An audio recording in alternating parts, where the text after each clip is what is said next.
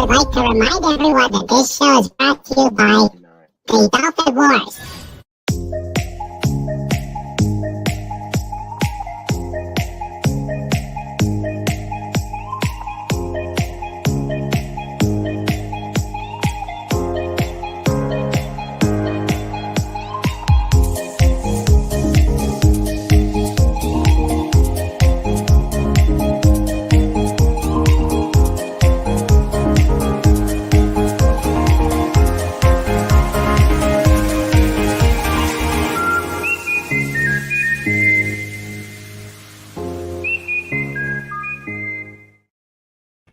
Good evening, everybody, and welcome to Queen Dolphin TV, episode 163. I am Raymond, author of the Dolphin Wars book series, ruler of the best pod on YouTube, and, whoa, okay. All right. I didn't do it. That was random. Yeah, I don't know. All right. Okay. I swear I'm not touching anything. Okay. All right, let's try again. Ruler of the best pod on YouTube. We've got another Just Cuz, and tonight the theme is music night. We're gonna have we may have some jamming. We may have some more figuring out names for not only Pudgy, but Snortopoopas. That's going to be cool. We're going to have songs with Snortopoopas. We're going to have jamming. We've got, it's going to be fun. We also have Sandra's birthday today. Happy birthday, honey. And we had the family over. It was a great time. So we brought all the leftover stuff and the eclairs to the kitty table. And, of course, the slapshot table is ready to go as well. So before we get going, as always, if you like what we're doing here at the pod, if you love these interviews and the fun that we have here, even though we may end up with a Surfside chat, please like and subscribe and comment. I answer every comment. If you know anyone I should interview, please send me their name so I can reach out to them. The schedule is filling fast, but maybe a lot of Gumbyisms during the summer because of my family issues. So I will keep you guys posted on that. If you're not on the panel, if you weren't given a link, if you want to join in, please reach out to me via the link in the chat or DM me for a link. So we shall get started here. That first segment was last year's Sandra birthday theme song from Fat for Hire. Thank you again for that. That was cute. That was good. Awesome. Yes, it was. But Andy did another one. Fett did another one. Fett also gave another one. Give me a second.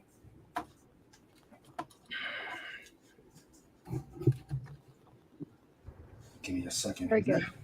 Hold on a sec.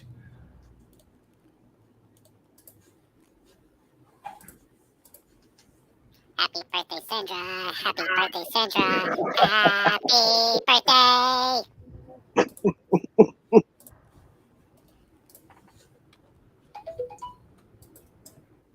Found. Yeah. Give me a second here. Happy birthday, Sandra. Just taking care of a few things before doing the other one. Okay. You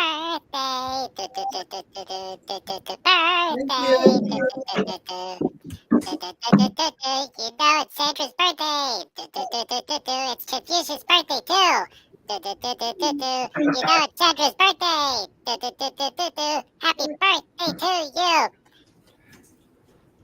Confucius say, men who drop watch in toilet have crappy time. Hello, Tony. I'll introduce the channel in a moment, so please hold on. Let's see. So I gotta just take care of a few things right here, right now. Seems to be moving slow here.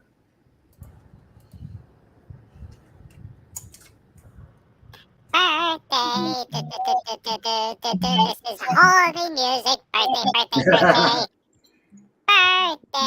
Birthday. Hey, Mr. Fez, Hello.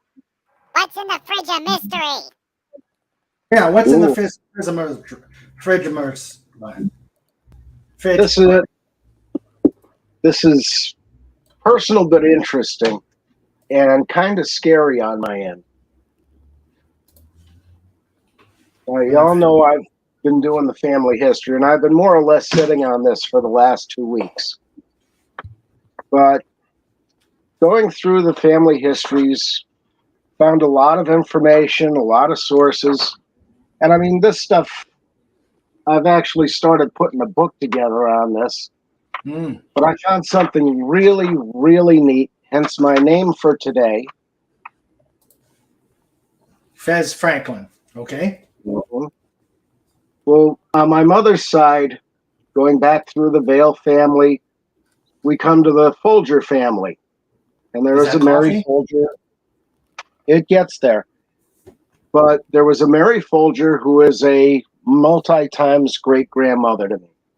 Her brother was Peter Folger, and he's on the foundation stone on Nantucket Island of one of the first 9 settlers of Nantucket. His daughter was Abia Folger, who was Ben Franklin's mother. Whoa. Yeah. Why? Wow. So I can get Pretty that cool. over there. So you may be a relative to Ben Franklin. Yeah, he's my first cousin 12 times removed. And that and 25 cents will get you 25 cents. A cup of Folger's coffee. Yeah. Peter Folger's one son, and the descendants of that son end up at James Athern Folger, who in 1835 started Folger's Coffee. Oh, So, cool. Oh, wow, that's really nifty. Cool. Yeah, very cool. This is the kind of stuff you can find when you do your histories. I mean, That's I've true. got a little bit of royalty, several knights, town founders in New England all over the place. Somewhere there's even a signer of the Mayflower Compact, who actually came over on the Mayflower. What was the name? Richard Warren, I think. Wow. And one fella, Richard Warren. One fellow was Samuel Sprague, who participated in the Boston Tea Party. Ooh. And I looked into that and found that, if I can get this up here, his son was a famous poet named Charles Sprague, and his grandson was a painter in France, and then the line dies out there. But looking at the participants in the Boston Tea Party, I find a lot of my family names: Carlton, Clark, Molyneux, Pierce, Swan, Wheeler, and more are all various family names. Whoa, Fez. Yeah. What, Pudge? Wait, Pudgy, what are you trying to get his attention for? Oh, Pudgy was worried. You're saying all these names. What happens if the bad people are listening? And then it's going to be that identity stuff, that you need to go to the yellow company and pay all the money. No, don't worry, Pudgy. To all of those that are wanting to steal identities, These good guys luck, are probably because already dead. I am Iron They're Man. all way back and offshoots. They're not the actual family names. Okay, good. It's so interesting what you can find, though. And you look at the the sources like WikiTree or Ancestry.com, you take it with a grain of salt, a very large grain sometimes. And you have to go through and find family histories, actual online histories and things. And I've checked through those sources and many others, and it's confirmed definitely the relation with Franklin. So I thought that was just unbelievably cool. Interesting. I mean, there's probably 1,000 others or Yeah. 10,000, but it's so neat to have all that, you know? Oh yeah, definitely. You're doing a great job. My sister had started it and then decided to stop. Yeah. But there's a family joke on my side that Yeah. if we go back through the tree and then back around the tree, I am Arnold Schwarzenegger's 67th cousin. Oh, wow. That's awesome. Yeah. All right. Okay then. Back to Raymond. Yes, back to Raymond. Yep. All right. So let me welcome this esteemed panel here. We will start with my co-host, Wendy, the Trauma Warrior. How are you and how have you been? I'm doing okay. I will start by saying I love my job overall, but this week has been frustrating. Cool. Got that. So, Yeah, got that. so happy whenever they actually finish building the new PDER and we get it up and running, so I don't have to be doing so much. Oh, good. Good. But that's not Cool. until November. So Good. All right, Pudgy, Cobalt, how are you guys doing? Pudgy, good. How are you, Mr. Raymond? Pudgy can't wait to play on the Mr. Raymond show. Oh, can't wait. This is going to be a fun one. I need the fun tonight, especially since we're celebrating somebody's special's birthday. Yeah, Pudgy has the official party poppers for Sandra. Yeah. Will you stop that? I told you, point party poppers away from me. Pudgy, do you have a permit for that? Sorry, Cobalt. Pudgy asked Mr. Raymond, what does 12 gauge mean? And Pudgy got the official explanation. Okay, Yeah. Pudgy will not face it up your tree anymore. Pudgy will point it in this direction. Oh boy, it says double barrel. Oh, great.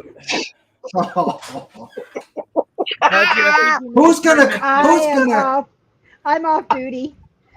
Who's going to clean up all that confetti? Oh, you'd be surprised. The bunnies are bouncing like crazy right now. They're running to take all the confetti. Wow. All right. Feck, how you been? The Feck for Hire, the evil genius. Not bad, not bad. It was a good week. Still breathing. Although Wednesday night at work, I wasn't breathing so well because we managed to get a lot of smoke from those Canadian wildfires in the buildings and developed a little bit of a sinus infection. And by the end of the night, my eyes were burning because I was tired. But ouch. Yeah. Are you feeling a little bit better now? Yeah, I feel a little better now. Oh, that's good. Okay, good. Fez, how are you? How you doing? Oh, I'm surviving. I'm dealing with a respiratory infection inflamed by that same thing. And I had to laugh a little bit because 2 weeks ago, if any of you know a YouTuber called the History Guy, he's really good. And he put out a video on the dark day in New England, May 19th, 1780, which was the same cause, Canadian wildfires, bringing smoke over New England and New York and Pennsylvania. And then he mentioned 5 times before that. So they can't blame it on what they're blaming it on. All right. And hello, Tony. How are you, sir? Living the dream, dreaming to live. You know, just going day by day with it. Happy to make it to the show. I know I haven't been around here lately. I've had a lot going on behind the scenes, and I can relate. Yeah, agreed. It's taking a toll, but I said I would be here tonight Well, glad you're here. at Xanadu. And This is not Xanadu. no, I said This at is the Xanadu. pod. I said at Friday Night Frolics. I said I'd be here today, That's true. That's true. and I am here today. Well, glad you're here. All right. So this is the esteemed panel. Let me welcome the people. Let's see. Any new chatters who have come? Okay. Let me account for people that are here. I like to do that before we get to starting of the. Let's see. Okay, we got give me a second. Oh, and happy birthday, Sandra. God bless you. Okay. Checking things out. Okay.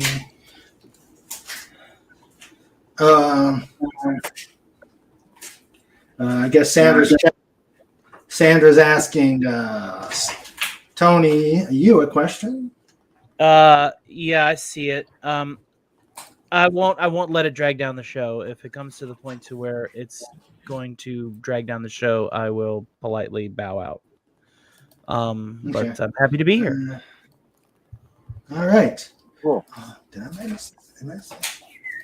Okay, I got him. I got her. I got her. I got him.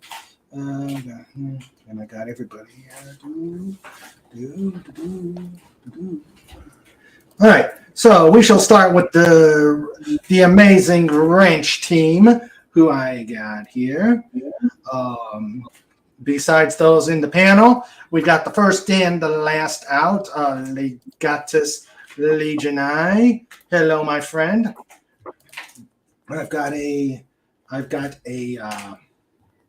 update for you. I know you're waiting with bated breath. We've got the birthday girl, Sandra. Hail, Sandra. Hail, Sandra. Again, Sandra. that was a great video. But I know we've got another one which we'll do after the welcome. Thank you, Fet. You're welcome. And no, she has not seen it yet. Cool. Let's see. So, Sandra, the birthday girl. We've got Legatus Legionai, first in, last out. We've got the Comic Relief Crusader, who is here. And I know we've got a lot to talk about, including because next week we're on. Next week you and I are on, and we're going to have a lot to talk about. So maybe we'll have a preview of that show. Oh, we got Big Daddy MRI as well. Hello, sir. Hail, Big Daddy. Hello, Big Daddy. Big Daddy MRI. God bless. Yeah. Hello. Hi. All right. Let's see. That's the wrenches. There's the wrenches. Let's go to the chatters. We've got Agent Pepsi 1. Hello, dear. I guess you are doing a lot of heavy schlepping and stuff like that to build your patio, but glad you can make it. Glad you can make it here and have a good time with us. Help celebrate Santa's birthday. We have Captain Fandom Nerd. Hello, my friend. How are you, sir? Oh, and yes, we have the Dalek, the Emperor. Exterminate Dalek 451. Exterminate. Exterminate. Let's celebrate. Celebrate. Hey, that's Exfoliate. We have Deej Odyssey. Hello, Deej. He is brushing off the slapshot table. Yeah. Making sure that that's all set. And we got the lovely Tiger Stripes. Hello, Tiger Stripes. How are you? And I cannot forget. I am so remiss. I am so sorry. Oh, I can't do this.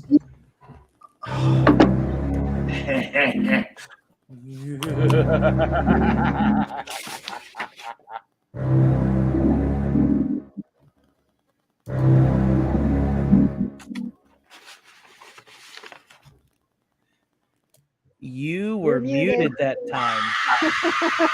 Basketball.com. You better get your stuff together. In the north, things go south. Always here at the pod.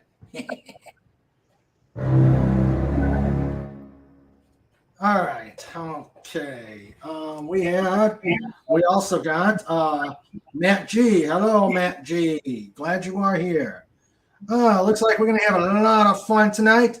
But let me start. Let me start out with a special video that Fet for Hire did in honor of our birthday girl, as you can see on the background there. He did a wonderful job here with not only Hedge Zeppelin, but Sandra holding Pudgy. So let us show the video. Thank you again, Fet, for both of these videos and everything you do for the pod. I really appreciate. Where'd he go? Oh, there he is. I really appreciate it. Fet is awesome. Yes, he is. Totally. My pleasure, man. Team pod. Team pod, yes. All right, here we go.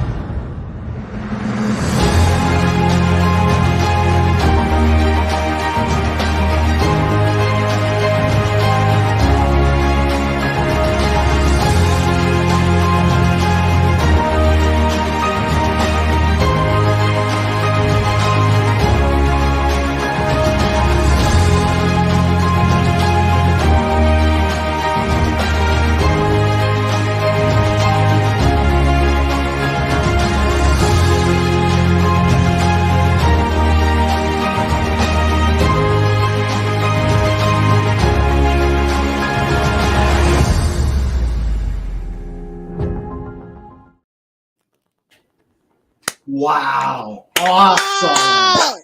That was awesome. Happy birthday, Sandra. That was Happy birthday, Fet, you Sandra. are so, Amazing. you are so Wow. talented. Fet. Absolutely. That's I amazing. cried a little, man. Happy Wow. In fact, I only saw half of it, so I didn't even check out half of it because I wanted to make sure she didn't see it, because all it took was a head turn and she would have seen it. Oh, your mic cut out. So I only saw half of it. So I imagine this is the first she saw of it. Happy birthday, honey. Oh, she says that was amazing, Fet for Hire. It was amazing. Yes. Fantastic. Very Oh, that's all you, Sandra. I just put the pictures together. I want to know where you got all those pictures. You must have snuck up. You must have found it. I know. That finds a way. Yes, Fed finds a way. Yes, finds a way. Yes. Oh, and speaking of Fed, this is a picture from our friend Legatus Legionii in honor of Fed for Hire.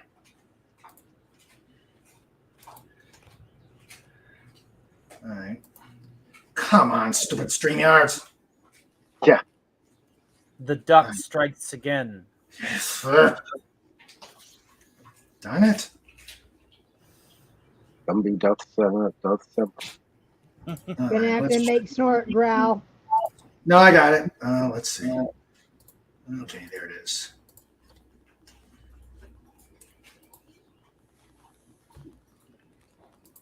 Hail Snoopy. Awesome. Wow. He says, Slave one "Who in the is?" doghouse. He says, "Who is more stylish, Snoopy, Woodstock, or Fed for Hire?" That is awesome. Well, I mean, me, of course, but that's pretty cool. Yeah, that is very cool. That is. This is the way. Yeah, that's. I just had. Thank you, Legatus. Thank you. All right, so Amazing, dude, wow, you got some drawing chops. Yeah. All right, let's see. Very nice. Okay, so let's go up and yeah, we oh man, we've got this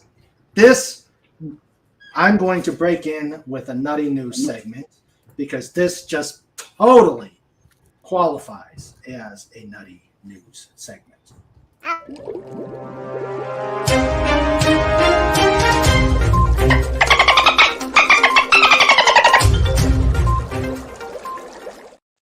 Okay, yesterday, we were sitting around getting ready to do, celebrating the pre-birthday. Sandra and I, we had breakfast at Denny's, and we were chilling, getting ready to. What else did we do yesterday? We were just chilling out, getting ready to celebrate, do frolics, and then celebrating today. And oh yeah, King Dolphin. No, Pudgy. No, we're not going to go into that description. Yeah. King Dolphin. And this is 93.8 Kiss FM. We are here with King Dolphin and wife. So what happened was Sandra saw this Best Buy sale on the new iPhone. So we go to Best Buy about 3:00, thinking, silly us, that it would be go in, buy the phones, buy the accessories, out in an hour. Ha. Yeah. So we You get in. thought wrong. Mm-hmm. Oh, this is going to. So we go to Best Buy. They start bringing out the phones. We select our phones. We start going through the deal, and her phone's going through first. There's a system crash. And so they crumped up her deal. Her processing totally went out the window through a system crash. Mine went through okay. So I got my phone. So we're trying to get her phone. And in order to get her phone, they have to get a little, the dreaded double authorization monster that everybody has to endure now. That had to come through her phone via a text. Well, unfortunately, her phone doesn't exist anymore because it was transferred and then the system was gone. So we're over there talking with the wonderful manager of the local Best Buy. You know who you are, Nick. He's over there on the phone with them, telling customer service of the certain unnamed cell phone company that we need this text. So we need this phone reactivated. So get us the text. And I've worked for a cell phone company. I knew that this was a simple tech support issue, tech support, customer service issue.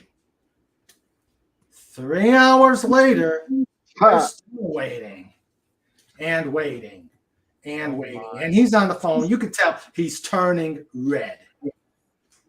And then the customer service person, and I'm just sitting in the chair, getting ready to jump up and cuss this person out. I was getting ready to just cuss this person out, saying, look, I've worked at a cell phone company. I know all you need to do, just do it, that type of thing. But the manager just said, calm down. It's my job to fight the battles. Let me fight the battles. So he's, I'm steaming, and he's still talking, and he's just trying to get this person to understand that,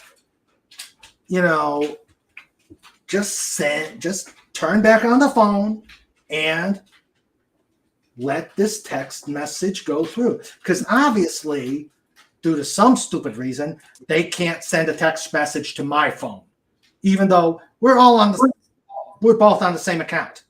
I'm like, yeah, what the heck? So they're over there going around in circles and circles and circles and triangles and triangles and circles, and talking over each other and putting each other on hold. It was just like, what is going on? 3 hours and a half. I mean, we're getting close to Frolics times, which means we've already missed our nap. We already missed our nap for Frolics, so we know it's going to be an exhausting night. So we're over there going, what the heck? So then they transfer to the fraud division. And I'm like, this is not a fraud issue. This is a simple tech support issue. This is not fraud. So at this time, I'm like, they wanted me to go an hour to an AT&T. Oops, did I say that? Oh. So they wanted me to go to their corporate, not to a authorized retailer, to show my ID. And I'm like, this is stupid. So the manager and I walked to an authorized retailer across the street of the shopping center. And I said, so I decided to get on the phone. And at this point, the bad Raymond came out. The Mirror Raymond? The Emperor Raymond, Emperor Dolphin came out. Yeah, the tyrannical Dolphin Emperor. The tyrannical Dolphin Emperor came out, and I was just yelling and screaming and saying, get this taken care of. I've worked in a cell phone. This is tech support. Tech support. Take care of this right now. We actually went in. I was still yelling when we went into the authorized retailer, and I scared that salesperson. I scared that person with my tirade. I'm saying, look, take care of this. I want to know what's going on now. I've shown my ID umpteen gazillion times. I gave them the last 4 of my social security number umpteen gazillion times. I should have no problem with this. Then they decide to ask me 3 questions. They said something about where I worked. I didn't work in any of these places. They asked me what car I owned. I told them I had this car. They asked my height. I gave them my height based on my driver's license. They said, you didn't answer the questions. I said, what? I know who I am. I know who I am. They said this came from the credit bureau. We're hanging up. Goodbye. Oh, you can't make this stuff up. The patient is still stable, Pudgy. You just can't make this stuff up. Fortunately, the guy, I must have terrorized the salesperson at the authorized retailer, because he found a workaround to reactivate Sandra's phone. And so we left, we finalized what purchases we could at Best Buy. And we went home, did frolics, etc. In the meantime, she was okay. What's the beep? Beeping. That's your heart rate. That's my monitor. that's my heart rate monitor. So We were in the expecting meantime, you to get very passionate. I was expecting a code blue at any moment. Oh, I scared myself too when I gave her the tirade. When I did my tirade, I was proud of myself. I said, I was saying, I said, I have had a YouTube channel for so long now, I can actually do this acting stuff down pat. I mean, I had everybody scared, and I wasn't very angry at first. I was just letting them know that I was, I just acted that I was angry. So we came back. Meantime, Sandra was talking to him and via chat. Patient's going into shock. Patient, come blue. And then Sandra was talking to him for quite some time during frolics, and then they stopped talking to her. And so they stopped talking to her. Fortunately, she got on the phone this morning and she went full Karen on them, as she said. She went full Karen on them, and boy, they folded. They folded and gave her what she needed. So, yeah, I didn't want to dox the company, but yeah, you guys deserved it. Okay. AT&T is good for prepaid and not much else. Okay, Mr. Raymond, take a deep breath, exhale, and now it's time for Pudgy's news. Okay, what's Pudgy's news? Ooh, I like that. Okay. Pudgy was looking on the official magic phone of Cobalt, and it says Disney is going to work on a Lion King prequel movie. Of course. Wait, whoa. A Lion King prequel movie? Wait a minute. The Lion King was born in the Lion King. Well, no. They're going to do it about Lion King's father, Mufasa, and Scar. It's when they were cubs, and then it leads into the movie, and it's not going to be animated. It's going to be that CGI stuff. Oh, for the sake of Pete. Let's move on. That's just sad. That is sad. Wow. Let's see. That sounds like something from the Mirror Universe. Disney, give up the movie. Oh, please don't mention that. Stop You know what the movie. happens when you mention anything mirrored. Yeah. Yes. It's too early for him. It's too early for him. Okay. And then when Pudgy was looking on the magic phone, for some reason it went to something called Wikipedia. So Pudgy looked and found something Mr. Fez might be interested in. Uh-oh. Yeah. The Great Molasses Flood, known as the Boston Disaster, occurred on January 15th, 1919. 2.3 million U.S. gallons of molasses flooded out of a factory and cover the entire city. Yeah. Oh dear. Officials And that- had a sweet time cleaning up. Oh. Yep. Oh. And that's where they get the phrase running like molasses in January. Oh. Put your Nice head to slow the pace. forehead. Put the hand to the forehead. Put the hand to the forehead. Yep. Check the Head picture on. I just Apply emailed directly you, to the right? forehead. Head on. Apply directly to the forehead. Head Yes. on. Commercial is burnt into my brain. Yeah. Oh dear. All right. So we got the Pudgy news. Okay, John, you sent me something. Give me a second here. Yep. I think this will describe exactly what you were feeling yesterday. Totally. Hold on a second, guys. Let's see. Let's see. Yeah, and there's actually pictures of that whole molasses flood thing. That was awesome. I like this. Yeah, this is awesome. This is awesome. Adequate Hello, use of a AT&T. Apply that directly to the forehead. Yes. Hello, Comic Relief Crusader. How are you, my friend? Hello. Hello. Hey there. And I just want to say, happy birthday to you. Oh, dear God.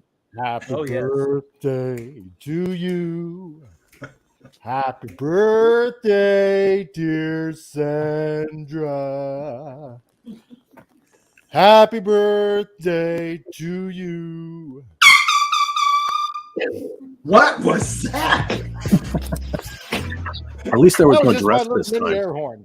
So, Oh, Raymond, can I follow that act? and sure. I did it without a dress. Ooh. That's- Happy birthday to you. Happy birthday to you. Happy birthday, Ooh. Miss Sandra. Mr. President. Miss President. All right, we need to get out of the cake already, Marilyn. Happy birthday to you. All right. I love how the echo made it even creepier. Yeah, that echo did make it. I don't know why I'm Maybe. echoing, but here we are. Well, I'm Alright. glad you said Maryland because the first thought was not Maryland. I mean, you did a great job, but Edith from Archie Bunker. It sounded like her. Yeah, I did. That I one do wasn't pretty in good, a dress. Pretty let's good see. Jackie Cleese, too. Okay, John Rendell says testing, 1, 2, 3. Can I get more polar bear in the monitors, Nigel? Check. Okay, 1, 2, 4. Good. Now just bring on the mids on the hedgehogs. Okay, great. Lunch. Legata says testing. I didn't know there was going to be an exam. All right. There was a pop quiz. Okay. And what is the most important part of the movie? The caterer. That's true. That's true. Family just left. Yeah, family just left. My granddaughters are becoming a total force of nature. So yeah, family just left. So we're tired. Frolics didn't end until about 2, which we know. So we only had about 5 to 6 hours in bed before we had to get up and start getting ready for them to come over. And yes, I agree, John. You know what a diet is? Die with a T at the end. One thing that we all must cross in that T is the die part. 5 to 6 hours of snoo time. Wow. That's a long frolic. Yes, it was. Legata says Pudge has wings. Oh no, that means Pudgy either got into the Red Bull again or no, not that. Oh, Flying you got high muted on- again? Flying high on the effects of Nutella. Nutella creates spatial rifts. Let's see. Base standing by. Trout is pouting in the corner. Okay. Let's go. Hope Lenrod comes in, but I think he's probably doing the prime rib thing. Hopefully he'll be on later. Snorter Poopa says, come for the bear, stay for the fuzz. That's something to chew on, right, Snorty? Yeah. He likes the tune of the first one. And everybody was disturbed with the second. Hello, $451. You know what you got to do. Come on in. Wendy's back. Hello, Wendy. Having issues? StreamYard does not like me today. Oh, that's not good. StreamYards has been odd. Evening all. Happy birthday, Sandra. YouTube too. I am kind of irritated at YouTube. I had 264 subs and earlier this week. Next thing, I'm back to about 259. I think I'm back up to 260. I think. You are. I'm looking at it right now. So I don't know what's with YouTube's. Mike is a stalker. Yeah. Who told you? So yeah, I don't know what's going on. And let's see. The goddess says, "Do you know what's I before E except where your foreign neighbor Keith receives 8 counterfeit beige schley?" Oh, let me try this again. Did you know it's I before E except when your foreign neighbor? Yes, Pudgy. Stop for a moment. Okay. You were breaking up. Okay. Go. Okay. Did you know it is I before E, except when your foreign neighbor Keith receives 8 counterfeit beige sleighs from feisty caffeinated weightlifters? Weird. Oh my goodness. That is the head of the kitty table, in my opinion. Yes. Yes. All right. Yes, that is time. Yes, he is the first entrant to the kitty table. Let us welcome Legatus Legion I.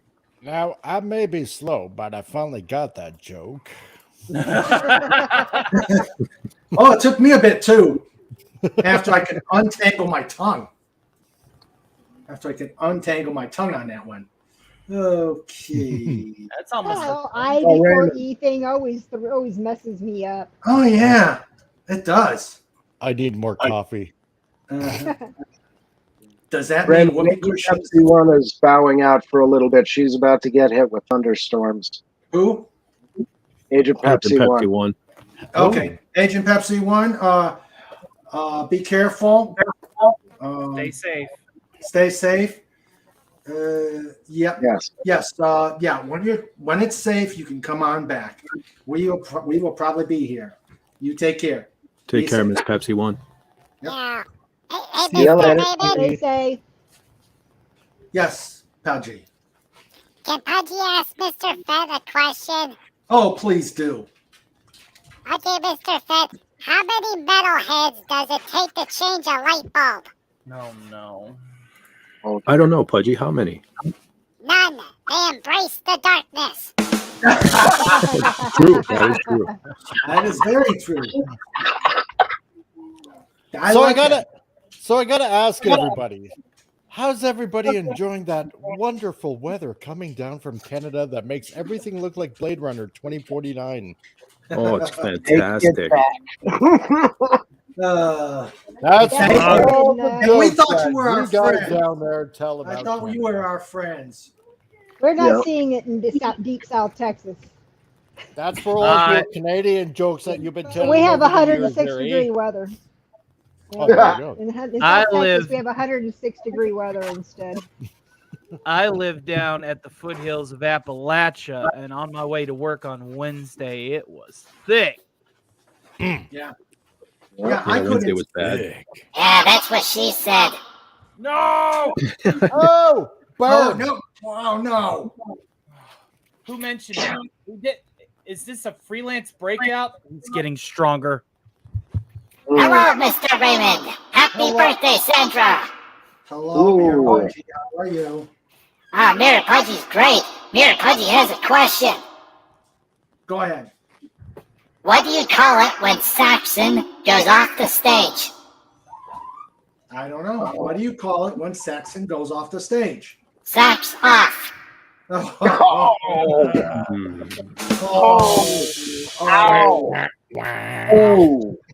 Pudgy, away.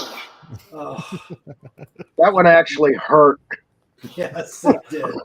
Raymond, he's getting stronger. Yes, he is. That one may have upset my stomach a little bit. Unsolicited breakouts. We may need to work on measures. I feel like I've been touched in places I don't want to be touched. Oh,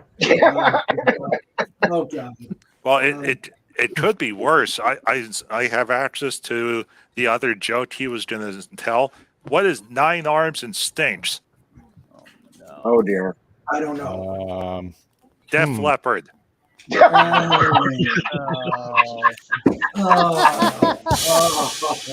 Impossible. No. Oh dear. Okay. Oh Yeah, yeah, my Bloody Mary almost came back up. Oh dear. I would have said you two at this point. Oh man, I found a great one for chemistry ferret. Well, let's hold off on that. I got to catch up on these comments here. Well, it's time to celebrate your birthday. It happens every year. We'll eat a lot of broccoli and drink a lot of beer. You should be good and happy that there's something you can eat. Oh. Yep. A million people every day are dying in the street. Dave, it's good to see you up and about. I saw your posts where you were in the hospital. I'm glad you're doing well. Yes. Well, the best part of waking up is fez in your cup. Yep. And John Rendell, so the whole revolution thing was your family's fault. I just knew it. Kinda. It was a covert operation. I paid for one of these things once, and it came back. No one claims you. Yep. Let's see. I get all sorts of notices from genealogy places saying they found some possible relatives, but I suspect them when the address shows it's from a zoo. Stay free, Snorty. Stay free, man. Yes. That's biased. No. I hope this is just I ended up in the ER 2 nights ago, had brain surgery done. Well, I hope you're okay. Uh-oh. Deej Odyssey, I hope you're doing better. I'll spare you the negative result. Oh. And Almost I'm to still the sore. table. I'm still sore and tenders trying to sit. Oh. Yeah. Oh, that brain. The other brain. The other brain. And hello, Captain Fandom Nerd. Hello, Captain Fandom Nerd. Glad you're here. Yo. Hi there. Okay. Hail, Captain Phantom Nerd. Good to see you. Wishes Sandra a happy birthday. Okay. Oh, birthday joke. Send me to the kitty table. It better be good or you're going to the slap shot table. What's something you get for your birthday every year aside from cake and presents? Another year older. Oh, I don't know. That's Keep trying. slap shot or kitty? What slap shot? Wait, slap shot, snort or kitty? Slap shot. Send them to the bear. Because nobody To the wants to bear get a with year him. older. That's the like a bear. present. It's like a present you can't return. Yeah. Yeah. Deej, it's You been know, like a spoken. fruitcake for Christmas. There you go. Yeah. There you go. You are at the slap shot table. Yeah. Hey, Mr. Raymond, Yes, Pudgy. can Pudgy ask Mr. Stark a question? Oh, please dear. do. Oh dear. If the Silver Surfer and Iron Man team up, what would they become? A very malleable and expensive alloy. Partially correct. Alloys. There you go. Oh, Can I get a price check on that pun? Clean let's up in see. aisle 3. Yes. Let's see. Now, the other joke was, what do Catholics and metalheads have in common? They both prefer the Old Testament. Oh, that's What is good. Godzilla's favorite metal band? What? Behemoth. Oh, I thought it would be Blue Oyster Cult. They did a song about that. Yeah, that's just because they were trying to get his attention. Along That's with Gojira. They were That's trying true. to get his attention too. Did you see the meme of the poster for? Let's see if I've got it on the movie posters. This is funny, Pudgy. I'm scrolling down on the joke list, and it says Saint Anger. Period. He's not wrong. No, he's not. Come on, what is it? Don't tell me I don't have it. Here's one for you, Pudge. While he's getting his together, what's another thing that metalheads and Catholics have in common? What? They both enjoy going to church. Metal church. Metal church. Metal church. Okay. Okay, where is it? I know let's see. Facebook. No, Mirror Pudgy, we cannot do that joke. I don't care what you say. Do it. I'm gonna tell her anyway.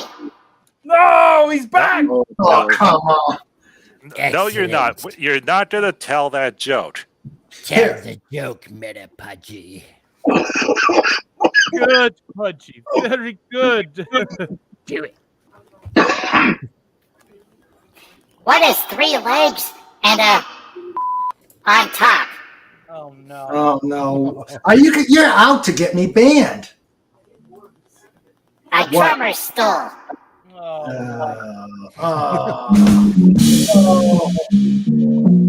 The drummer from Def Leppard. That's right.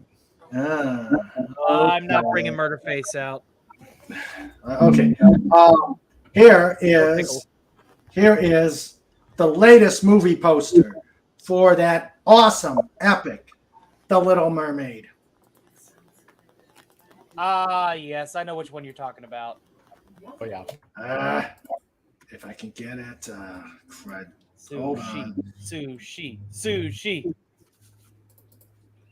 All right, there it is. Let's do it. Come on, streamers. You can do this. You can do this without irritating me. Sushi.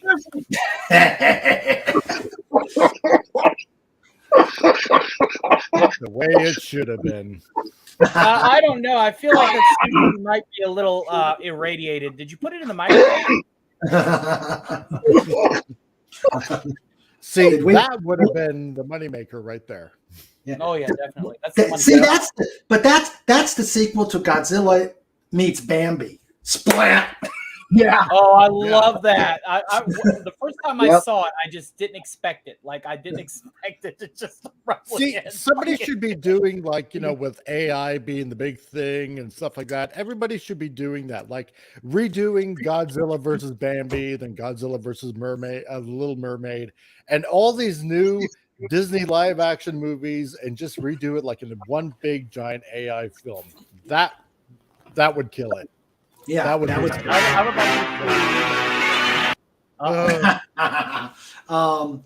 let's Look see. at Godzilla attacking Disney franchise. Hey,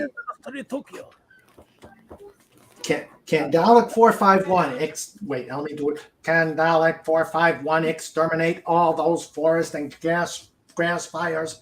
A Dalek is well protected, I have heard. What did the cake say to the birthday girl? You want a piece of me? Oh, Snort, that's not very nice. I baked a great cake for Sandra, but ate it already. Oh dear. He couldn't help it. Agent Pep. And his paws are so big. Gonna make chili dogs tonight. Oh, we just had we had burgers and hot dogs. Oh, they were good. Everybody eat Frank's tonight. Let's see. What did the fork ask the sad birthday cake? What's eating you?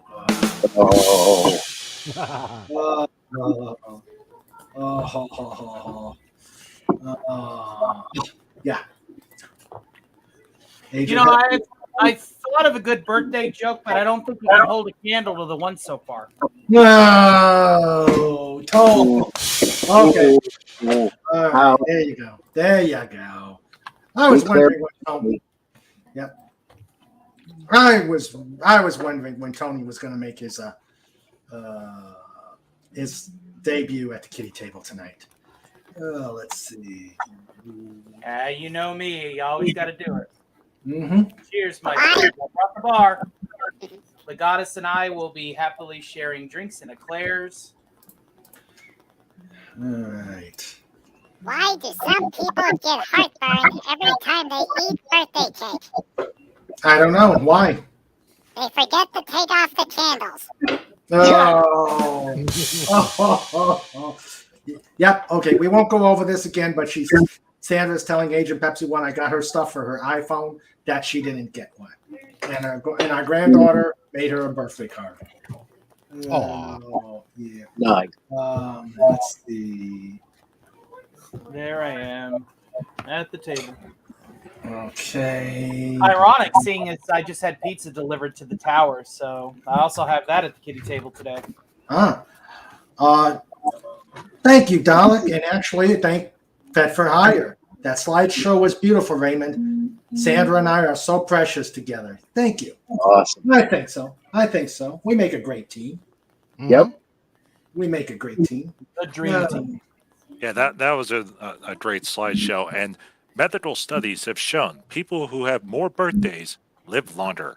Well, who knew? That's a good one. Who knew? I would have never known that. Yeah. We got up late after frolics, cleaned the ferret room, had a cup of coffee before starting to get ready. Then we had burgers, dogs, corn on the cob. Yeah, they were good. Corn on the cob is awesome. Corn? Oh, no. Corn. No, this is a music theme night, guys. This is music theme. None of that CORN tonight. Corn. Where are you, Beth? Where are you, Beth? I don't know. She's only visited here once, and maybe the pod was too much for her. And 3 Pod hours is later. mighty. 3 hours later. Arg. Yeah. I think when she ended up on the kitty table on her first appearance, that overwhelmed her because we haven't seen her since. Let's see. Oh, hey, Raymond. Yes, go on. So if you have another bad phone sort of day, a good song for you to listen to is from a band called Ailstorm. They are I love pirate metal. Yeah. Look up the Anchor song. Oh, Okay. yes. Don't sing it on the air here, though. There's no way we can do that song on there. The anchor Bleep song. with an anchor. Let's just put it that way. Bleep with an anchor. All right. I guess there's some discussion on Civil War generals. Agent Pepsi One says General Pemberton was the greatest general of the Civil War. After all, he has a little street and a strip mall made after him. At least for now. And that's all I'm going to say because this is a no politics zone. No politics. What type of music is scary for birthday balloons? Pop music. That's scary for a lot of songs. We're both at the kitty table. I get your point. Yeah. Hey, Is metal band is Santa's favorite. what? Slayer.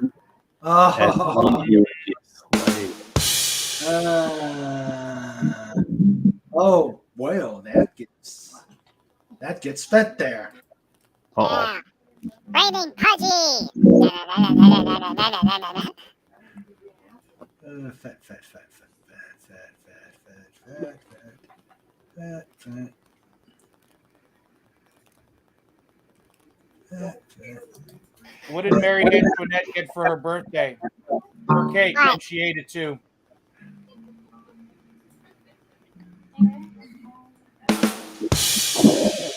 Where the heck is he? Hold on a second. Working. Yep, there he is. Who's plucking that bass? Must be probably Fez. That'd be Fez. Yeah. It's Fez. Fez? Oh, Fez? Fez. Oh, wow. Yeah. Free bird. Free bird. Yeah, we got to start naming songs after either Pudgy or Snort. There's Fat at the table. Yep. I never I'm get having any drink. eclairs though. Oh man. Don't have a drink. Yeah, have a drink. Yeah. Have a drink. I don't get drinks either. I get put to work. Look. Oh. Uh-oh. Oh, That's okay. dear. I'll sneak you one under the table when you're looking. Sweet. Sandra says, Elise is almost 7. She was a big help too. Then she, the almost 2-year-old, and Raymond went out to play with water guns. Oh, yes. Aw. Ooh. We had fun. Agent Pepsi 1 has a super soaker. Oh, these were pretty good. Man, that's a Yeah. relic of a past age. I look everywhere for modern super soakers, and they just don't exist. Yeah. Yeah, the original version of those were absolutely epic. You know, they were built better. They could pressurize more, and I don't know if anyone has ever tried this. I personally have not, but I have heard stories of crazy older brothers, which I don't have, connecting an air compressor to the super soaker. Yes. Yep. Over pressurizing it and getting triple the range out of those things. Yeah, it would just eat the gasket on the pump a lot quicker, and that's one of the reasons why I think super soakers are no longer around. Is because people, had a good idea and made it better. And I think I might be able to find some. Uh-oh. I'm Snorta Poopa says. Snorta Poopa spoiled says. with super soakers. I was a firefighter for 20 years. Snorta Poopa says, I thought the beeping was because of all the dirty words the dolphin wants to use about this phone company. Yep. Yeah, it was close. And hello, Matt G. Hi there. Big Daddy says, full Karen, it gets things done. Mhm. yeah, Better check the Dolphins monitor. I think he's overloading. Let's see. we almost lost them. We had a code blue today. Yep.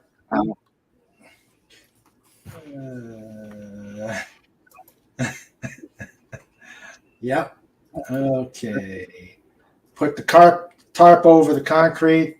Severe thunderstorm warning. Yep.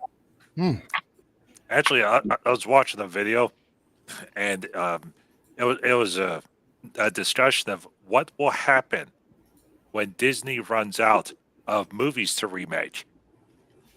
Which direction would they go? And they said, "Oh, what are we going to get? Are we going to get the '70s television? So the remake of Apple Dumpling Gang." Oh. So here's the question: Return to Witch Mountain. Well, no, they already did Return to Witch Yeah, they Mountain. did. Oh With the no! Rock. Yeah, Yes, they did. with the Rock. Oh God, that's right. Oh, Yeah. no.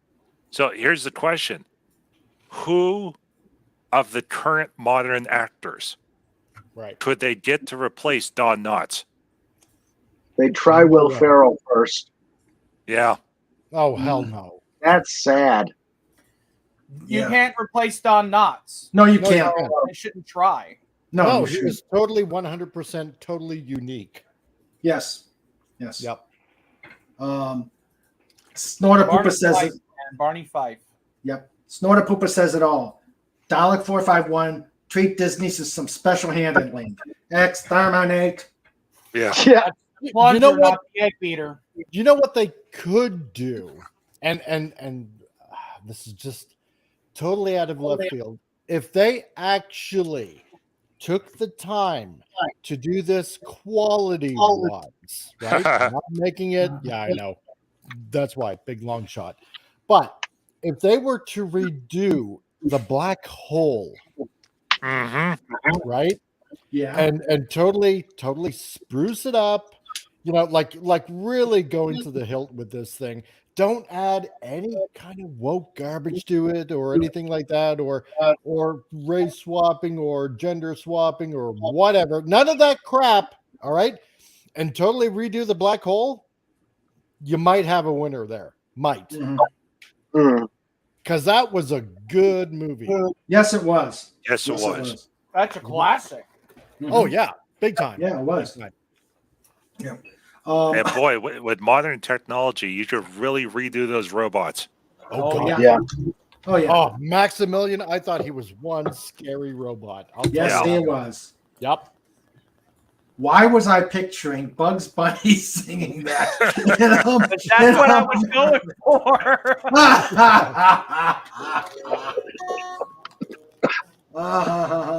That's scary.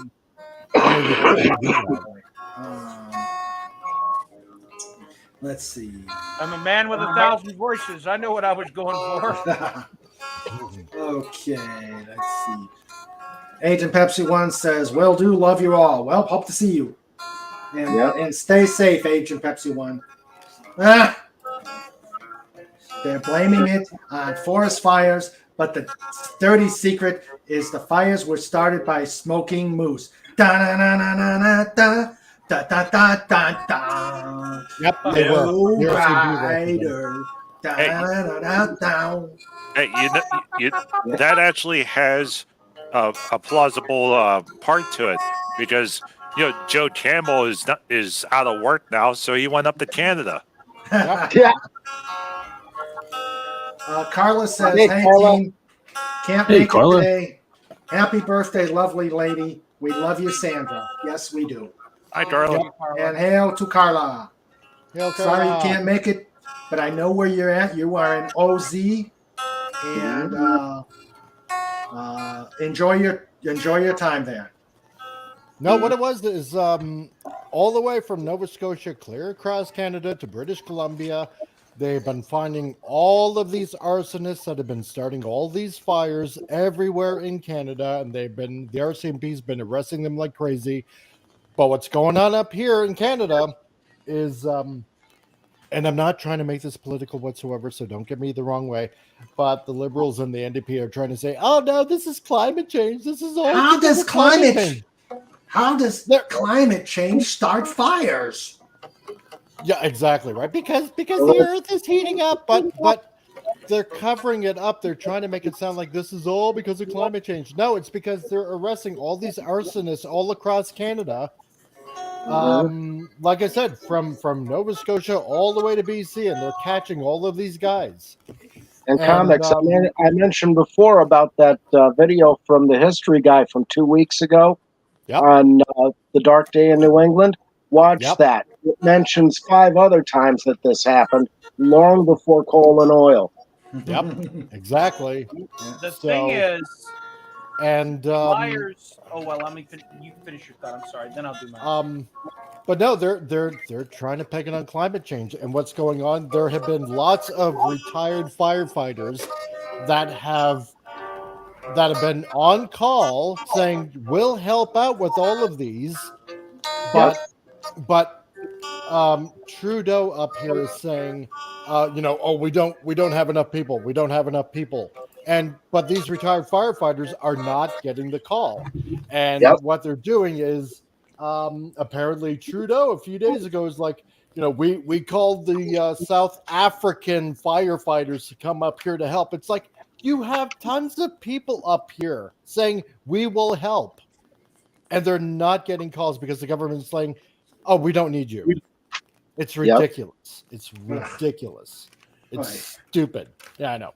So the average ignition temperature in anything in any wooded area, deciduous or evergreen, doesn't matter, is approximately 260 degrees more than the hottest ever recorded temperature anywhere on Earth. Yep. Yeah. Spontaneous combustion is not possible. Well, there is one way. Unless you're the drummer of Spinal Tap. or me waiting for a damn phone. Yes. No, I could think of one other possibility. What? Well, it does involve a certain man who lives in the center of the planet, and it also involves with the nuclear option where they reboot Star Wars from Episode 1 and redo the entire 11 movies. With Adam Sandler as a Jedi Master. Oh God! Yeah. That, as the ordained minister of the individual's particular defenses against a particular squid, I would have no choice but to recommend the nuclear option at that point. Yes. And at the start of every movie, and at the end of every movie, thank you, Doomcock. Snort Pooper says, hashtag blame Doomcock. Did someone say nuclear? I got your nuclear option right here. I love that top. I used to have one of those. Complete with, I used to have one of those hats, complete with red star. Bought that in West Berlin. I've been looking for an Ushanka. Oh, I'd be able to get you a Shanka. I tell you that much. Why do all scientists have glowing elders? Tell me about that. Привет, comrade. I'll have to send you a private message there, comrade. Yeah, very good. Yes. Snorter says, hides all the tapes of Have Gun Will Travel from Disney. Good idea. Good idea. Don Knotts and Tim Conway made the Apple Dumpling Gang. You can't replace those two. Correct. That's the thing. There's no way that they could do that without turning it into some total train wreck. Yeah. Yeah. Snorter Poopers has it. Disney will just remake the remakes of the remakes. Ugh. Yeah, that's true. Too sad. Too sad, Snort. All right. We have now trashed Disney. We have trashed that cell phone company. Wendy hasn't come back yet. I wonder what's going on. In the chat, you haven't reached it yet. Wendy said that the evil duck of death from StreamYard is not complying with her request to be with us. Oh, Evil duck of death. The evil duck of death. Okay. Look at the logo of StreamYard. It's a duck with. You know what to do. Oh yeah. Okay. I call it the duck of death. Okay. And Big Daddy MRI's got to go. Take care. See you, Big Daddy. Yeah. See you, Big Daddy. We're coming. Need to jet. Have a great and joyous birthday. Love you too very much. Take care. And that was a great video, Fed for Hire. See you later. Big hugs. Let's see. Thank you, brother. Okay. StreamYard isn't letting me on. Hang out and chat for a while. Try to get on later. And Snort is offering his services. So, and Wendy is saying, knock it off, Snorty. Knock it off. Do it, Snort. Do it. Yep. Do it. All right. Now. Okay. So, besides Sandra's birthday, well, we originally planned this to be a music theme night. So, let's start out. What's this? It's time for the musical portion of the show. Yes, the musical portion of. I tried to buy a Ushanka once. The price was good, but I turned out that Ushanka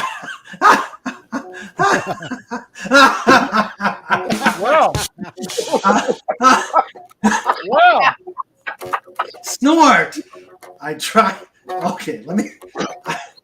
I tried to buy a Ushanka once. The price was good, but it turned out that Ushanka was a female Russian tank driver looking for an American husband. does it come with the Challenger too? Please tell me it comes with the tank. Yeah. Right. And there's her brother, the greatest guitarist ever to come out of Russia, Michael Yushenko. Dalek 45. Actually, Dalek 451 has a good thing. It says, if StreamYard is so bad, why do we all, including me, bother using it? Because YouTube, I couldn't figure out how to do it on YouTube. And they're the only game in town. Yeah. They have a monopoly, you see. Well, there's OSB and or OBS. Yeah, OBS. And there's one other one. I forget what it's called though. But yeah. Okay. Actually, before we start the musical part, let me give a update on what is going on in the Dolphin Wars. Update. Yes. Okay, first of all, I know Legatus is just absolutely waiting on this. First off, Blood Feud. Formatting is done. Cover is done. Thank you, Fett. Those are awesome covers. I really love what you did on the new versions. Those are absolutely awesome. I'm kind of proud of these new ones. Yeah, they are.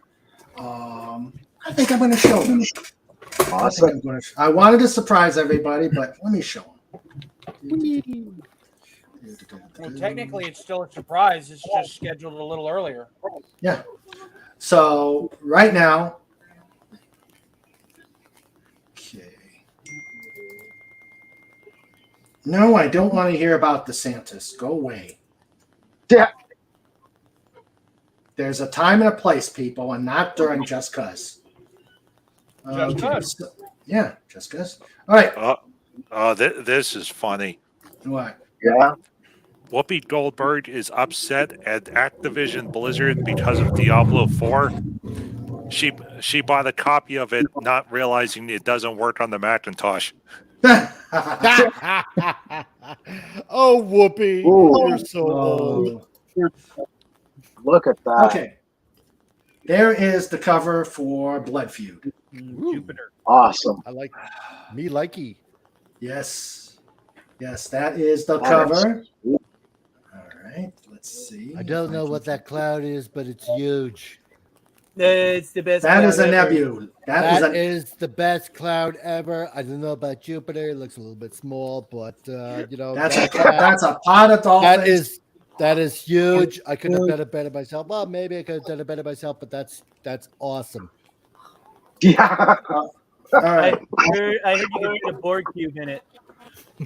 Okay. So that is the cover.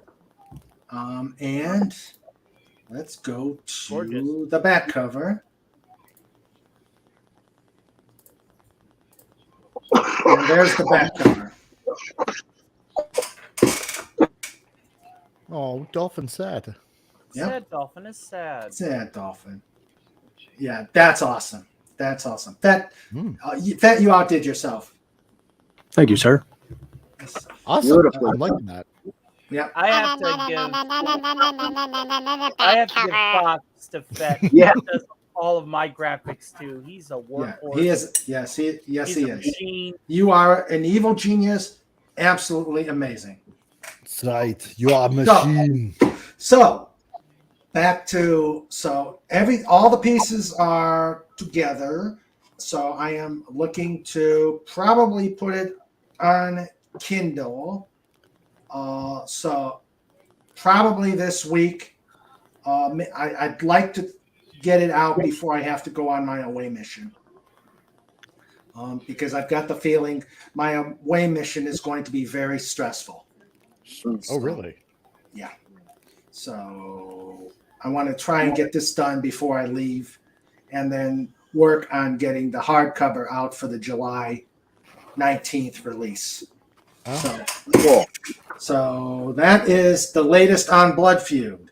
And the latest on the comic book prequel that I'm working with Comic Relief Crusader is what I did, because I've never written comic style before. I've written prose.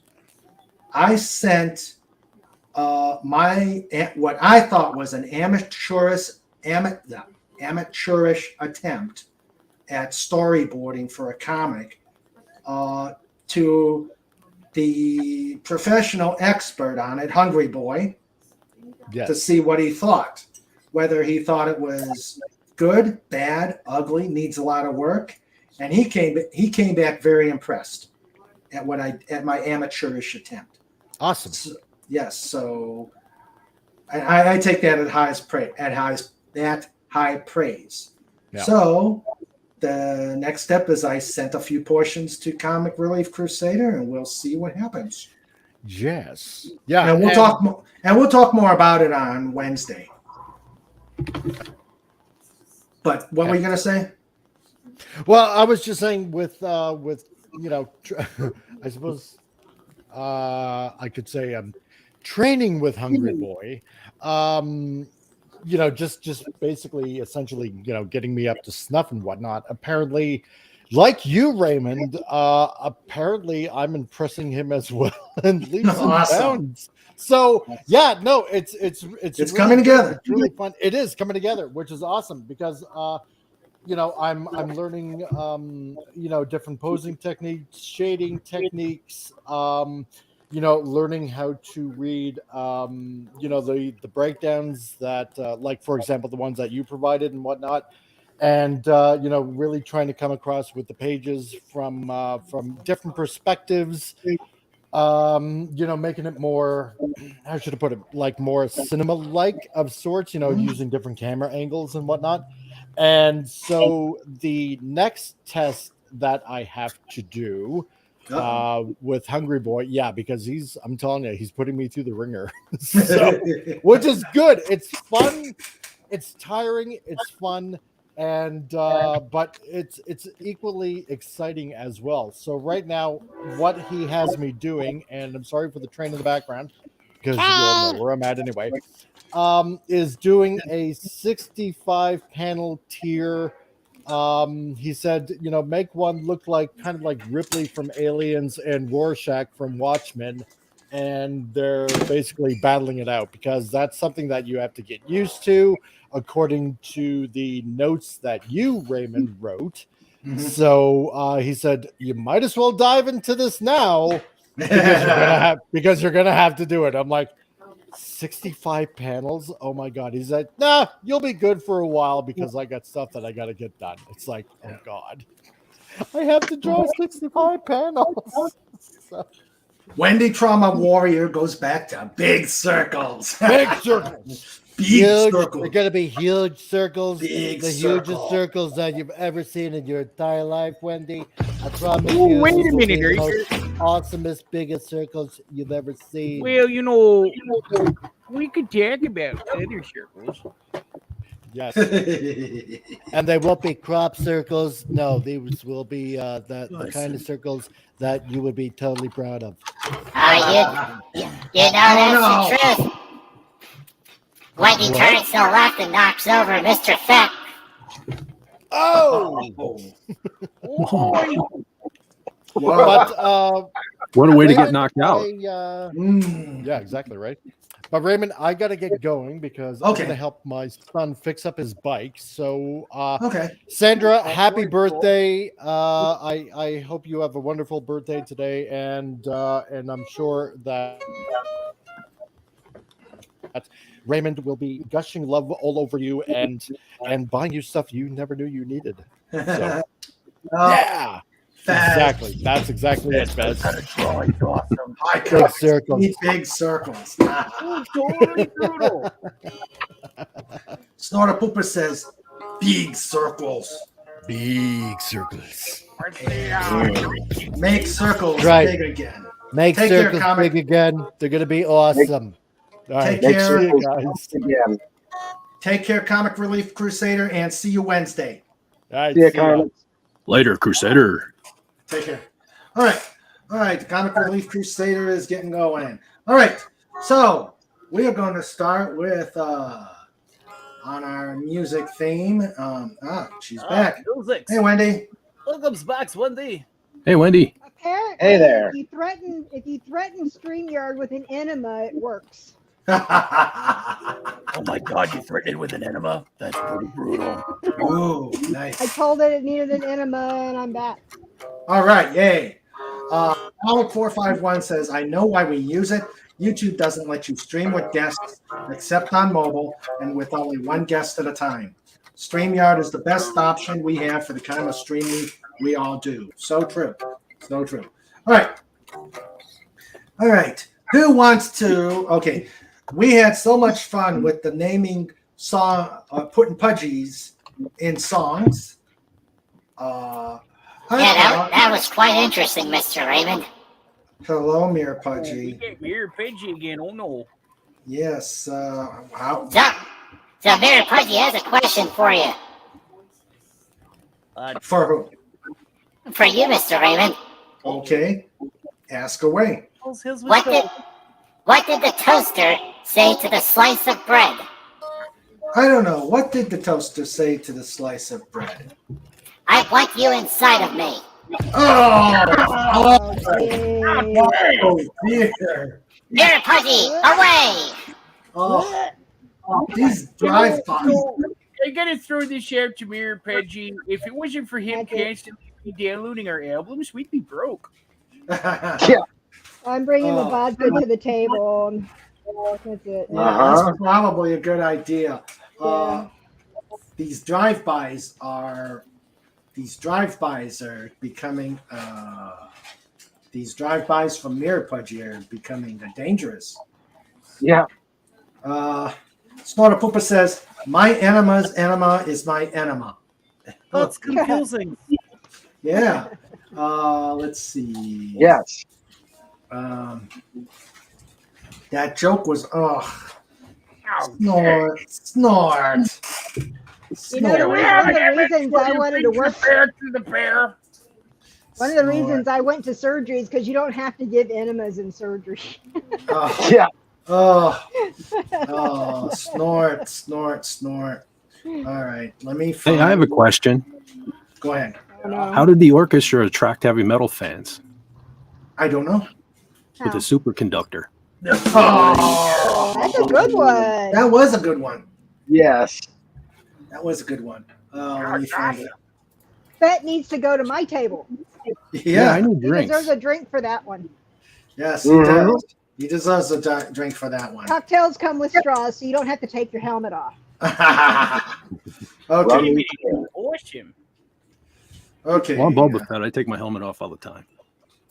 Okay. Snort, you are at the table with the helmet and the tricycle. Oh. I don't know, Pudgy. I don't think we can do this joke. I've had enough vodka I'll give it a now. try. Do it. Go I ahead. love Vodka. I love Wendy because she loves vodka. I am Pickles, the drummer of Death Correct, and I love vodka. Okay. Why Snort are Poopas. why See, are vodka. I got vodka level normal now. Go ahead. why are men louder than women? Oh, no. I don't know. Men have an antenna. Fine. Wait, I got it. Oh. Well, girls have too. You are. Oh. I'm speechless. Got a piercing in there. I'm You have a good bit of speechless. Okay. All right. So now we're gonna get to music here. Let's see. I know Fez has been playing his bass over there. God, where is Lenrod? And as a fellow bass player, I have to approve. Good choice of instrument. Thank you. Nobody listens to murder bass. So, Death Claw, go ahead, Pudgy. Okay, it's time for the music portion of the show. Yes, it is.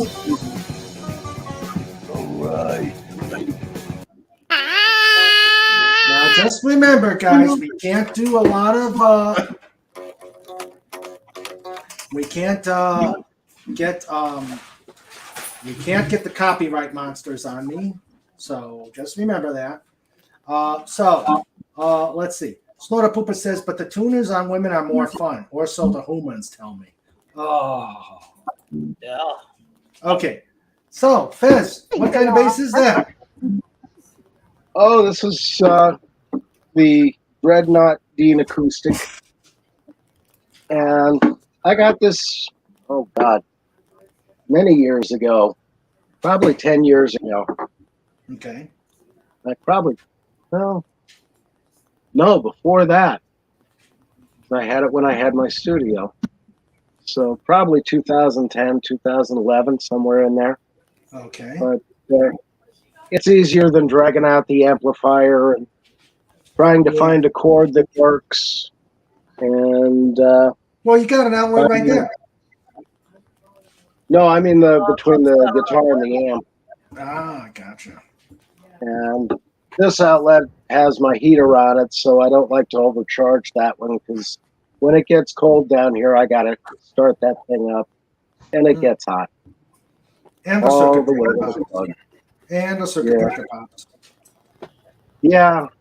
Well, Dad, when he wired this place, he put in the ground faults, and then the circuit breakers, and then the breaker on the main, and then outside is the big box with the handle on it.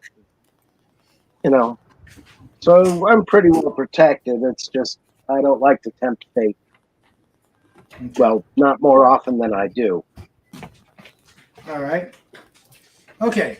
So that's a nice guitar or bass. Thank you.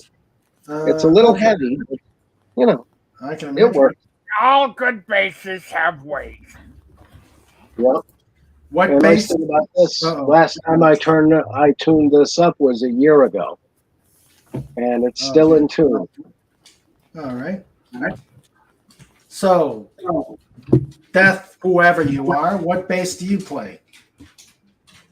Oh, are you asking me, Murderface? Yes.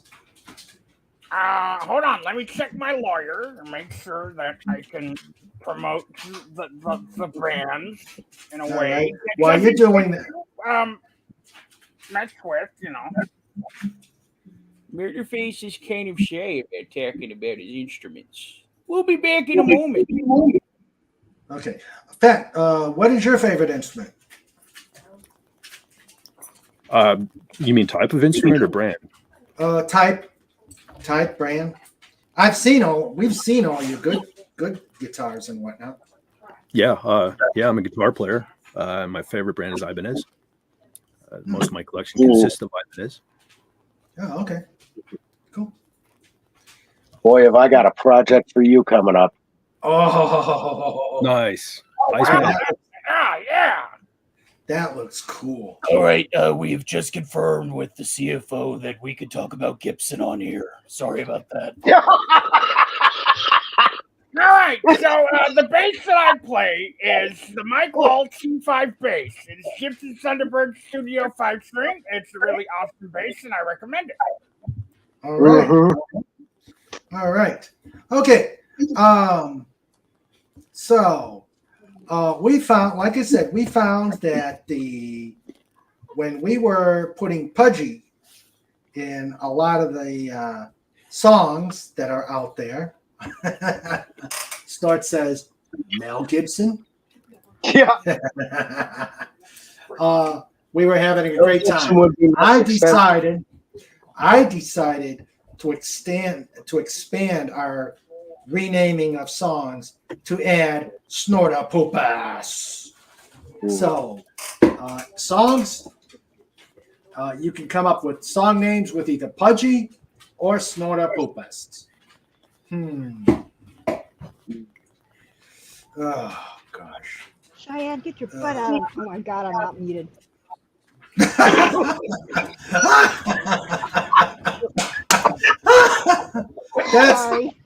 That's the good thing about Just Cuz. Anything can be Anything can happen, and usually does. Okay, let's just put these metal. Yeah. Let's see. You ordered pizza? Ooh. Let's see. Pudgy's tough. Okay, how about this? Pudgy's tough enough. Da da da da da. Pudgy's tough enough. Da da da da da. Fabulous Thunderbird. Yep. Oh, let's see. And Pudgy can chime in too. Let's see. What's another one? What is a good Snortopoopus name? Let's see. Polar Bears from Hell. Oh yeah, Polar Bears from Hell.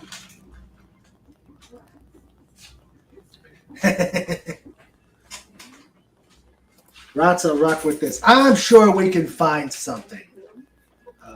Let's see.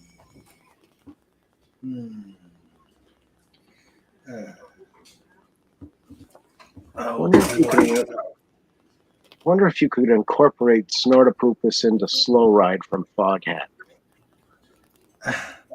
Polar Bear. No wait. I hate to cut this short. I just got some company. Okay. I'm sorry. I had a whole bit lined up with Death Clock, but yeah, I thought they were gonna be here later. Okay. Yeah. Post it. Plug your channel, Tony, and I don't know if I've got it on the Stream Elements. Put your channel in the private chat. No, I got it. Never mind. I got it. And I also have a Rumble. Let me grab that right quick.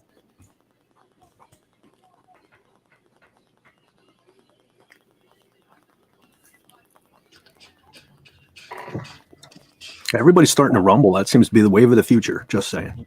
What is Rumble? It's like YouTube, only cooler. Yeah, I've heard of that. There's a lot of the other channels I'm seeing are going to Rumble.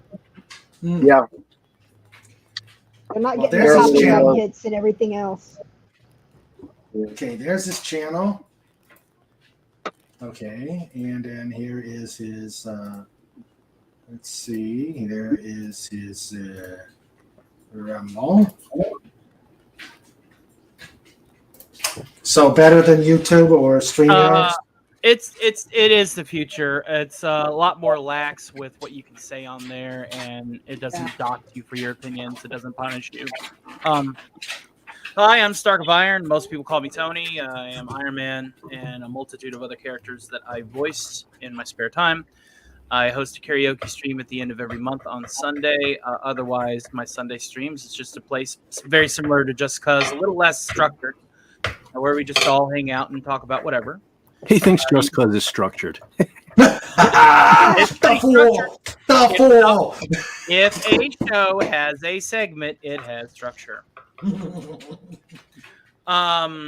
But you can find me on my channel. I am also frequently a guest on Antiderivative Jill, Saving Star Trek with Admiral Teague, and a multitude of others. You just don't know where you'll find me. Sometimes I'll be singing my heart out on Jedi Bill in the wee hours of the morning.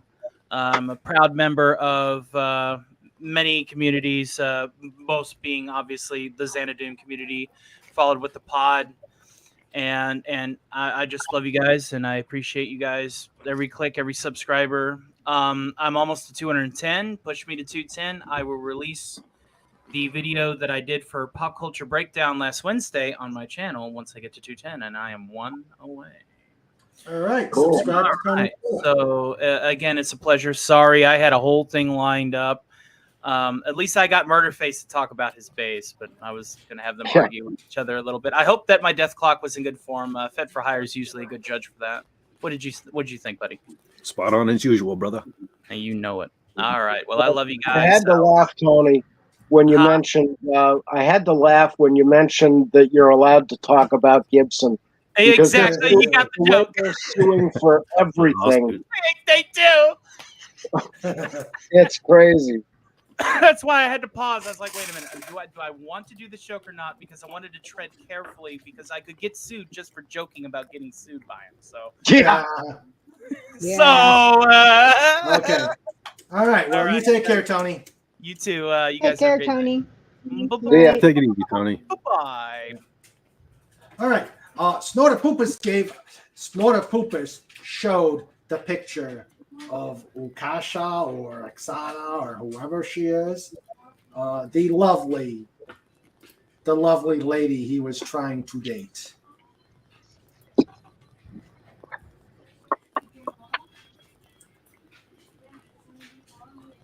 There you go, Snort.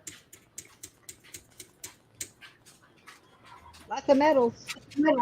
Lots of medals, yes. Ooh. Even more than me. Yep. All right. So there is Snort's girlfriend looking for an American husband. Did you tell her? Did you tell her you're a polar bear though? Huh? What did she think when He's you an heard? American first. Yes, that's true. That's true. He's a patriotic bear. Snorter says, if you're not careful, putting Snort in the title may make it sound like a druggy song. So true. I got one for you. She says, ain't she purty? Gah. Once upon a time, perhaps. Yeah. And all He was probably a badass when she was younger. Yeah, all American bear. Mm-hmm. Oh, wait. And Cobalt's got a chemistry ferret joke. Uh-oh. Yes. Let's see. Did he put it in the private chat? Nope, he did. He put it in Twitter. Let me get it. Yes, this is a chemistry ferret joke. Uh-oh. What do chemists call a benzene ring? Okay, let me slow down. What? Chemistry ferret asks, what do chemists call a benzene ring with iron atoms instead of carbon atoms? Answer, a Ferris wheel. Oh, God. Why do I invite chemistry ferret in? Easy. Slapshot would bite me if I. Well, the alternative would be Slapshot in his you know what? Your shirt. Yes. Yes. Now there's a thought. Slapshot playing with a zither. YT censorship when it comes to words and topics that can be discussed or are protected is growing every day. Plus, so many channels get demonetized, suspended. Many creators are looking at alternatives here. Yep. Ooh, that's a nice one, Snort.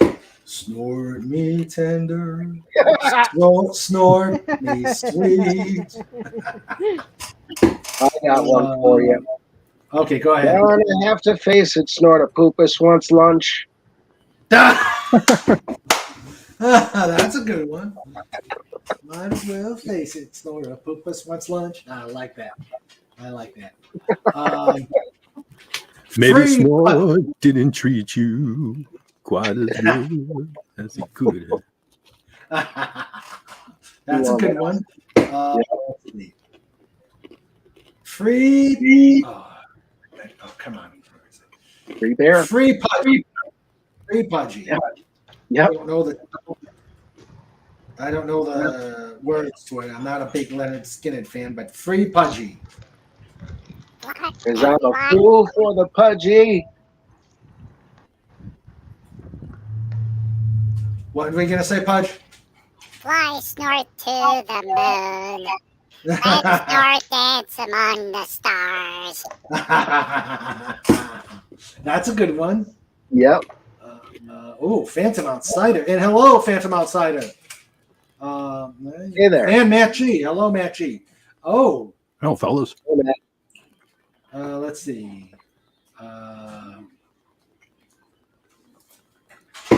Snort me do. Yeah. You know I snort you. Oh, yeah. I could see where that would. Wow, chicka, wow, wow. Yep. The long and winding snort. Dun, Wouldn't that be Brandy? That, The ferret? yeah, the long and winding Brandy.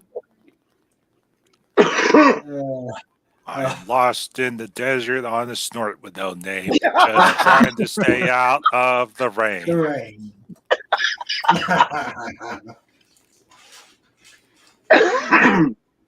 This, he says, this stream has been awarded the official seal of disapproval. Yeah. Head on. Apply directly to the forehead. Head on. Apply directly to the forehead. Snort. 1, 2, 3 o'clock. 1, 2, 3 o'clock, 4 o'clock, rock. 5, 6, 7 o'clock, 8 o'clock, rock. 9, 10, 11 o'clock, rock. You got to snort around the snort. Yeah. Snort around the clock. Yep. It's the power of snort. Mm-hmm. Let's see. Okay. God, there are so many songs that we can do this. Oh, that's a good one. Wait, no, that would be all the snorty people. Where do they all come from? All the snorty people.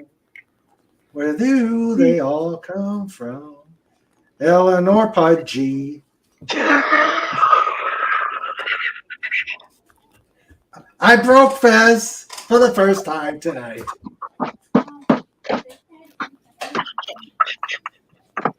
Why do polar bears suddenly appear? What was that, Pudgy? Why do polar bears suddenly appear? Over there, over here. The lovers, the dreamers, and Pudgy. Yep. I want a new snort. Oh, this is a good one. Phantom Outsider is on a roll. Like a snorty. Yeah. Touch for the very first time. Oh, that's going to get me in trouble. Yeah. Okay. Yeah. I can just envision Snortapoopas voguing. Oh, God. I don't know if I'm. Oh, I can't see that. No. I'd have to wash my mind's eye out. Yep. Okay. Let's see. Okay, guys, come on. I'm thinking. Okay. My brain hurts. Yeah, after I just broke I can't you. really think of one with a known song, but I think a good song for snort would be I like my soft tacos in a sleeping bag. I love it, Wendy. I love it. I love my. That's a good one.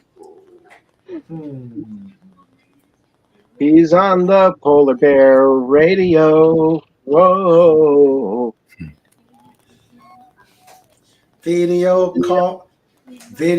call killed the hedgehog star.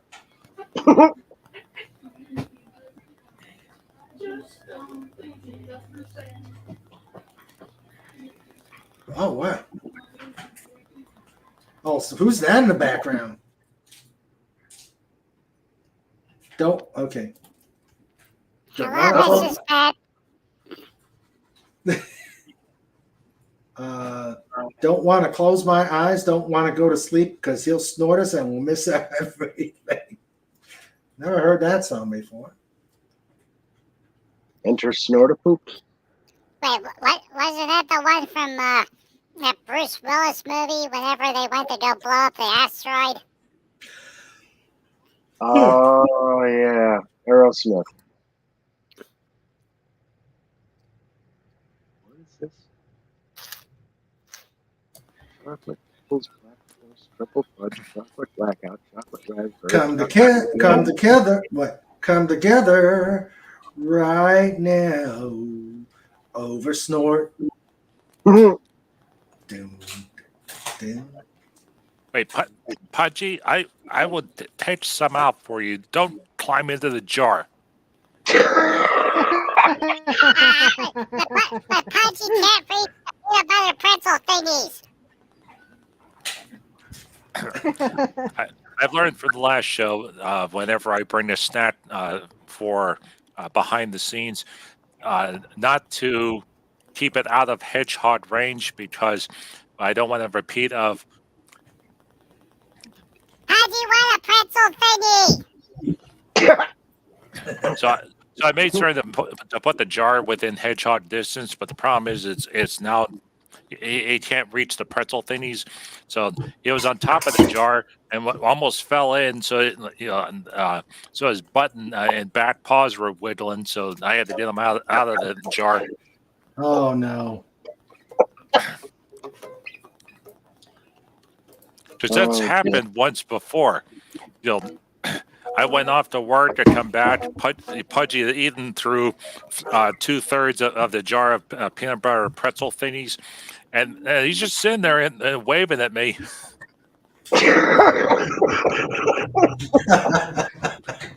How he got the lid off, I have no idea.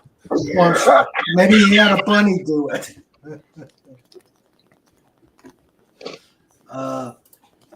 There is the official seal of disapproval.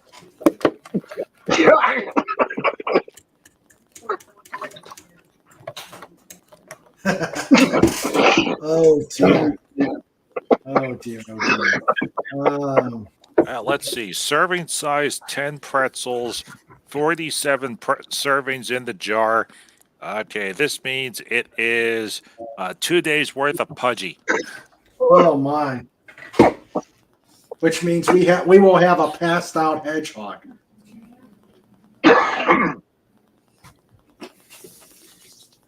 Oh my. Legatus asked Sandra, what exact birthday cake was it? Was it a chocolate devils, black forest, triple fudge, chocolate blackout? Oh my goodness, I'm getting hungry. Chocolate raspberry, chocolate Oreo, Andy's mint cake. Wow. Yes. I see a theme there. Yeah. Snort it. Snort it good. Crack that snort. Yeah. Dun, dun, dun, dun, dun, dun, dun, dun, dun, dun, dun. Okay, I don't know what this is. Oh, it must be some emojis. Okay. Pudgy, you don't have to put on the red light. Well, that's true because Pudgy doesn't work for the school district anymore. Fun fact, Pudgy used to have a part-time job. Pudgy would turn the sign on that would say school zone. But then they replaced Pudgy with a garden timer.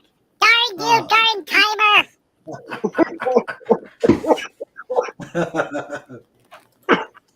Pudgy was being paid 12 cents an hour. Oh, that's a lot of pretzels. Yeah. They were paying Pudgy under the table because Pudgy couldn't reach the table. Oh. Enter Snorty. Enter Snorty. Goodbye, light. Enter night. Take my hand. Off to Snorty. Snorty Bear. That's a good one, Family Outsider. That was a good one. Boy, that was a wild year trying to do Pudgy's taxes. Took them to the CPA, got the pay stub. They're like, well, you don't have to pay taxes. You know, you're under the minimum threshold, but at the same time, why were they paying you 12 cents an hour and half an acorns? Yeah. What did you explain? Well, I explained that he was a part-time employee of the local school district, and if they wanted to verify the acorns, the tree was right beside the sign.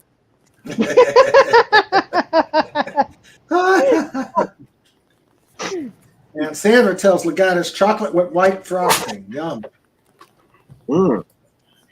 I wasn't looking, but somehow you found me. I tried to hide from your love light, but like Kevin among me, the Pudgy who loved me is keeping all my the Pudgy who loved me is keeping all my secrets safe tonight. Oh, that's good.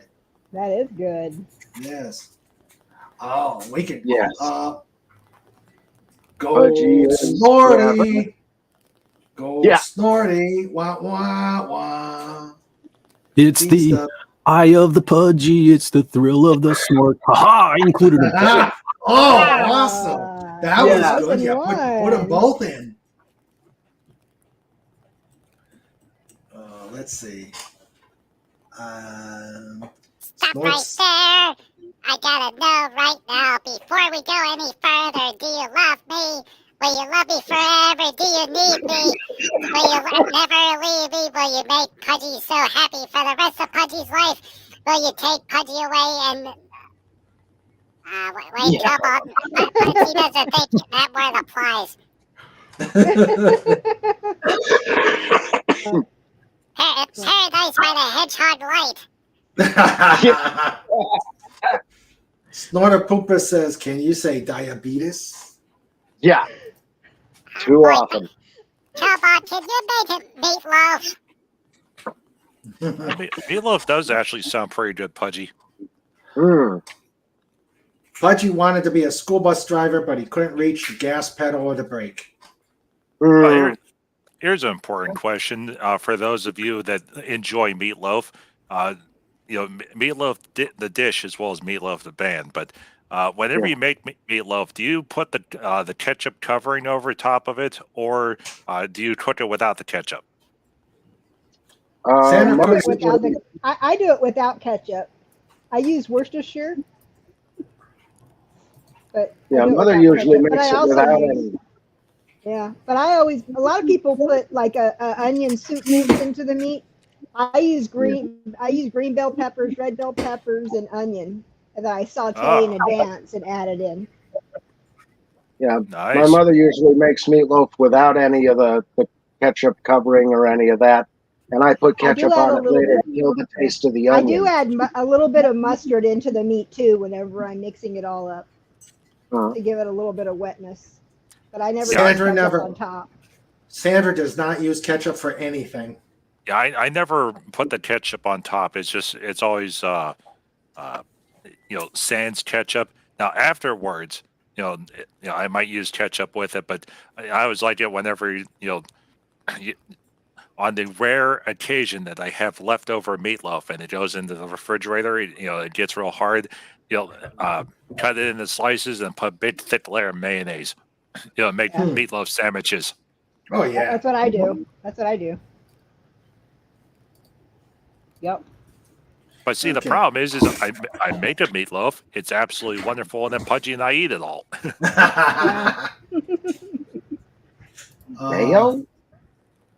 Mayo. Yeah, for sandwiches. Yeah. Yeah. Really? But it has to be cold meatloaf. Right. Ah, okay. It's cold. Yeah, you don't heat it up. Yeah. Okay, that makes sense. Okay. Now, what my father used to do, he used to use creamy horseradish. A little too much horseradish. That sounds good. Horseradish. I don't like that sounds good.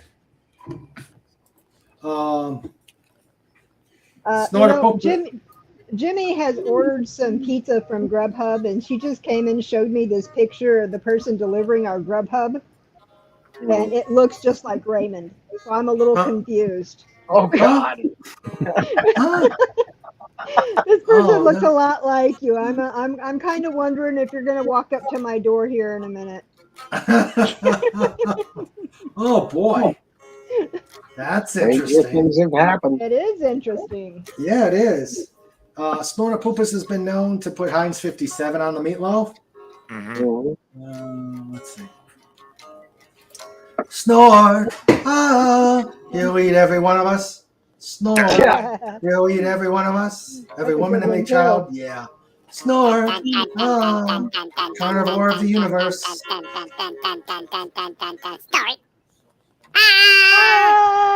eat every one of us. Snort.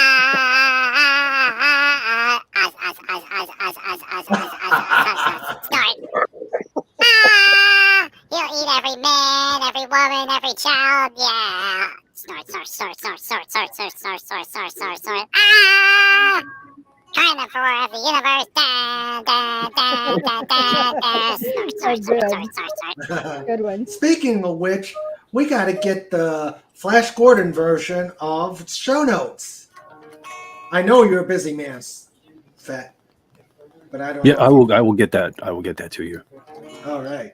Mr. Raymond wants to be Ming the Merciless. Yeah. Ming the Merciless. Okay. Wait. Let's see. Do they use unnumbered candles or one candle a year? Any trick unblowable candles? He's really serious about this cake, isn't he? Yes, he is. Never near, Nothing far, wrong with wherever you near, far, wherever you are, believe that the bear will go on. Yeah. Once more, he smashes a door. He's here to eat some more. Yep. Near, far, wherever yuns are. Oh, God. You know, you guys got instruments there. I guess I'm going to have to bring out the old drumsticks. Uh-oh. Yep, hold on.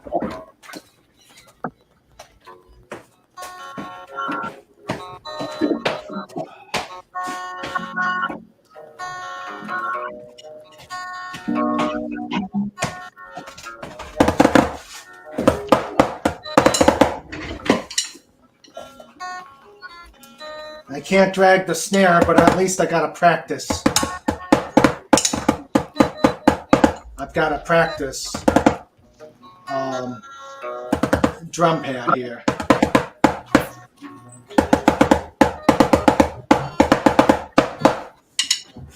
Okay. Yeah. Let's see. What do you call him? A drummer with both hands handcuffed behind his back. I'm afraid to ask. Mute. Oh, Mirror Pudgy, away! oh, God, these drive-bys are scaring me. Bye-bye, Mirror Pudgy. Yes. Let's see. Let's see. Uh-oh, Mirror Pudgy stuck in the pretzel jar. Uh-oh. Oh, okay, he got out. Oh, good.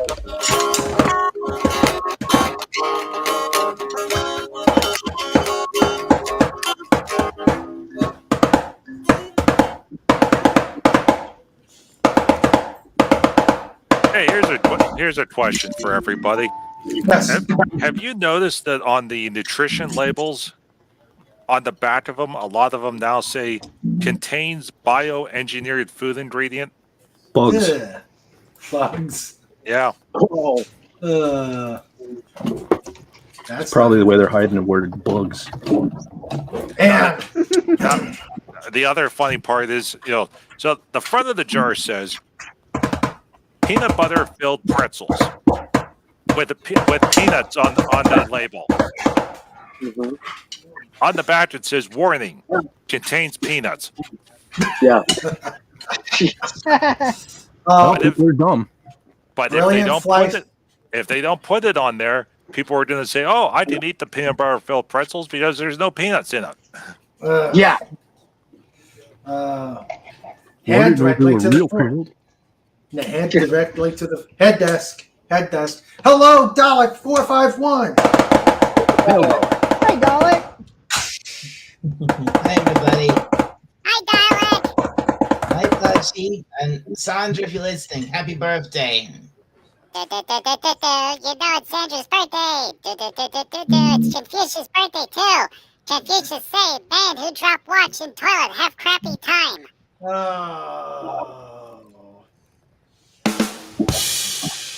On to Dalek. Sandra says we don't bother with candles. That's true.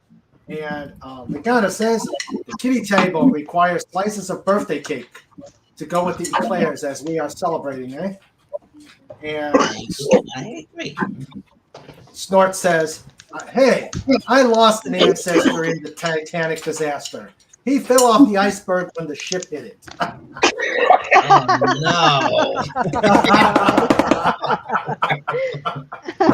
Oh, Oh, was he indulging in a seal at the time? Hey, you kidding? If there was a polar bear on that iceberg, the iceberg didn't go underneath the ocean. It was still floating out there. The Titanic was in the process of sinking, and you got to figure there's 2 polar bears on there going, "Hey, Nigel, look at that! There's 200 people in the water. We'll be in good tonight." What play style? Yeah. Oh, feast! Quick, get on before they freeze. Yeah, I can't find that funny.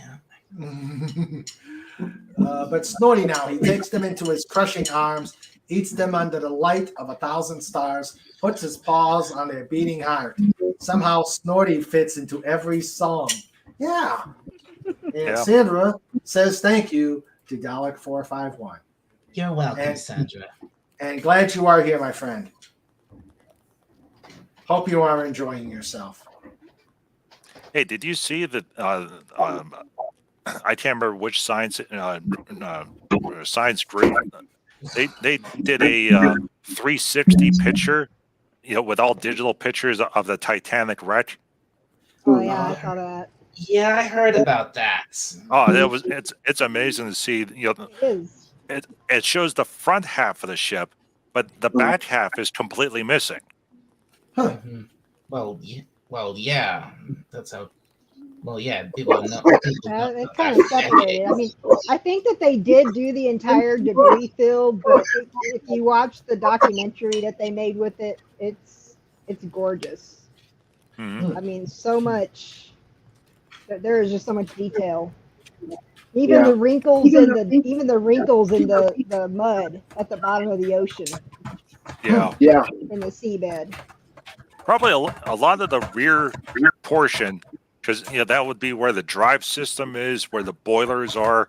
All of that, all that was so massive and so heavy that it probably sunk into the ocean floor. Yeah. Well, it slammed down. There, but it did, and a lot of the floors collapsed down on top of each other whenever it hit. Yeah. So it's collapsed really bad on itself. The stern of the Titanic isn't. Well, you look at the bow. It's still in relatively intact, all things considered. But look at when you see the stern, it's like, oh my god, that's a real. It's barely resemble. It's so collapsed in itself, and it's so it's so broken apart, and it's so twisted. It barely resembles a ship anymore. Yeah, and it's about a quarter mile away from the bow, or the about a mile to a mile and a half away from the bow. Something like that, yeah. Whenever they look through the overhead views of the stern, you can see the twist in the ocean floor as it was twisting on its way down, and it twisted around as it came to a stop on the ocean floor, and you can see the scarring from it on the ocean floor. Yeah, pretty wild. Yeah. Yeah, they ran into the same problem with what happened in Boston. There was a salvage company that was talking about going down there and bringing it up. Now, for obvious reasons, a lot of people were discussing, leave it down there. It's a tomb. But, they were talking about bringing it up. And it was pretty serious, that they were going to bring it up and then put it into a museum.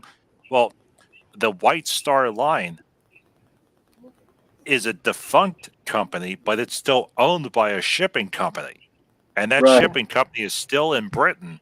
They basically said, "You bring it up, we're claiming it because it's our property." So as long as it's down there, they don't, nothing happens with it. Now, I say similar thing happened to Boston. The ship that was sunk, during the Boston Tea Party. University of Boston, they sent divers out. They found intact crates of tea They were going to bring up one of the crates. Yeah. Because it's still watertight. It has all the original packing material. So as soon as they started to bring it up, they opened the ship's hull and they were bringing up one of the containers, and University of Boston, they actually got a call from the British Embassy saying, "You bring it up, it's ours." Yeah. As long as it's down there, it's perfectly fine. So they actually stopped mid dive, went back down and put it back into the ship. Wow. Let's see. Whoa. Yeah, well, as far as Puppy. Our pizza is here. Dogs always bark when there's pizza. Yep. What were you gonna say, Don? I was just gonna say, as far if you ask me, I think they should just leave the Titanic alone. It's been down there so long, you know. It's too. I mean, it's too. Surely by now it's too fragile to move. So just leave it. Yeah, that's like with the Arizona. Totally agree. That's like with the I Arizona. I don't think it would survive the pressure changes. Yeah. There's that too. That's the thing, isn't it? It's so deep in the ocean. How the hell are they going to even begin getting it up? That's true. Well, there is a museum. I think it's somewhere near Cork in Ireland, and then there's also another one that's in New York City, and they have a limited number of artifacts that float between the two. They were talking about sending robots in to take more of it out, but here's the other problem: if you watch any of the ghost shows that are on television, what's the first thing that happens? Oh, I bought an antique. And then magically, I got spirits and shadows all throughout my house. Yep. Leave the stuff in the Titanic. Don't bring it up. Yeah, really. True.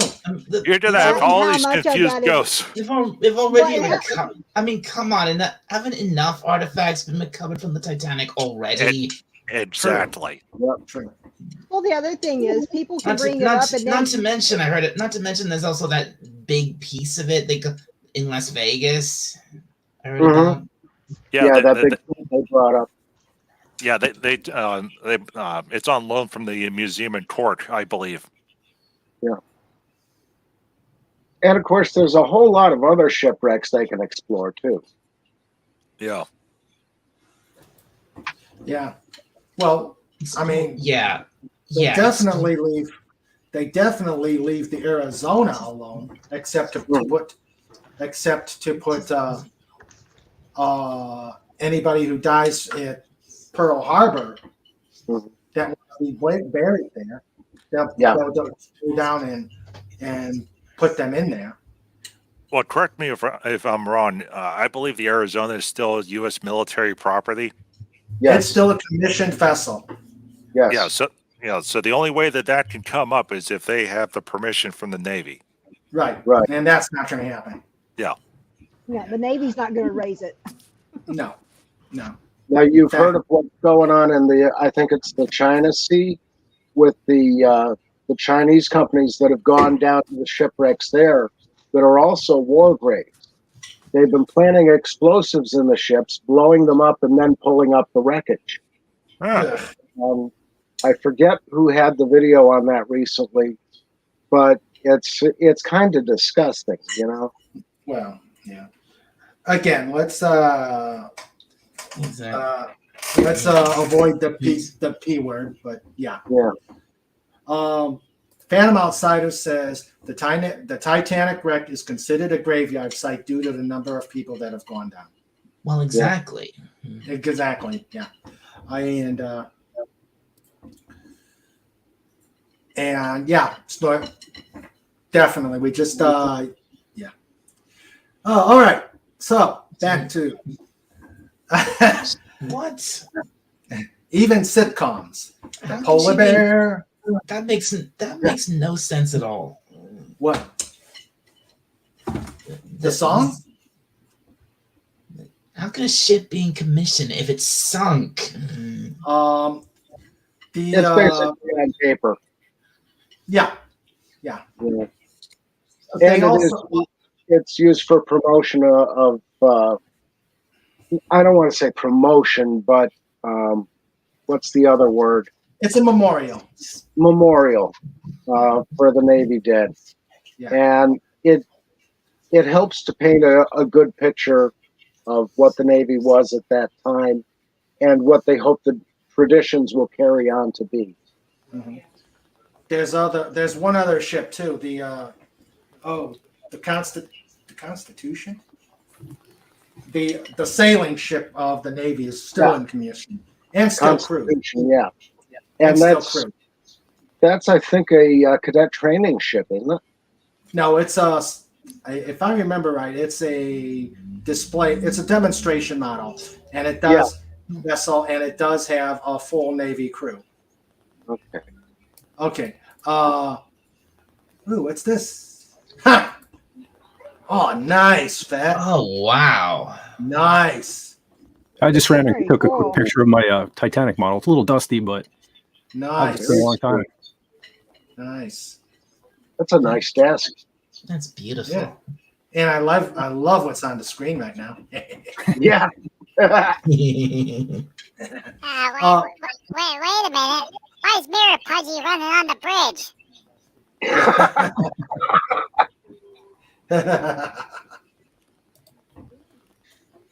Very cool. And speaking of models, remember I did my unboxing last week? Yeah. I finished putting everything together, and I will show you what it looks like. Stand by. Pudgy, cue voicemail music. Oh, man.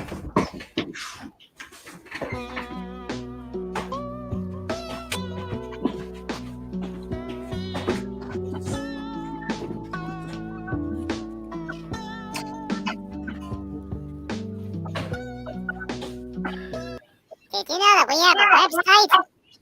Pudgy didn't know.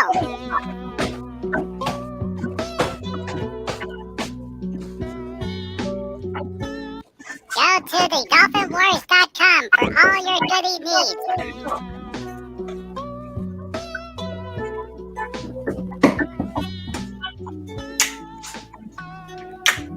Sandra hugs every book before shipping.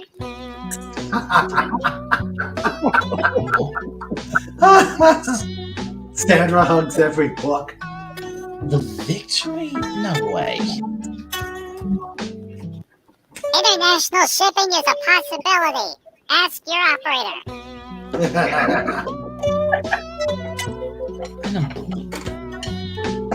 Except Norway, because Cobalt had a lot of trouble shipping to Norway.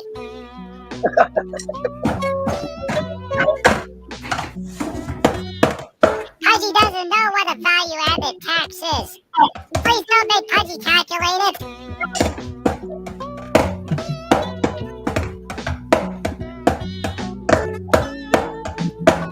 No, you pressed 4. That means Pudgy has to calculate tax.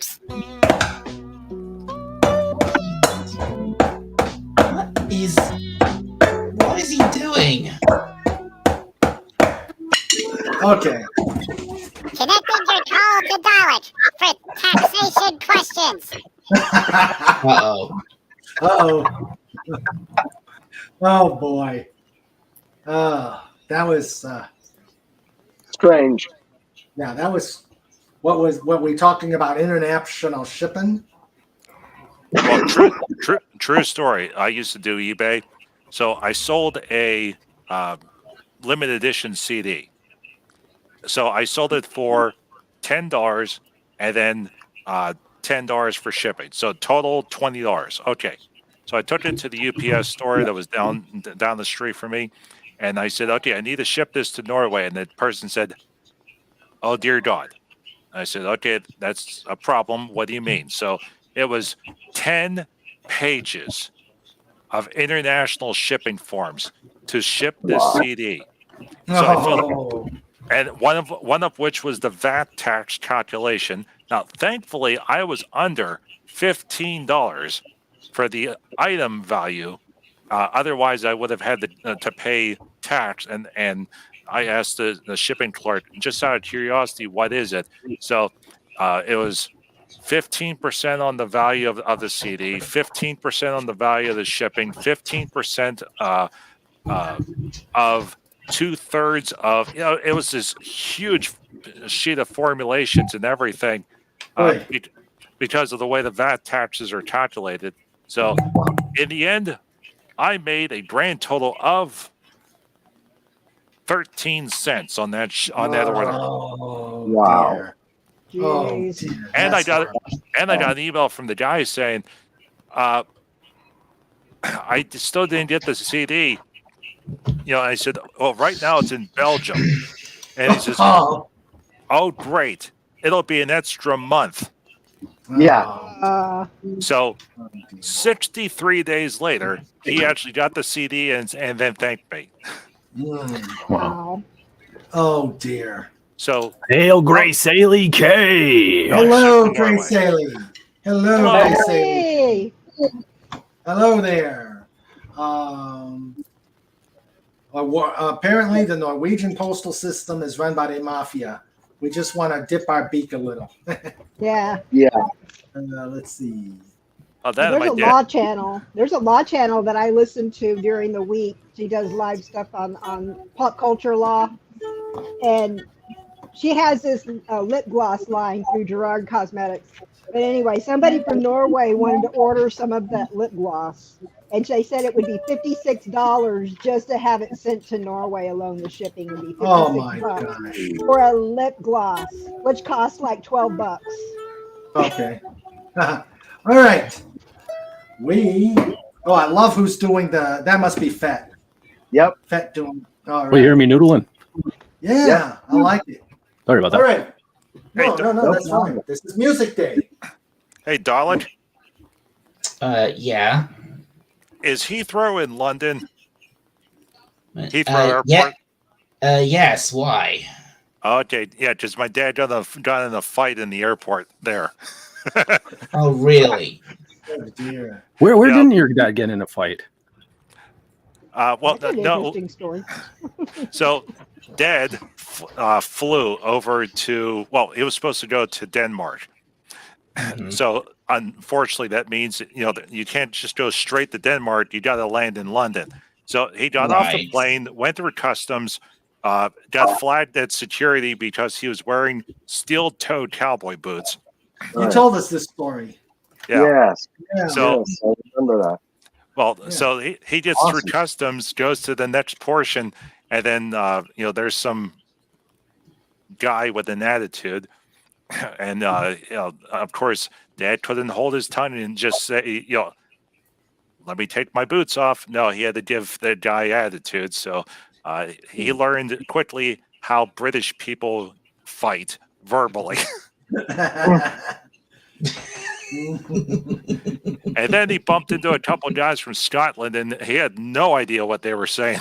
Oh, man. Love it. Love it. Great. Grace Ailey says, happy birthday, Sandra, and hello to us. I've only been to, I've only passed through Heathrow Airport once. And that was during this was years ago. This was during my family's first trip to Australia. Oh, sweet. Yeah, we flew. It was a very complicated trip the way it was done. We flew down from Manchester, which is more close to where we live, and then we landed at Heathrow, and then we took the long portion of the journey, which was the flight to. We flew from Heathrow to Singapore. Oh, yeah. Wow. I'm surprised you didn't go through Germany. Through Berlin. No, we didn't land in Germany for that trip. No. Wow. Snorter Pooper says, you never know when someone might try to hijack an airliner with a pair of cowboy boots. Yeah, because the worst part is my dad's feet swelled. Because Mom said, don't wear the cowboy boots to Denmark, but did he listen? No. That was part of the argument, too. Snorter Pooper says, cancels my order for Inga, the Norwegian mail order bride. Yeah. Snort. Hey, Snort. What is this with these mail order brides? Is there something we should know? Yeah, why are there so many? Yeah. And why is Snort looking for all these Norwegian mail order brides? Snort, I regret to inform you that the order cannot be canceled, but we can divert the shipment to Britain, care of Dalek 451. No.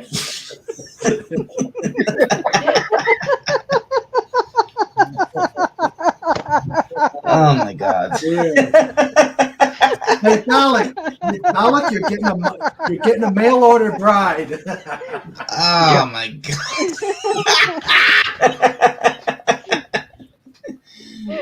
Oh, here's the ulterior motive for Snort. I'm not looking for a love mate. I'm looking for a snack.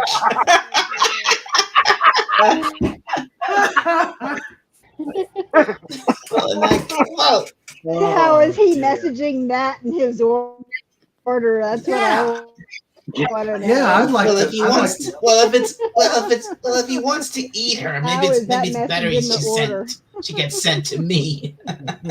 Yeah. Oh. We regret to inform you, Snort the Poopus, that your requested additional shipping instructions to include 2 bottles of Worcestershire and 14 bottles of horseradish cannot be completed in one shipment. However, it will be drop shipped, and both orders will go to Dalek 451 within the next 30 to 60 days. Oh no.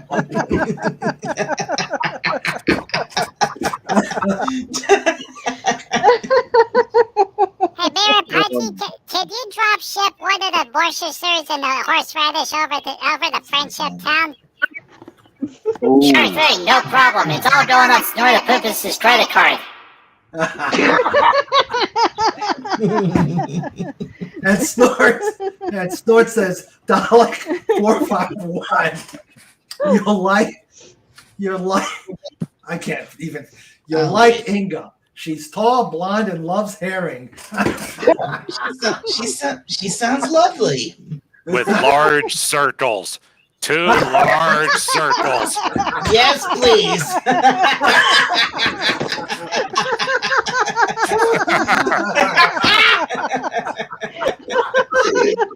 2 bouncy large circles. Yes, please. Send it to me. Is the Colored Release Crusader still listening? Yes. Big and bouncy.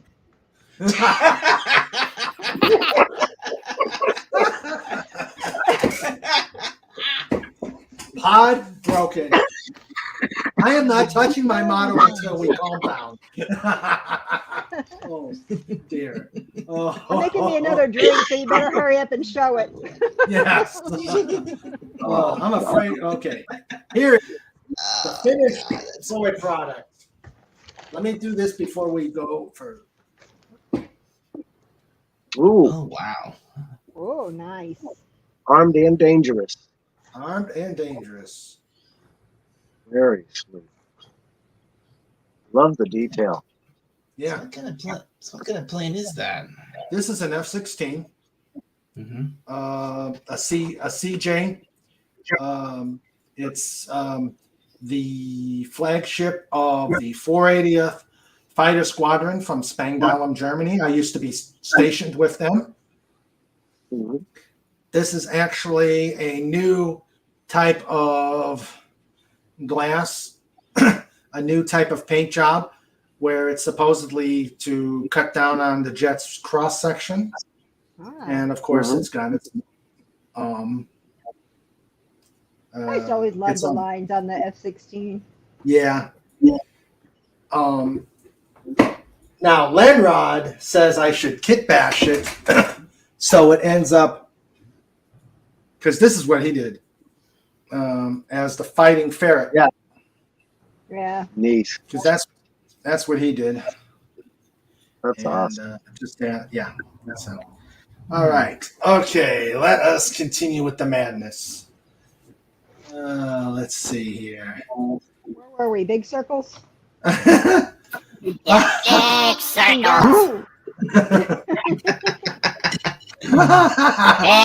bouncy circles. Is that both in front and behind? Grace Haley says, isn't Snort technically tall, blonde, and herring loving? Ooh. Oh no! I'm gonna get a polar bear in the mail. A polar bear named Inga. Well, you do know that big bottom girls make the rocking world go round.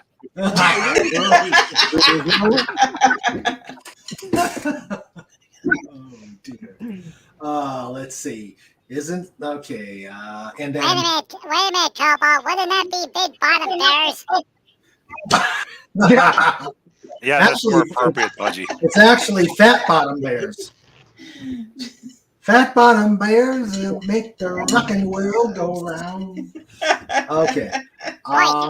Wait, Dialect's parents are going to be really confused. They're going to get horseradish and Worcestershire and a big polar bear named Inga with big circles, big bouncy circles. Okay. I'm going to try and Inga. At first, he wasn't a bear. Inga. Oh, I'm going to leave that up there. Anybody who could speak Norwegian, translate that. But Well, not to worry, Dialect 4. Not to worry, Dialect 451. Once you get the confirmation, you can upgrade your order for $19.99.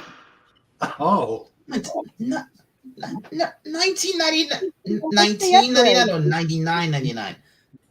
Yes, in euros. Pounds. You mean pounds, Mirapudgy? I don't live in Europe. I live in the UK. We use pounds, not euros. Oh.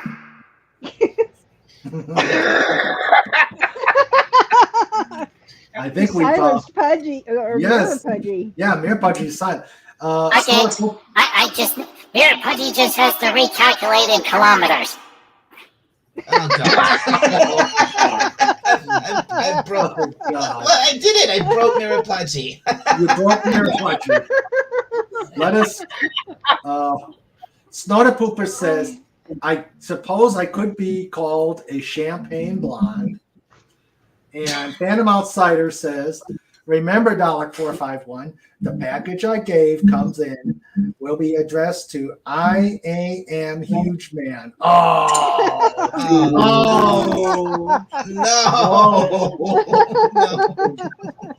no. Inga Q Bird. It has a nice ring. What? And there's pounds. And yeah, but the only problem is that you take the ring off and then she mauls you. Oh, yeah, right. That's true. And Phantom Outsider asks, "What would the upgrade bring, or be?" Oh dear. Even bigger circles, even bouncier circles. Oh God. What did I start with those big bouncy circles? A long time ago. Oh, dear. In a galaxy far away, Dalek 451's wife shows up with H cup bra, whatever that means. I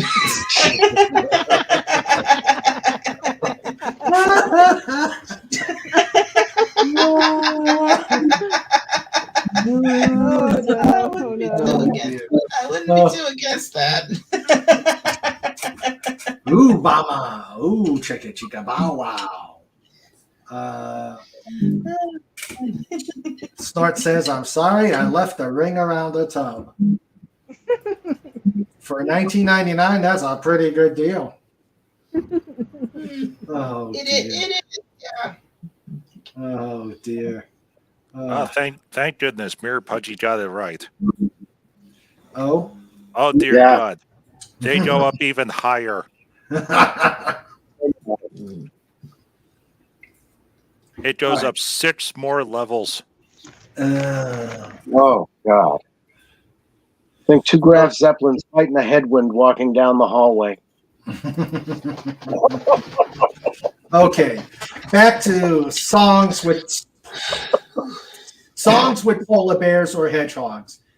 Yeah, and no more circles. We're on the trapezoids now.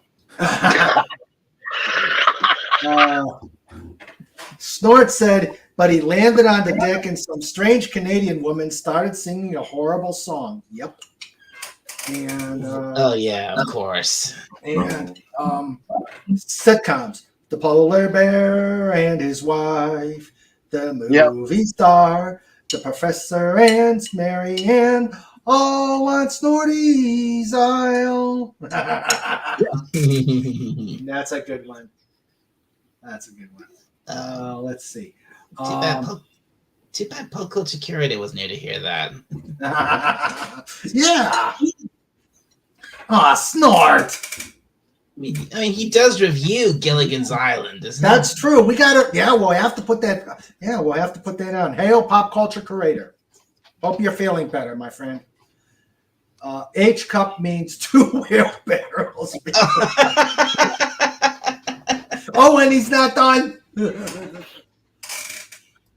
And a lot of bags. Oh, no. Yeah. Oh, that's poor thing. That is so wrong on so many levels, Snort. The poor thing. That's awful. Yeah, that is so wrong on so many levels. Not a problem. We just have to put a 2x4 across Dollar's head. Oh, God. And then she just walks behind him.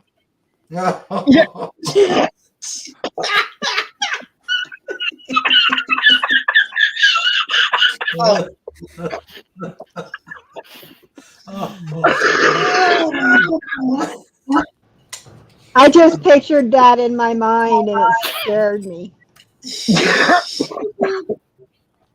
Oh, man. Wait a minute, Cobalt. Don't we have to convert the metric for that? Yeah, technically that's right, Pudgy. But I always get my math calculations wrong.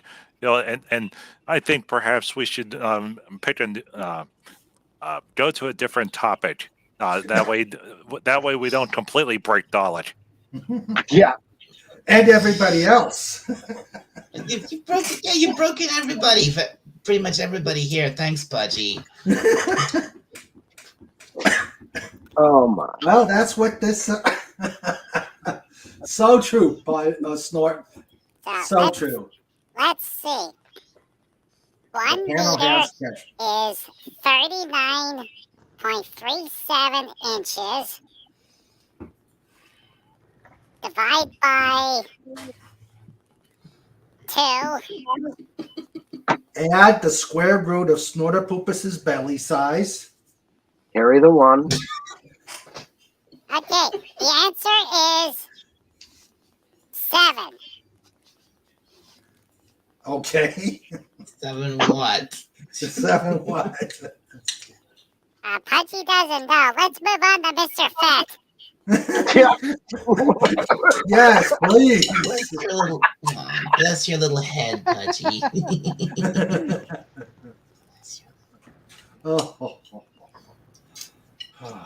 No, we don't want you to blow a gasket. Stop trying to do math. Deep breath now. Yes. Yeah, good call. I'm starting to see smoke coming out of his ears. Phantom Outsider. Oh no, panel down. Need crash cart stat. Yeah. Hey, the I got best several part, of those in the ear. the best part about the Pod's crash cart, it's got Cheetos, it's got Cheez-Its, ginger ale. Oh, nice. Snorter Pooper says that's a big belly size. Yep. Indeed. Of course it is. You're a polar bear. Legata says, I got a message, but I don't know who the sender is. Does anyone know whom this is? It said, lead me not into temptation. Oh, who am I kidding? Follow me. I know a shortcut.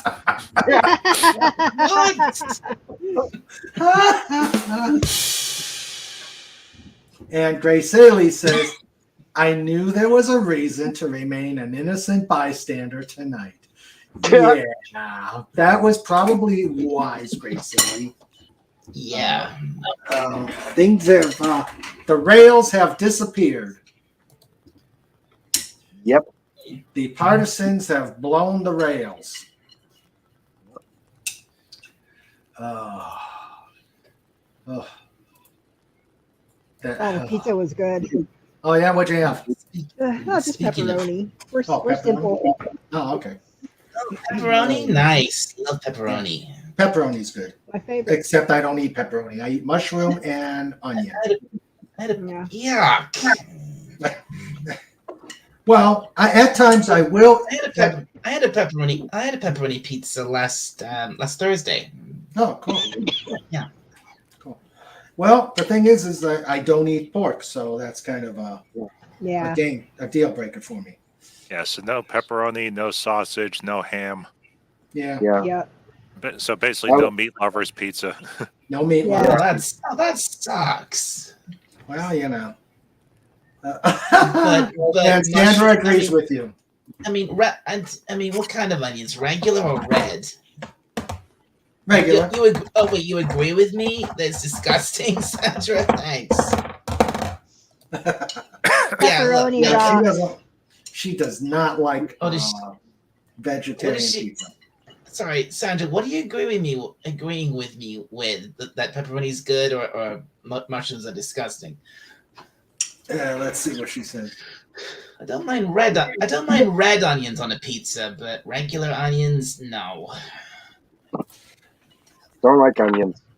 Snorter Pooper says the show didn't go off the rail. It broke. It broke the bridge and collapsed the tunnel. Yeah. Yep. Sandra says both. Oh, I see. Okay. Thanks, Sandra.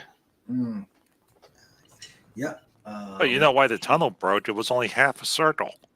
Oh, yes. Yes, that's true. And it wasn't big enough. Oh, let's see. Or squishy. Yes,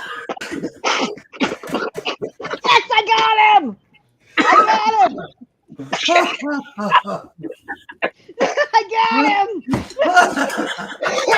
Keyboard's a mess.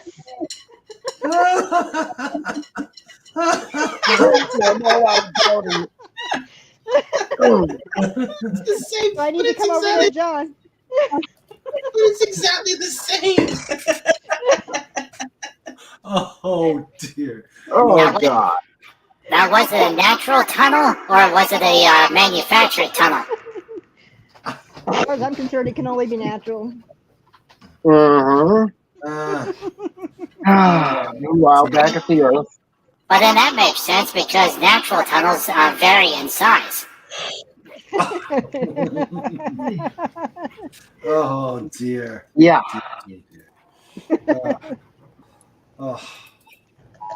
Let's see. Boy, right now, YouTube is really confused. YouTube is not the only one. All right, was that a weather alert or an Amber alert? It was a Texas Amber Alert child abduction. Oh dear. Oh dear. There. Works for the kids.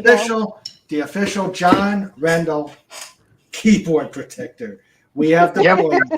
We have deployed it. Yeah, after.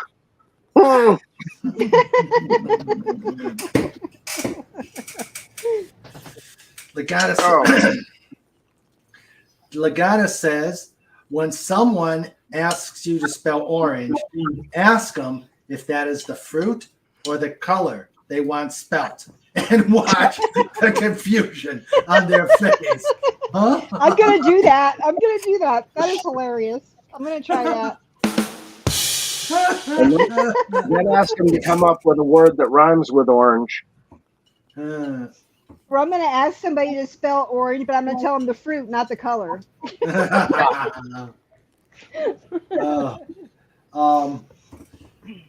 Pepperoni, mushrooms, grilled onions, black olives, and a healthy dollop of seal blubber. Keep pepperoni, scrap all the rest. Yeah. Grace Haley says, "Don't say man-made. He'll try to send you. He'll try to sell you an extended warranty." Yep. Exactly. I don't want an extended warranty. You sure the big circles won't bounce without it?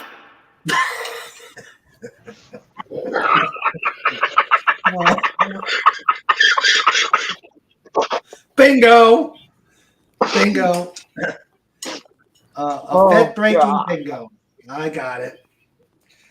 Snort says, this is not a test of the emergency broadcasting system. You're all on your own. We're out of here.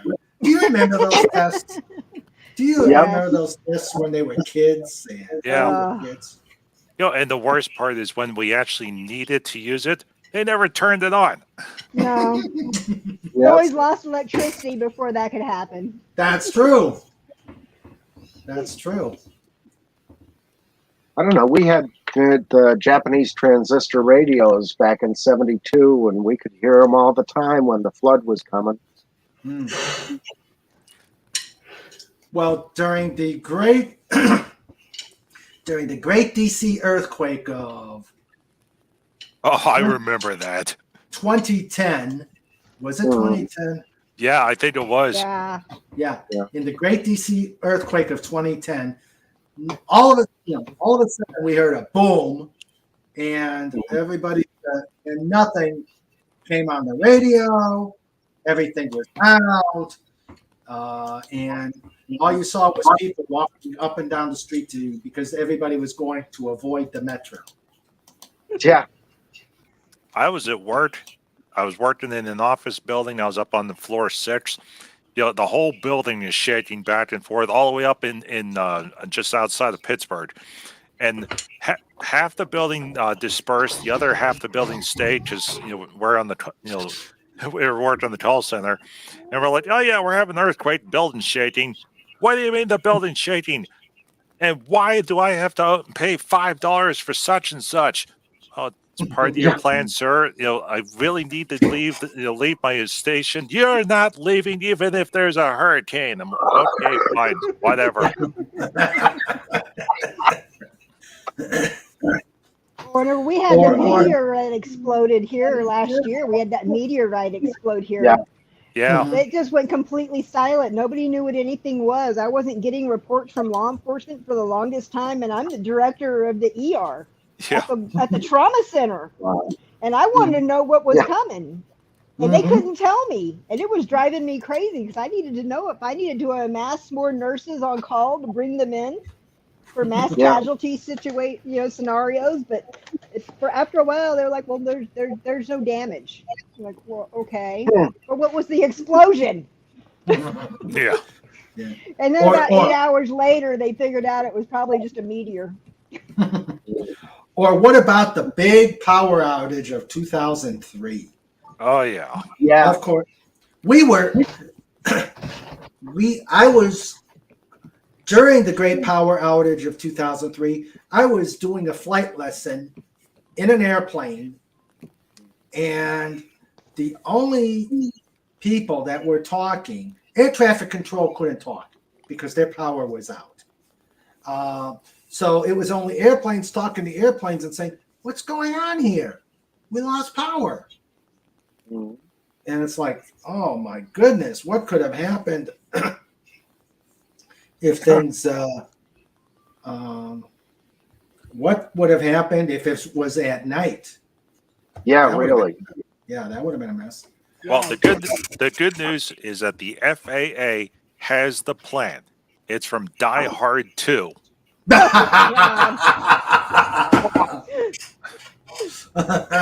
So they're going to send a guy out with a gas can and a lighter. Yeah. At every airport. Yeah. Yeah. That doesn't actually make me feel good when my son's learning to fly. Fortunately, we don't necessarily need air traffic control to land at an airport, except if you have other airplanes trying to land at the same time. Well, then isn't it just the rule is the biggest one gets to go first? The biggest one and the first in the pattern. Yeah. Yeah. I think Sandra can confirm that. Let's see. She'll put it in the chat once she gets to the lane. Or is it whoever has the least amount of fuel? Well, that too. How can you prove that? Yeah. Well, I don't know. The airplane that is Qantas Air from Australia, they have a pretty good case. Yeah. Oh. Yeah. Let's see. Because the fire trail moves faster than a taxiing airplane. Yeah. Oh dear. Oh dear. Oh boy.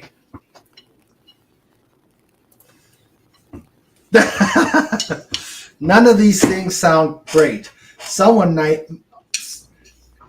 Grace Saley says none of these things sound great. Someone might need to consider rebranding disasters. That's true. Yeah. That is true. I tell Okay. you, the 1 year. All right. Oh wait, Sandra message. Yes, Sandra, who is a flight instructor, as we all know, she brings us the official word. The least maneuverable has right of way. So balloon, then glider, etc. Then it's whoever is lower, but you can't maneuver to get ahead of the other airplane. So it's not like NASCAR in the air then. No. And Snort chimes in saying, priority is to give to the plane with the most first class passengers aboard. Nah, they can wait in the back of the line. No, they just have to pay the upcharge. Yeah. My son was saying that he was coming in a hard crosswind the other day, and he wasn't perfect, but he got the plane down. And as he was taxiing on, an American airline pilot put his thumbs up to him as he passed him. Nice. So he was really proud of that. Nice. I was at an airport. I was in the traffic pattern, and I was getting ready to do my turn to base. And this stupid jet decides, because he was faster than me, he cuts me off. And this was before they had a tower at the airport. I was just. A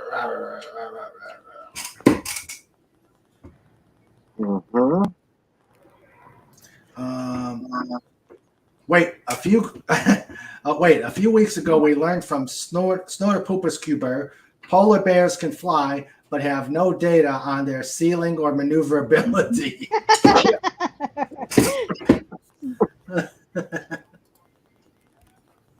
Hedgehogs can fly, just give them Nutella. Yep. Nutella's good. Yep, and the proper amount of Nutella will result in either flight mode or time travel mode. Yeah. Last time Pudgy ate a lot of Nutella, met a very nice man named Grover Cleveland. Yep. There's a channel. It's called Squirrels at My Window. I think it's just a lady who has squirrels that she's kind of half Yeah. tamed. Yeah, I like watching that. Man, they love Nutella. Yep. They go crazy for the Nutella. They're so cute. Yep. I've been getting into the baby goats on the one channel lately. Because I there's need to pull my tons of phone them. out. Whenever I'm driving down my road, there's a squirrel that it lives in a tree across the street from where it sits. But it sits Yeah. across the street, and it's just this patch of grass across the street next to the road, and it chases cars like a dog, but it never gets Yeah. out of the grass, and it just chases them back and forth. One of these days, I need to have my phone out so I can show y'all the video. It's hilarious. Have you seen, speaking of squirrels, have you seen the bird feeder that if a squirrel gets on the feeder, it twirls and tosses the squirrel Yes. across the way? We Poor had a squirrel squirrel. here a few years ago that my dogs were afraid of. Mm, He was mean. mm. He even charged me. Oh, wow. Probably rabid. Must have been. Pilot, how was that for a landing? Flight attendant, great. Have you ever thought about using the runway? What is it? The Harrison Ford method of landing? Yeah. Or how I land on a simulator. I never quite make it to the landing strip. Polar bears always get to landing priority. ATC knows we will eat them otherwise.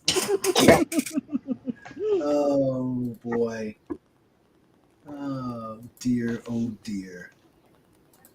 Yeah, and then the dollops fly by and they go, Yeah.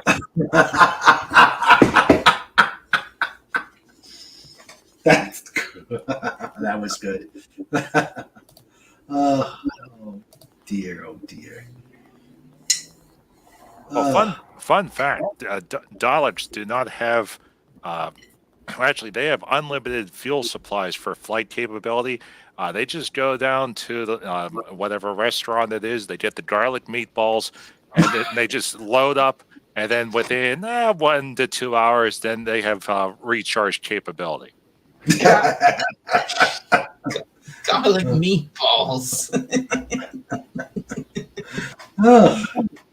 Well, it's similar to like giving Pudgy brunch swider. Oh, Oh, oh, dear. Yeah. last time Pudgy had brunch swider, Pudgy was able to hover over the river. Oh, dear. Yeah, we had to leave you outside for a couple days afterwards. Oh. Oh, I know. I know some. Didn't want to play with Pudgy either. I wonder why. Well, here's another person. Well, here's another creature that had Braunschweiger.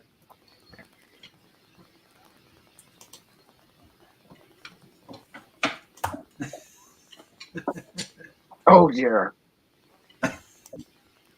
Yeah, that was Scooby and no, not Scooby, Snoopy. Why'd I say Scooby? I don't know. I don't know either. Yes, Wiley. I love this one. Acme Aerospace. Yeah. Wait, Turbo, were you watching that Velma show again? Oh no, Pudgy. I watched 2 episodes of that show and then stopped. Oh, what? Velma, the remake of Scooby Doo. Oh, it's not Scooby Doo. Oh, it's terrible. I don't even like Scooby Doo, and Velma is terrible. Yeah, and they greenlit it for a 2nd season. Because of course they did. Of course they did. Yeah, because they didn't do enough damage. Yeah. Grace Haley says Squirrel needed a Bloody Mary.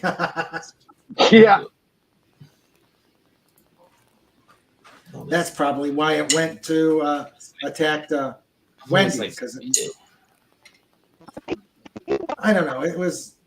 It might have been good for a 10-year-old kid to watch the first series.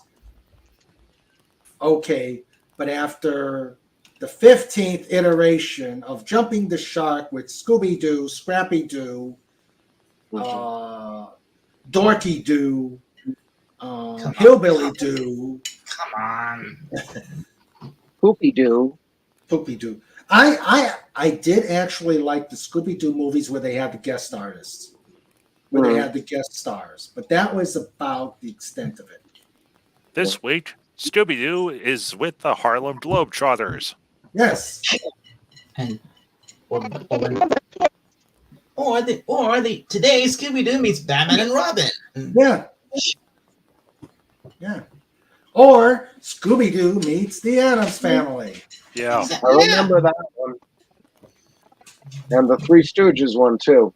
Yes, the Three Stooges. They have enough core material that they do not need to redo anything. Because in the grand scheme of things, each individual series has their own specific component. I mean, there was 13 Ghosts of Scooby-Doo. That was with Vincent Price. There was also the one where it was Scooby, Scrappy, and they also had that cousin that was from the country. Yeah. I can't remember his name. Cousin. Yeah, it was a hillbilly. It was a hillbilly dude. Yeah, it was a gray version of Scooby. Yeah, I remember him. He was literally called Scooby Dumb. Yeah. Yeah, I think so. Then there was a pup named Scooby Doo. That was a remake. Yeah. And then they started doing all those direct to VHS and direct to DVD movies. Mm-hmm. Yeah. I enjoyed those. Yeah, some of them. What about There was one where you met Kiss. That was an interesting one. Yeah, I've seen bits and pieces of that. Yeah, everyone keeps saying to Fred, "Hey, nice shiner." Yeah.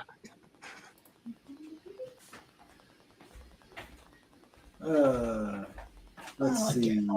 Yeah, well, I don't know about the rest of you, but I like Scooby Doo. I always have. Yeah. Yeah, it was a good show back in the day. Snortapoopa says, "Poor Queen Mary. Her reputation in history was trashed. There were the religious persecutions and that business with the false pregnancy, but at least she had a drink named after her." Yep. And we are all so glad about that. But how did we get away from music? It wasn't difficult. Yes. Circles. Large, bouncy circles. Read my mind again. Oh, dear. Oh, Mayor Pudgy, you are evil. You are very, very evil. Now the circle will be unbroken. That's true. I hope so. Oh, let's see.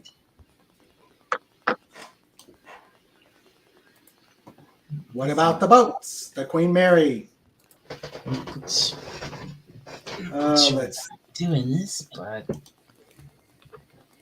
Queen Mary, Queen Elizabeth. Well, it works. Let's see. Wait. Ah! Oops, sorry. Sorry, Dalek. I thought you were adding a picture, and I accidentally booted you. Sorry. Snort. Scooby. Oh yes, Chris. Gucelli. Scooby Doo and the Ghoul School was great. Scooby-Doo and the Ghoul School. I don't remember that one. That was basically a short Scooby-Doo movie that was released in, I think it was probably released in the 70s or something, and it wasn't the whole gang, it was just Shaggy, Scooby, and Scrappy, and they get a job as caretakers or teachers or something at a finishing school, literally for girl ghouls. Oh. And they're all the daughters of the most classic, classic monsters you can think of. The daughter of the daughter of Dracula, the daughter of the mummy, the daughter of the werewolf. It was silly, but it was fun. Huh. Hey, Mr. Raymond, Yes, Pudgy. can Pudgy ask Dalek a question? Oh, go ahead. What does a Dalek say when it's drunk? Oh no. I need a drink. Oh boy.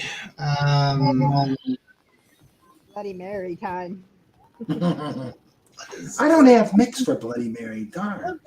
What word can refer to that that rhymes with exterminate? Intoxicate. Of course. Oh, that was a good one. That was a good one. That was a good one. I'm trying to reach that point, but it takes a while. Hashtag blame large Blame circles. Oh, yes. Large circles are wonderful. Pudgy, that's a bad one. I got one worse. What time is it when the Dalek runs over your foot? Oh no. What? Well, it's time to call the doctor. Oh. All right. I got a doctor here in the house. I wasn't. By the way, Raymond, what this was? I was kind of testing something. Oh, okay. Sorry about that. Didn't mean to Bob you. Daughters of Classic Monsters. Yes. Yeah, the daughters of the classic monsters. Like I said, the Dracula, the mummy, the werewolf, the phantasm, and Frankenstein. Ah, yeah. Oh, excuse me. You okay, Fat? Oh, that would have worked too. Inebriate. That's a good one. Inebriate. Inebriate.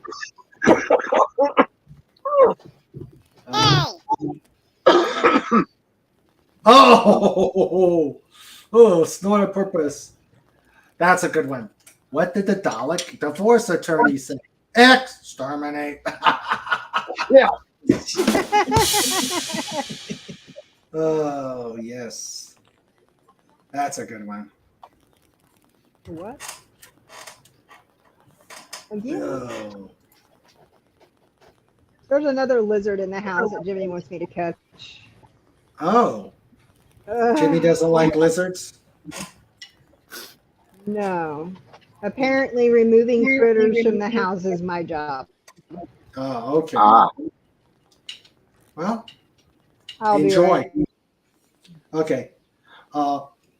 I was showing my granddaughters our little frog guest in our pond today. Sucker's just looking there, no fear, just going boop, boop, boop, boop, boop, boop. Yep. Unfortunately, we need rain. My pond is really evaporating. I think another week the fish are going to be flopping on the floor.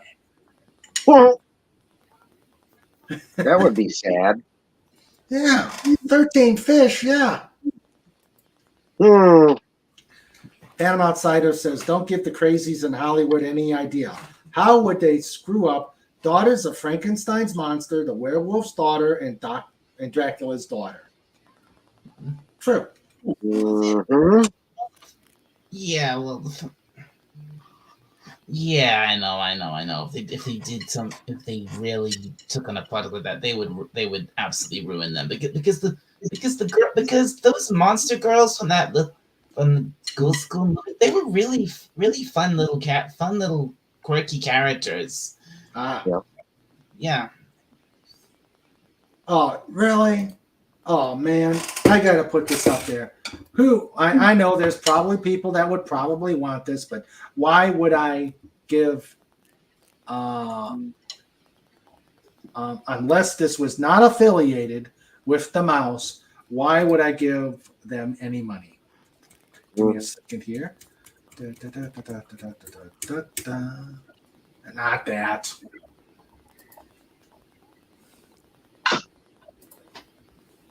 Yeah, Pudgy has me looking up more Dalek jokes. Oh, by the way, Raymond, what I was actually doing here, this wasn't, I'm not sharing something to StreamYard. This is something I'm actually, I've managed, this is a game I have on my laptop that I've managed to share through my I guess for the virtual camera. Okay. From OBS. Oh, okay. Oh, okay. Yeah. Okay. Take a look at this. I just saw this on Facebook. Who would spend money on this? This looks like the rejects from Galactic Star Cruiser. Oh, good God. Huh. Those are beds? Those are beds for adults. Interesting. Nah. Yeah. Well, I posted on Twitter a long time ago where someone had completely redone their office and like their living room in full Star Wars regalia, and if it's done right, it looks pretty good. That looks expensive and dumb. Yeah. And doesn't feel a bit like Star Wars. No. Yeah. Well, you know what it is. It is generic star battle show. Yeah. Because they mention Star Wars, then Disney shows up, raids your house and takes all your stuff. Yeah. Yeah. Yep. So yeah. This is yeah. I agree. And your poor wife is standing there with large circles, exposed to the world. Kind of like that FBI meme, right? Yeah, that. It's not the FBI breaking down your door. It's Mickey Mouse. Yeah. No. No. That's just. Yeah. Pudgy is really confused because whenever ladies take their shirts off, there's no circles. They're covered with fuzzy squares. Yes, that's right, Pudgy. Fuzzy squares. That's all you see are fuzzy squares. Right. Yes, the fuzzy squares. Let's see. Yeah, then the boyfriend and girlfriend go down the hall, the door shuts, and then it says next morning. How do you get out? So there's no sitting on the side of the bed.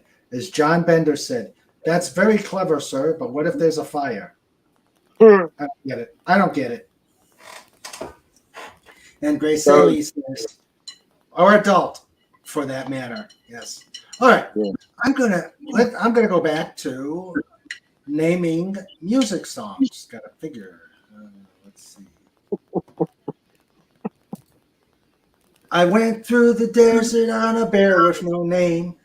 It felt good to get out of the rain. Yeah. Let's see.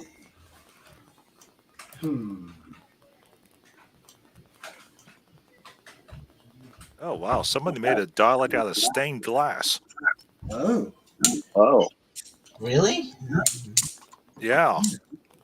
Let's see. Pudgy.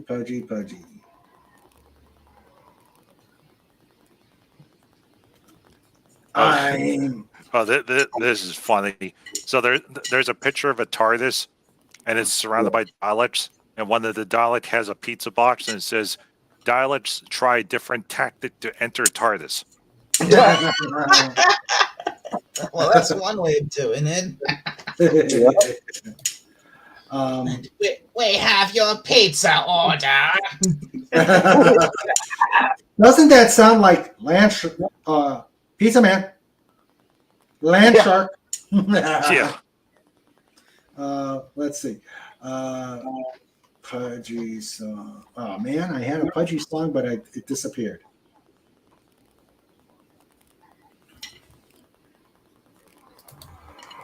Okay, John Bender from Breakfast Club, the assistant principal, moved a magazine stand to wedge the door open, but it blocked the door. Oh, okay.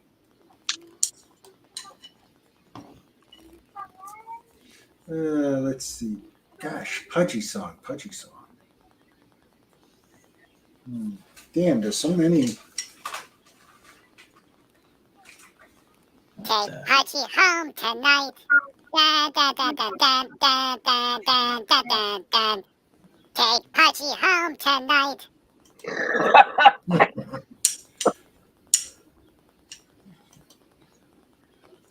The wreck of the Snorter Poopus Fitzgerald. Yeah. Where's my usual? Oh, there it is.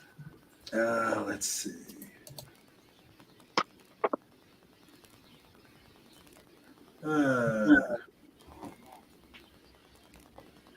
Okay. Let's try something else. Let's ask the panel and the chat who are their favorite bands. So think about it, and we will ask the question. Pudgy likes polka bands.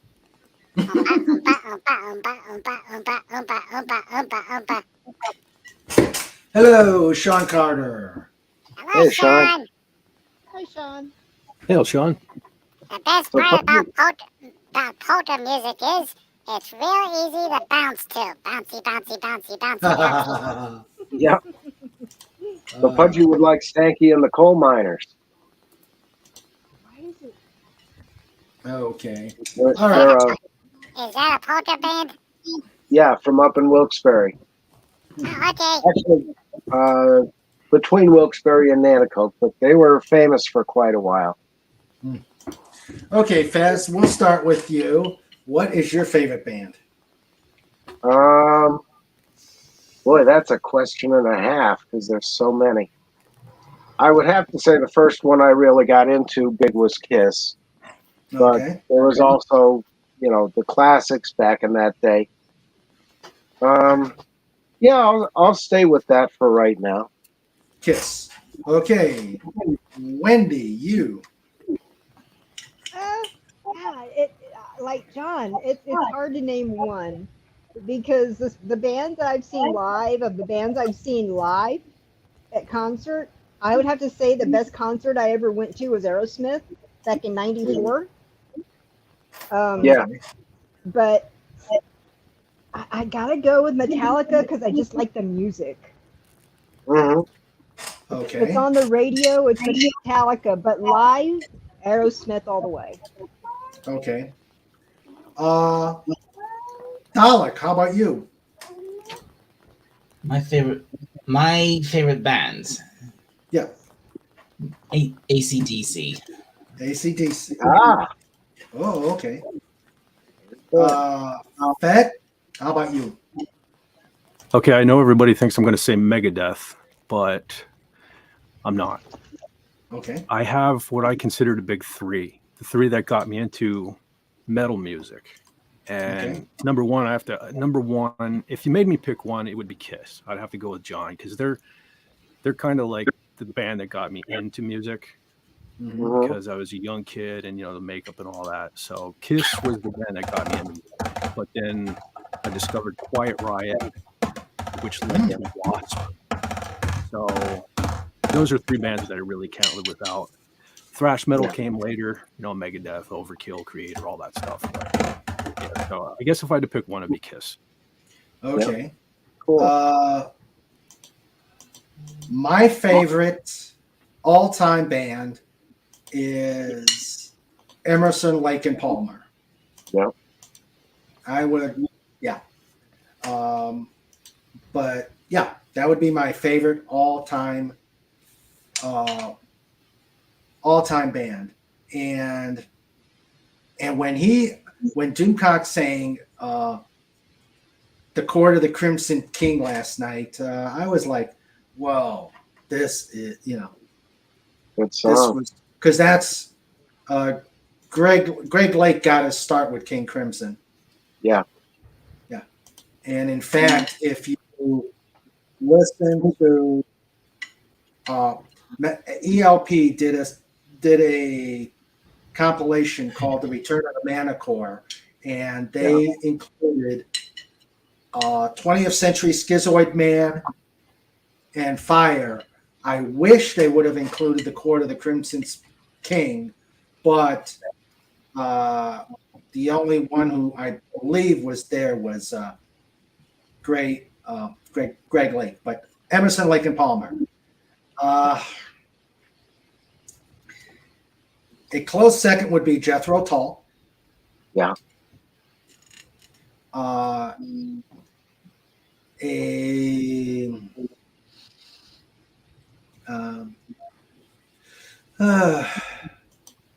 My tastes go around, but I'm still a prog rocker, and probably my third would probably be Al Stewart, but not his pop. Not his pop stuff, more of his eclectic stuff, like Say It Ain't So, Joe. No, Roads to Moscow is probably my favorite song from him. Very good. Yeah. I haven't heard that in a long time. Oh, you should. It's good. But yeah. And yes, I kind of like Metallica lately. Now, what are the most? Now, I have to say this because in the operating room, they listen to music all the time. Now, on the Friday nights, whenever I used to work Friday night shifts and weekend night shifts doing trauma, we listened to Doomcock on Fridays. But whenever you're in surgery, one of the most, I would say, of the bands that surgeons wanted to listen to the most during surgery, during traumas, was Guns N' Roses or Motley Crue. That's what surgeons wanted to listen to, was either Motley Crue or Guns N' Roses. Boy. Surgeon. Surgeons tend to be some rockers. Yeah, they didn't ask for a lot of Madonna. They didn't ask for a lot of Madonna, believe it or not. Although we do have one neurosurgeon that, of course, he's off of it now, but his favorite used to be Britney Spears. Ew. And it just drove us all crazy whenever we'd be stuck in a room with him doing a spine case for 6-7 hours listening to Britney Spears. And we just wanted to rip our ears off. Good Lord. Or rip his ears off. Yeah. Yeah. Or rip. We threatened to a few times. Good Lord. Oh, dear. We had another surgeon. Let me put it this way: we had another surgeon that wanted to listen to Patsy Cline. We preferred Patsy Cline over Britney Spears. Oops, Snorty. Oops, Snorty did it again. Yeah. There you go. Let's see. I have a musical question, kind of out of the ordinary. What's everybody's favorite guilty pleasure? A song that you like that you wouldn't necessarily admit liking it, but I'm asking you to do it here in front of everybody. Ooh, that's tough. A guilty pleasure. Oh man. Guilty pleasure. Guilty pleasure. Ooh. I'm ashamed to say it, but Night Fever from the Bee Gees. Night Fever, Night Fever. That's the one. Da.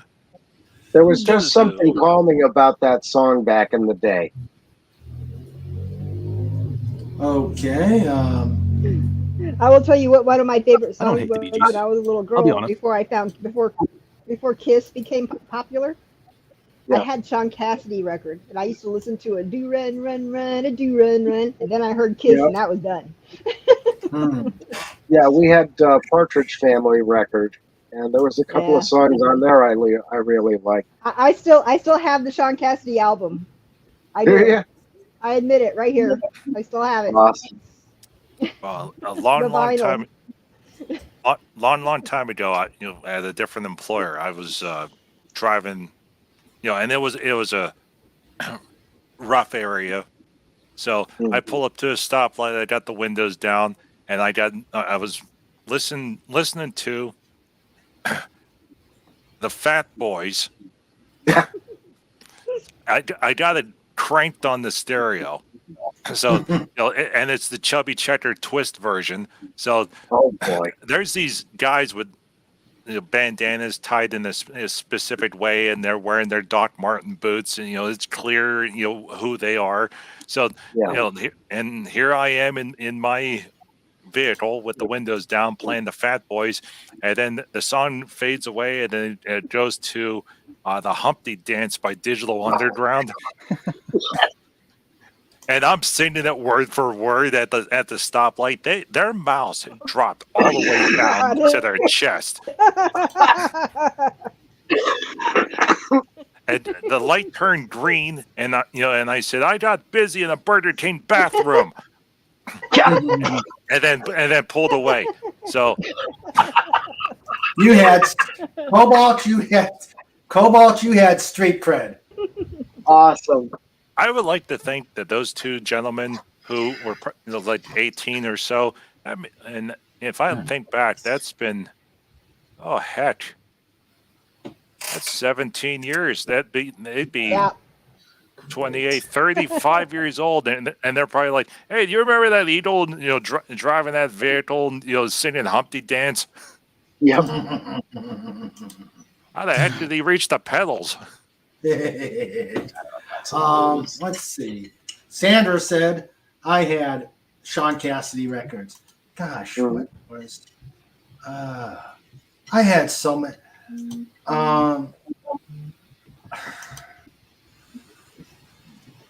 Oh boy. I would say one of my guilty pleasure songs was Benny and the Jets. I was an Elton John fan. I was an Elton John fan for a while until I found Emerson, Lake and Palmer. But yeah, Benny and the Jets. Yeah, that era was really good for him. Pudgy and the Jets. Oh yeah. The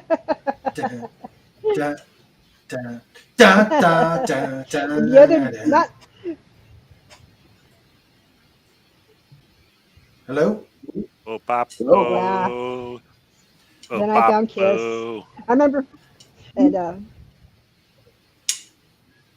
me and you rendezvous at the pod at the end of the street. How about you, Dalek? What's your guilty pleasure song? That's a really hard one. I know. There's so many good songs. Here comes Peter Cottontail.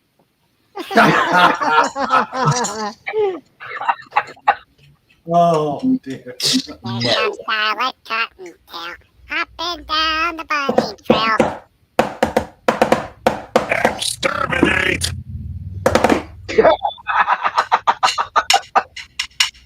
Okay, back to Dalek. Oh boy, there's so many songs out there that I just pick one, but to pick one that I'd call a guilty pleasure, boy, that's a really, again, this one's really hard. Basically, like something you shouldn't like, but you do. Something I shouldn't like, but I do. I don't know. I really don't know. I mean, you'd think I was. What you mean at any point in my life? Yeah. Whatever. or anything you've heard in the past. Yeah.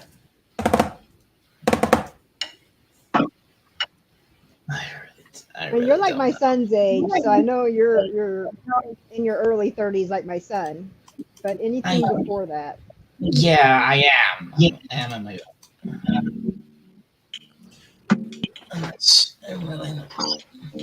Okay. Here, Pudgy will decide for a dialect. Uh-oh. Dialect lights. Hanson. Bop. I can see that. God. What? I can see him jamming out to that. That'll make him start exterminating. Bop. Bop. Hey, Lenrod. All right. Yeah, Lenrod. Hey, Hey, Linrod. Lenrod. Let's get him in here. The hell you been? He's here just in John time sure to tell knows us his something. guilty Yep. pleasure. School buddies out for summer.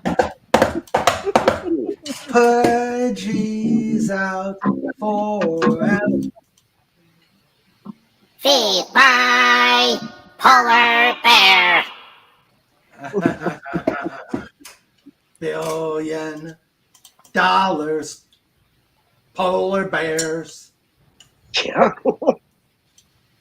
Boy, feed my polar bear. That'd get very expensive real quick. He said, Lenrod's been working tree chopping action. All right. Yeah, chop trees, you burn trees. Yeah, Lenrod's got kung fu action. Oh, there was a song, Kung Fu Fighting. Oh, Back in yeah. the 70s. Oh, that was a good one. That was a good one. Everybody Oh, was kung I hadn't fu thought of fighting. Da-na-na-na-na. Snort's kicks were fast as lightning.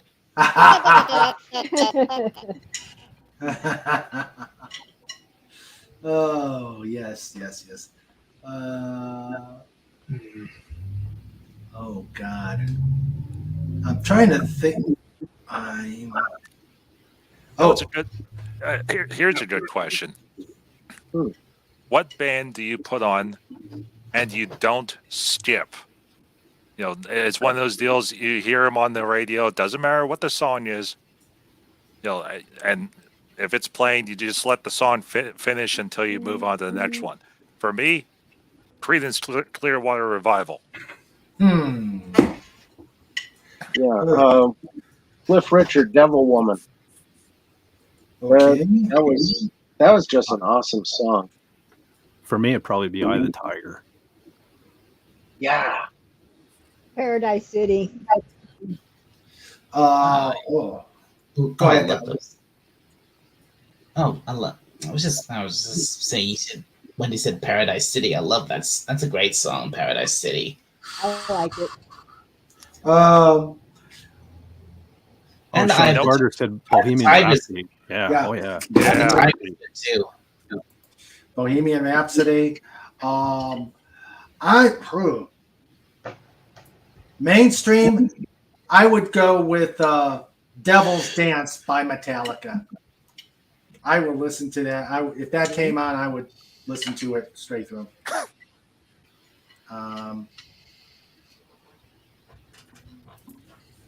This is an unfair question for me because they don't really play most of my bands on the radio. Yeah. We have an oldie station here, well, it's a classic rock station here that I have in my vehicle when I'm driving. And so they play a lot of this stuff from the 70s and 80s. I hear a lot of good music. That's the biggest problem. You know, the radio stations around Pittsburgh stink. They repeat the same 10 songs every hour on the hour. You know, every time I go to the dentist, they're playing Billy Joel. And whenever it's time for Genesis or Phil Collins, then I know I have a cavity.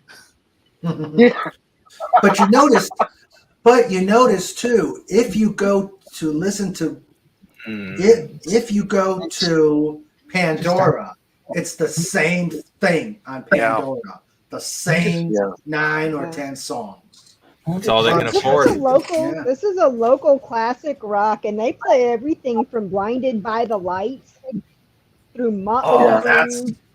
I mean, they just cover. The Who. I thought they said wrapped up like a gooch for the longest time. Yeah. Grace Saley says, even my 9-year-old loves Paradise City. That's a good song. The other day, I had my dogs out in the car in my vehicle with me, and I had the windows down because the dogs were in the car. And Paradise City came on, so I cranked it up, and I was sitting there at a light with my windows down, and I looked over, and the people in the car next to me were banging their heads. They were enjoying Paradise City. I was never huge on Guns N' Roses. I always lean more towards LA Guns. I preferred LA Guns over Guns N' Roses. Well, it is extremely dangerous to be driving with Kickstart My Heart. Yeah. Either Eastbound and Down with Jerry Reed. Oh, yeah. I love There's a heart surgeon that I work with, and I've scrubbed with him and assisted him in many heart surgeries. And when it's time to take the patients off bypass, I actually worked with him and did a heart with him while y'all were doing the show one evening. And I was in the middle of assisting him in a heart surgery, and we were listening. One of the things that he always asks whenever we're taking the patient off bypass to restart their heart, he wants to hear Motley Crue Kickstart My Heart. He has to have that song on when it's time to come off bypass. Dalek, what were you going to say? Well, I was just gonna say, I think the first band I really got into was has anyone here heard of a group called Status Quo? Yes, I have. Yes, good band. Yeah. And by the way, go ahead. Unlike you. I think they're British. They were a British band. Yeah, they were British, and they had some really great classic songs. There's one called Down Down Deep Down, Rocking All Over the World, the Wanderer. What did they do? Hey, silly question. You ever listen to Nightwish? Yes. Yep. Oh, yeah. Oh, yeah. Nightwish is great. Oh, and excuse me, Lenrod has just made an appearance. How you doing, buddy? Well, I'm here. Hey, I'm Lenrod. tired, and my sinuses are a rock right now. Yeah, What's your guilty pleasure song? Yeah, what's your guilty pleasure song? A song you like, but you shouldn't. A song that I like, but I shouldn't? Yeah. Never Gonna Give You Up, Rick Astley. Yeah, that takes guts to admit that one. Yeah. I've got several of his records in my collection. Those are some steel circles below the waist. What's new, polar bear? Strangely enough, I used to. My parents would put on the Sonny and Cher show and the Tom Jones show, and I would force. I would listen to Tom Jones songs and Cher songs. Of course, Toxic Young Teenager. Cher's outfits were boom chaka wow wow. Anytime my mom was in a bad mood when we were growing up, we always had a Tom Jones cassette that we would just stick in and play Tom Jones, and she'd get in a much better mood. Oh, okay. Yes, and Wendy, I put the alternate lyrics to Paradise City in the private chat. Oh dear. Hey, who remembers Hee Haw? Me. I do. I do. Unfortunately. I Seen it? That had some great music. Yep. That's Roy Clark, isn't it? Yep, Roy Clark and Buck Owens. Yep.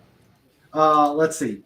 I'll tell you one band that my dad loves that I'm not sure if I like or not. What? The Beatles. Oh, whoa. You know, it took a long time for me to like the Beatles. I had a neighbor who would constantly play the singles of the old Beatles music, and I absolutely detested it. It was after I became an adult that I said, they're not bad. Yeah. They're not bad. And so, I like a lot of the Beatles music, but there were a few pre-Sgt. Pepper's that I liked. There were a lot I didn't like, but I liked a lot of their Sgt. Pepper's and beyond. Yeah. That's a band I have to kind of separate the art from the artist to listen to, but that's another story. Just remember, the real Paul McCartney died in '66. Right? That's true. Now, that's that. When I heard all that, I was a 6-year-old, and I heard that I was scared. I couldn't sleep for days after I heard that he had died. In a yellow submarine. We all live in a yellow submarine. We all live in a yellow buoyancy control ballast tank and hull. Oh, Snort, yes. Where are you tonight? Why did you leave me here all alone? I searched the world over, thought I was found true love. You made another and you was gone. There, Pudgy. I was on a roll. That was near Pudgy. Yes, it was. Yeah. He's been off the hook tonight, making these drive-bys. Yeah. Oh dear. Don't forget, I live. Funny thing is, like I said, my dad loves the Beatles, but I'm not so sure if I do or not. And don't forget, and here's the thing: I live the part of England I live in. I'm literally just a half hour's bus ride away from Liverpool. Oh, you're close to a Liverpudlian. I used to have a Liverpudlian accent when I did some imitations, but that's long since. I can visit Liverpool. I can visit Liverpool anytime I want. Cool. Yeah, Well, he why just would has you? to make a left turn, go straight, make another left turn, go straight, make a right turn, go straight, make a left turn, go straight, make a right turn, go straight, turn around at the roundabout, wind up in Scotland, make a right turn, go back to Britain, and you're there. Actually, I thought you were Pudgy. Actually, I thought you were describing a NASCAR race. Yeah. Oh, NASCAR is easy. Left turn. Left turn. I thought so Left too. turn. Yeah. Left turn. Pit stop. Look at that Parliament. There is a go straight in there at some point. Yeah. Yeah. Yeah. Yeah, between all the left turns. You know how you confuse a NASCAR driver? Put the traffic, line them up in the other direction. Right turn. Right turn. Right turn. Right turn. Or worse, you put them on Formula One, which has left and right turns. Yeah. No NASCAR drivers have ever really done well in Formula One. Yeah. That's true. Roads are too much for them. Yeah. I had the opportunity to go do the 24 hours of Le Mans. Oh my God. What an experience. And it wasn't so much the race, it was all the camping and partying. Occasional car going into the crowd. Yeah, more drinking. and you get to see a little bit of the race. 2 hours pass, then it's time for lunch. More drinking, dinner time, more drinking, bedtime. You wake up the next day, time for coffee, and they're still racing around the track. Left turn, left turn. I served in the Army with a guy whose parents used to do a Daytona 500 every year, but they would camp in the infield. And he said they didn't really watch the race. By the time the race started, they were already plastered. Ask them who won, and they'd be like, hold on, let me look. We would be there for the start. We were there for the start. We would go back to our campsite, drink. Then we would go back, see who's doing what, and you couldn't even pay attention to the vehicles. We'd wander around pit row. They did have cool cars, so and then we'd go back and drink some more, eat some more, come back, and we actually did stagger back in time to see the finish. Yeah. I was really surprised earlier this year. I saw a thing that that Chevy Camaro NASCARs are actually going to be competing in Le Mans. Oh, cool! Yeah, the NASCAR version of the Chevy Camaro. That's a scary thought. It is a scary thought. It ain't gonna make it around the corners. No. Yeah. And I feel sorry for all the other cars because in NASCAR they pretty much trade a lot of paint. Yeah. Yeah. And of course, if it was Kyle Busch, hearing him try to curse in French, that would be interesting. I might actually watch that. He's a pretty rough driver, though. Oh, he's the dirtiest. It'd be worth it to watch. He is. But to hear him cuss in French, I'd pay for that. Yeah. I gotta read this to you. Listen to the following exchange overheard between Frankfurt Ground Control and a British Airways 747. Call sign Speedbird 206. Speedbird 206. Frankfurt. Speedbird 206 clear of active runway ground. Speedbird 206 taxi to gate via Bravo to Alpha 17. The British Airways 747 pulled onto the wrong taxiway and immediately slowed to a stop. Ground. Speedbird, do you not know where you're going? Stand by, ground. I'm looking up our gate location now. Ground with quite arrogant impatience. Speedbird 206, have you not been to Frankfurt before? Speedbird 206, after a brief pause. Yes, twice in 1944, but it was dark and I didn't land.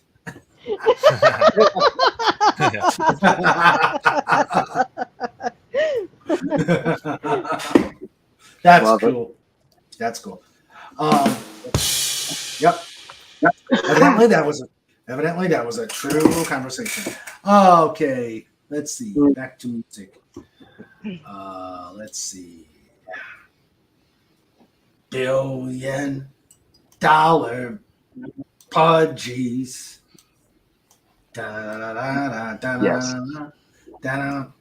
I liked Alice Cooper, but he only had 2 or 3 songs that I really liked. No More, Mr. Nice Hedgehog. More, Mr. That one, $1 Billion Babies, and School's Out. Yeah. That's Agent Pepsi's song. I like the more metal Alice Cooper, like the album Raise Your Fist and Yell, Constrictor. Yeah, I didn't hear a lot of those. Kane Roberts played on those. I'm a big Kane Roberts fan too. Or here's one.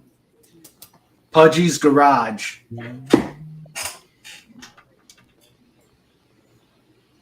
Frank Zappa? Yep, Frank Zappa.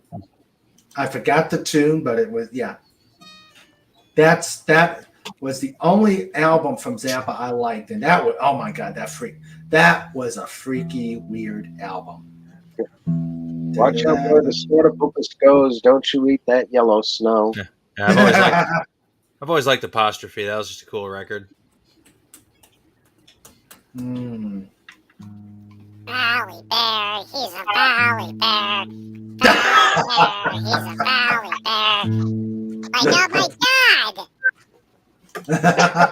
god! Oh, that was a good one. Had me with a herring. Ooh.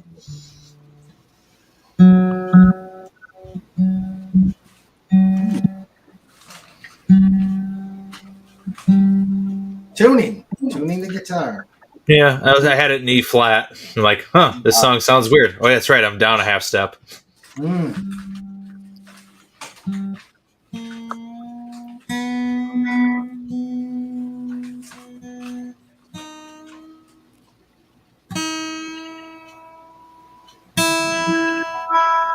Snap. Let the polar bears be polar bears. Snap.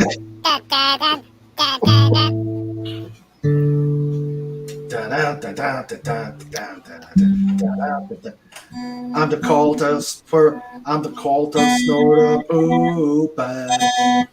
Yes. I'm the cult of Snortopus. Yep. Uh-oh. Somebody tripped over an amp. Oh my. You know what the neat part about metal is? There's all the different subgenres of metal. You know, so there's Tolkien metal, so that would be like Blind Guardian. Then there's symphonic metal, so that's like Nightwish and Stratovarius. Then there's Viking metal, that would be whatever band does Diddy Diddy Hole. Yeah. And Runes to My Memory was another one. Amon Amarth. Yeah. Yeah. Oh, yeah, Amon Amarth is a good one. Then if you're really ticked off, it's thrash metal. So then you're getting into like Biohazard and Slayer. Yeah. And then if you go even further out into the craziness, then there's demonic metal, which is like Deicide. Mm-hmm. Although Deicide you cannot play at all. Yeah. The Norwegian black metal. Gotta love some unholy black metal. Where does Gwar fit in? Shock rock. Yeah. They are metal, but at the same time they're not metal because they're they're very rock oriented. In a lot of ways, it's more theater than music. Well, okay. Yeah, they're another tick away from Kiss and Alice Cooper, who basically both came from the crazy world of Arthur Brown, who came from Screaming Lord Sutch. Mm-hmm. Mm-hmm. Yeah, too bad Tony had to leave. He knows one of the dudes from Gwar. Really? Yeah. Yeah, and the best part is the current lead singer for Dwar. He's a University of Virginia professor. Not surprising. Snort says trivia. Amon Amarth is from Tolkien. Elvish for Mount Doom. Yep. Yep. Saxon. Yeah. Saxon. Oh, that's down 50. Yeah, Saxon's good. Yeah. Molly Hatchet. Yeah, some Southern rock.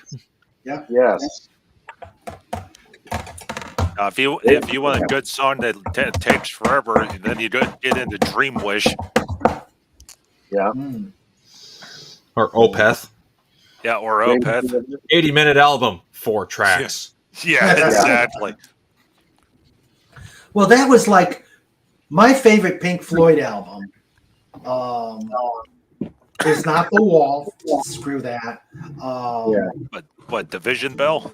No, my favorite Pink Floyd is Animals. Yes. Yeah.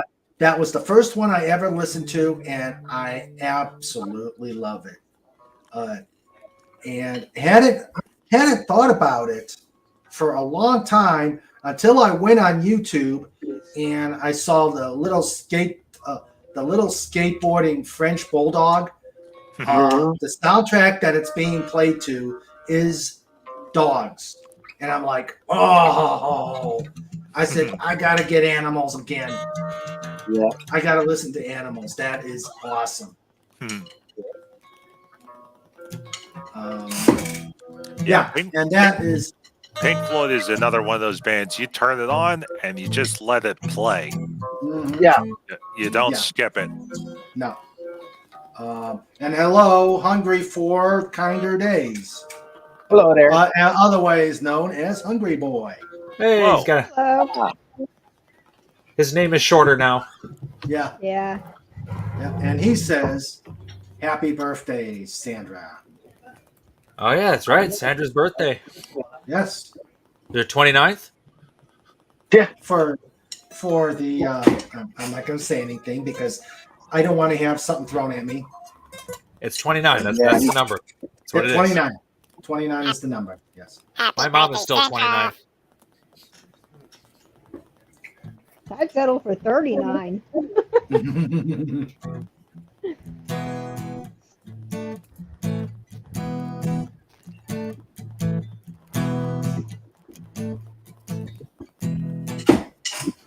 Spent the last year Pudgy Hedgehog way. Couldn't get much higher. Out on adventures, I think it's safe to say the critter is a fighter. And we don't need the forest critters crying when the story's sad. Yeah. 'Cause the Pudgy Hedgehog way is more fun than the way we had.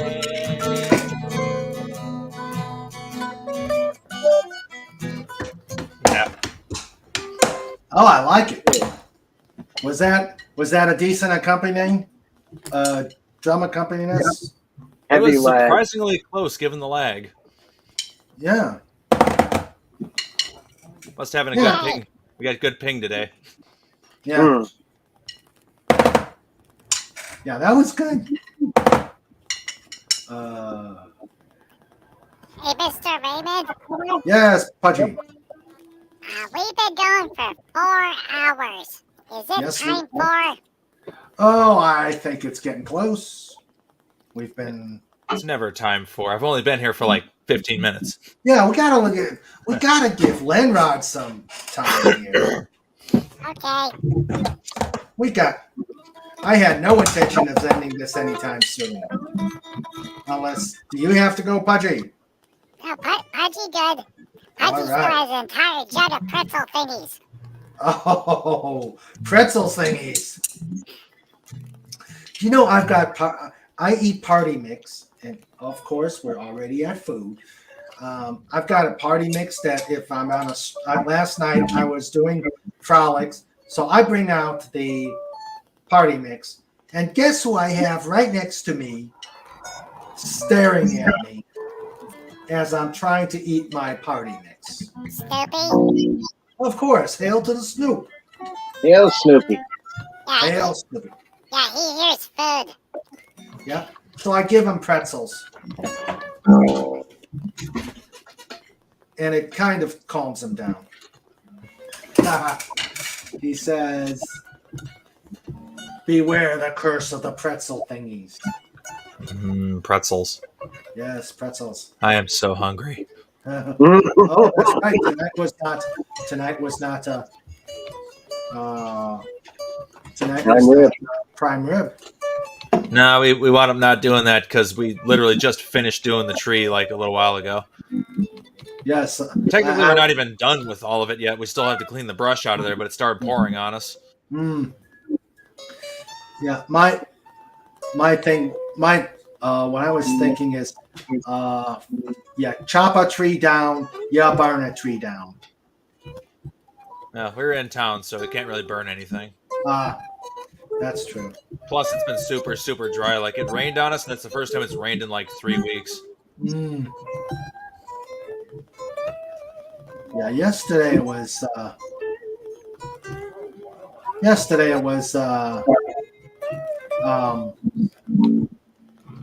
We had like a very short rain storm. I mean, very short. Didn't even do anything. Yeah, it rained for 3 seconds up here in Pennsylvania. Yeah. Enough to make the cars dirty. Yep. Yeah. Yeah, and again, my pond is starting to evaporate. Yeah. We're expected to have 100-degree weather for the next 2 weeks with no rain. Wow. Wow, I'm going to come back from my away mission. I'm going to have 13 fish flopping on the floor.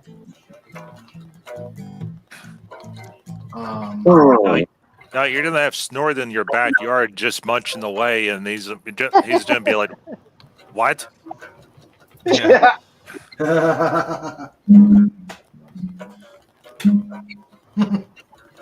Welcome to Maryland, Raymond. Yeah. Yeah. Hail Snoop, killer of cow ears and master of the bully sticks. Yes. Maybe we should check with Sandra about birthday plans. She had a nice celebration of her birthday. She had the grandkids. We had the grandkids over. The two little forces of nature. Yeah, my grandson is 1 now, and holy cow, I can't keep up with him. And I'm in shape. 100 weather and no rain. What, you guys in Australia? Feels like it. Yeah. Actually, my soon-to-be 7-year-old came up to me and whispered, "Swing." One word, swing. And I knew exactly what it meant. And I took her to the front porch and swang her. Yeah. And then I said, "Well, wait, we can't do this alone. We got to bring your sister." And her sister was absolutely giggling as I was pushing the swing. You okay, John? Yeah.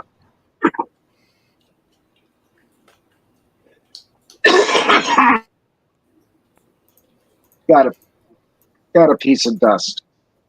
That's not good. Let's see.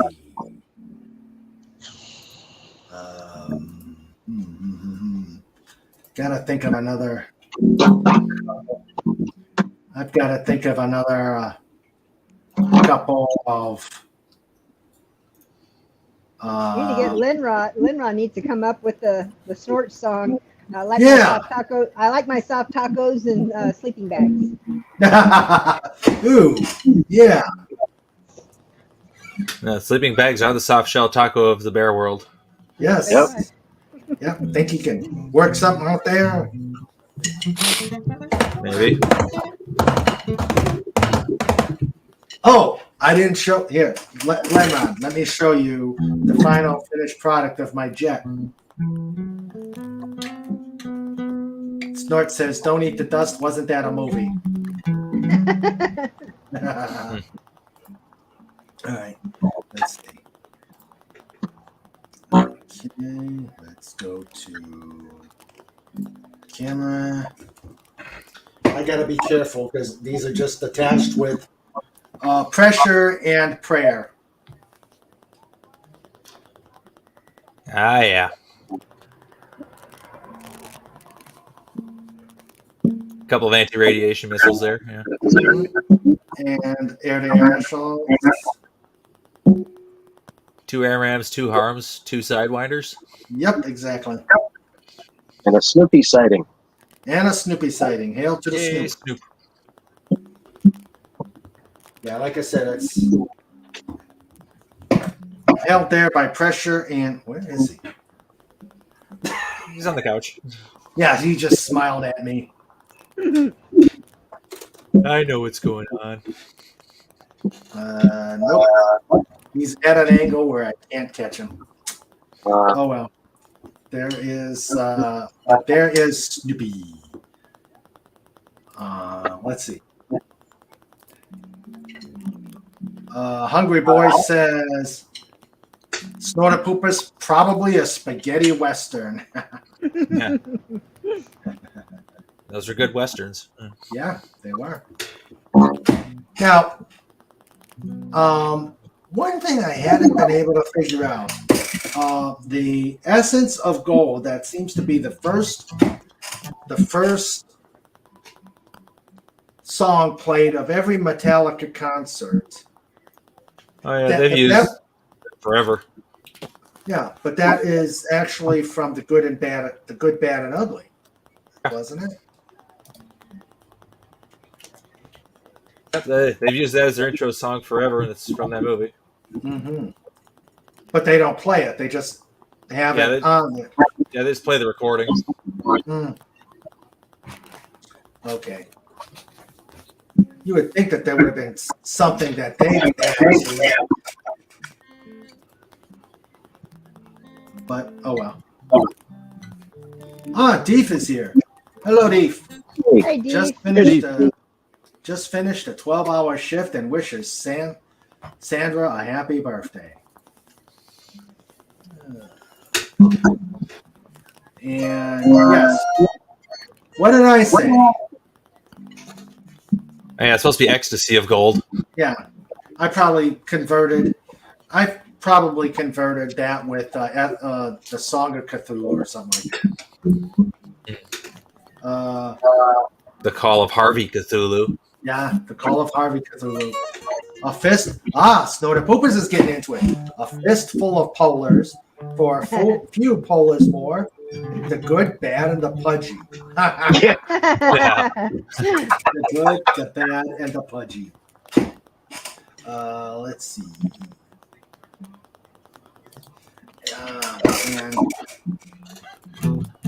And Hungry for Kinder Days would pay to see those. Let's see.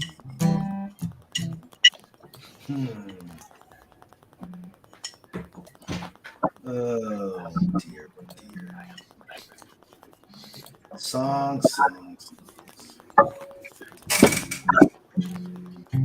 Fett or Lenrod, did you want to try and play a song? My sinuses are pretty wrecked, but I could try. Okay. How about you, Fett? You gonna do one afterwards? Or you... I don't think you'd hear me too well. Okay. All right, Lenrod. Just gotta find a song to play. Okay. Once a Pudgy time in the Polar West. Let's see. The Wild Pudgy. The Wild Pudgy.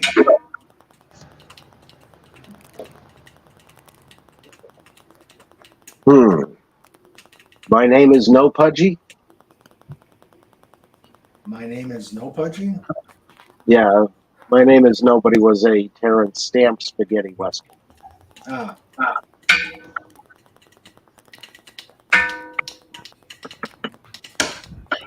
Oh, boy. Let's see.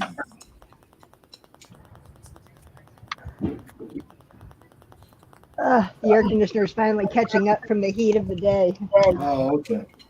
You know, one time I was in Vegas, and I realized that car air conditioning cannot catch up with the heat of Vegas. Yeah. Just like here, that on these really hot days like this in South Texas, it's just the air conditioner. By mid-afternoon, the air conditioner is just nonstop. I can just see my electric bill going.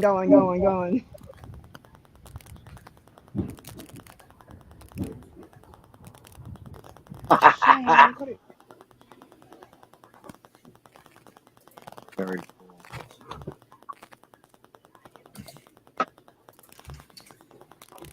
James T. Polar West and the Wild Pudgy facing off against Dr. Miguelito Cobalt. Ah!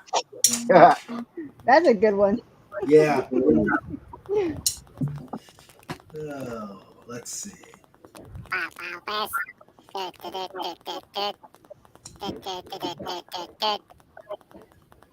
Yeah. Let's see. You want to watch what?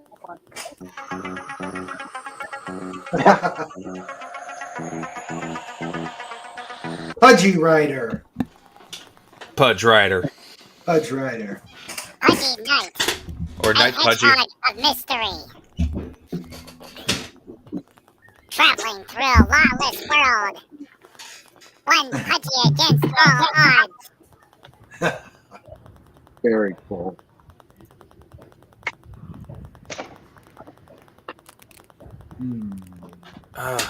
Still can't do that chord progression change. Stupid C sharp chord. I can play the whole song until it gets to that switch, and it's like, come on, fingers. It's literally just the last verse of the song is in that key. Cool. Maybe I could just cut it off there. Then I might get away with playing a copyrighted song. Ah. Well, my son, they were listening to the grandbaby. They're expecting my granddaughter in November. They were listening to her heartbeat at the doctor's the other day. And my son was so proud because he said the heartbeat sounded like the bass from Barracuda.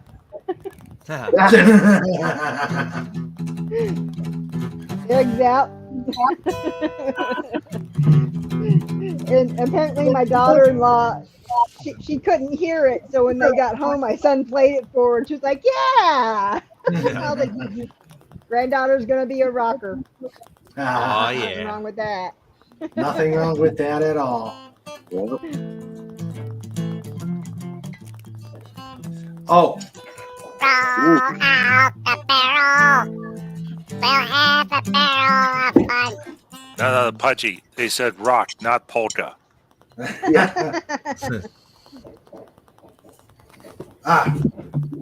With a terrifying grimace and a howl and a da da da da, he picks it high. He crashes a high tension wire down. Snort a poopus. Whoa, whoa, they say he's got to go. You go, old Snorter. Snorty. Yeah. Whoa, whoa. There goes Tokyo. Oh, oh, Snort a poopus. Legend speaks of Snortopoopas going to the sushi district in downtown Tokyo.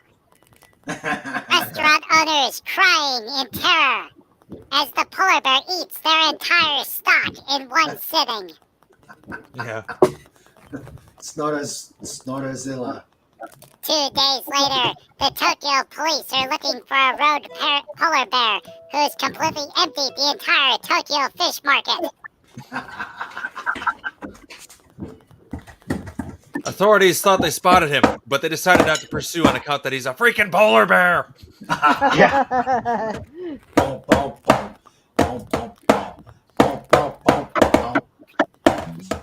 2 days later, the devious police officers of the Tokyo Metropolitan Police Station decide to deploy natto, the most craziest and weirdest of Japanese food items.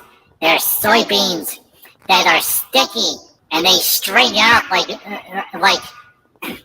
glue, and they taste weird, and yet people eat them all the time.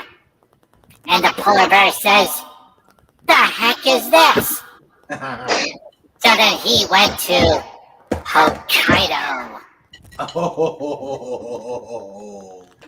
Oh, that's scary. Dun, dun, dun, dun. I know. Dun, dun, dun, dun, dun, dun,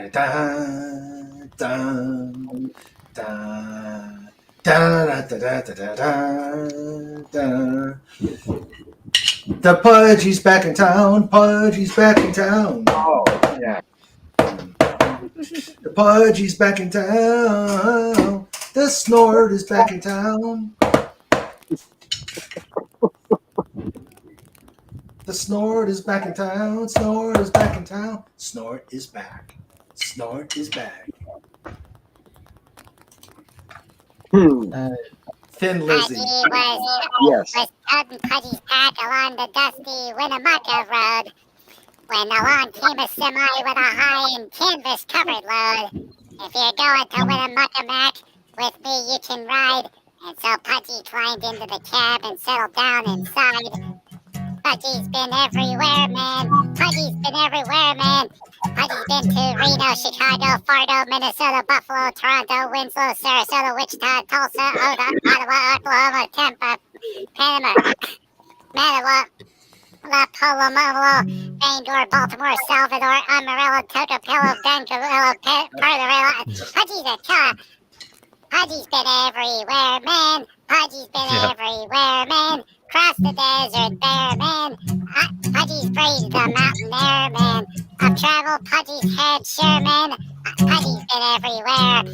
Pudgy's been to Boston, Charleston, Dayton, Louisiana, Washington, Houston, Kingston, Texarkana, Monterey, Faraday, Santa Fe, Tallapoosa, Glen Rock, Black Rock, Little Rock, Oskaloosa, Oh, jeez, Cobalt, this song's terrible. What is that? What is that? An Animaniac song? No, it's Johnny Cash. I've been everywhere. Oh yeah, he goes on a nice long rant in that one. That falls into the realm of the storytelling country music. Gotcha. Or the Elements song. The hungry guy says Snortzilla versus Mothra. Yeah.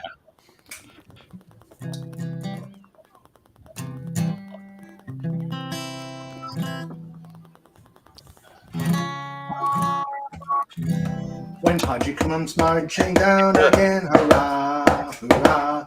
When Pudgy comes marching down again, hurrah, hurrah.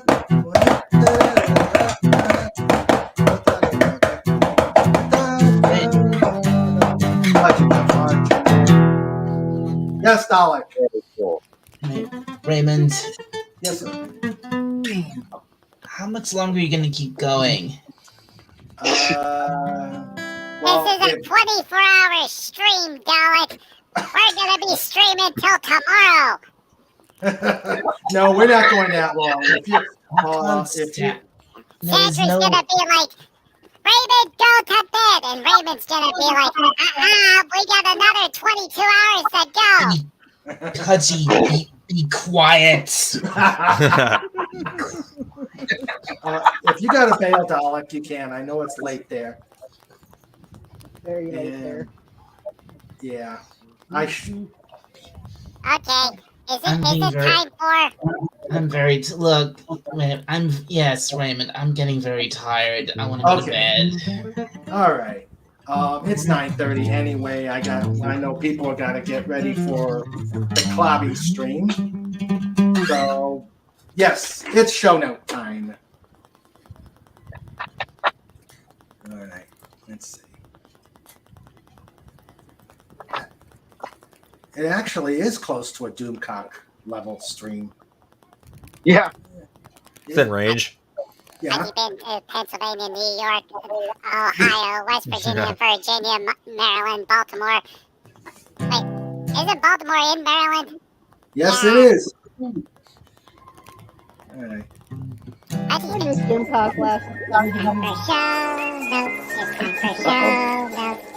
It's time for show notes. It's time for show notes. with Mr. Raymond and Sandra too. It's time for show notes. Done. Okay. It's show note time. Things are going to be. What was that, Limrod? I just remembered a thing. Oh, okay. I saw an image in a dream that Fed had made a picture of Dr. Dalek. It was the picture of the Dalek. It had the defibrillators, and on the top it just said defibrillate. Oh no, not that again. Dr. Dalek, defibrillate!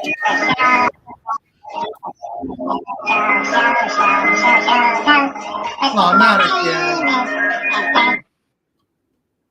Oh, okay. Uh-oh. All right, let's try this again. Yeah. Might have to. Yes. Snorter Pooper says Daleks have to get their rest. A busy day of extermination ahead. Hungry for Kind of Days says if I get a nightmare tonight, it'll be Dalek versus Pudgezilla.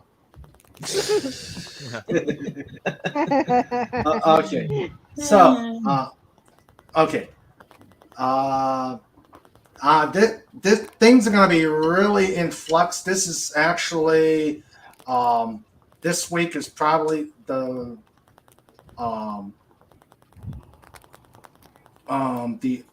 this week I'll be in town. Next week or this coming week I'll be in town. Next week I'm on my away mission, so I don't know what.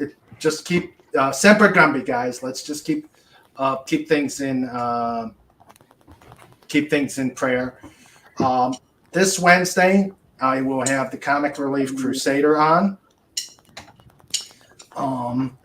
The 8th, it will be a Sunday, just cause, and it will be mobile because I will be on my away mission. And it may be a short one. We'll have to see. On the 21st, again, it's playing it by ear. I will have Stark of Iron on. It will be mobile. And the 28th, we'll have Fed for Hire. Oh, yeah. Yeah. So please, guys, bear with me. I will keep things posted. If I do shows mobile, they may be shorter than usual.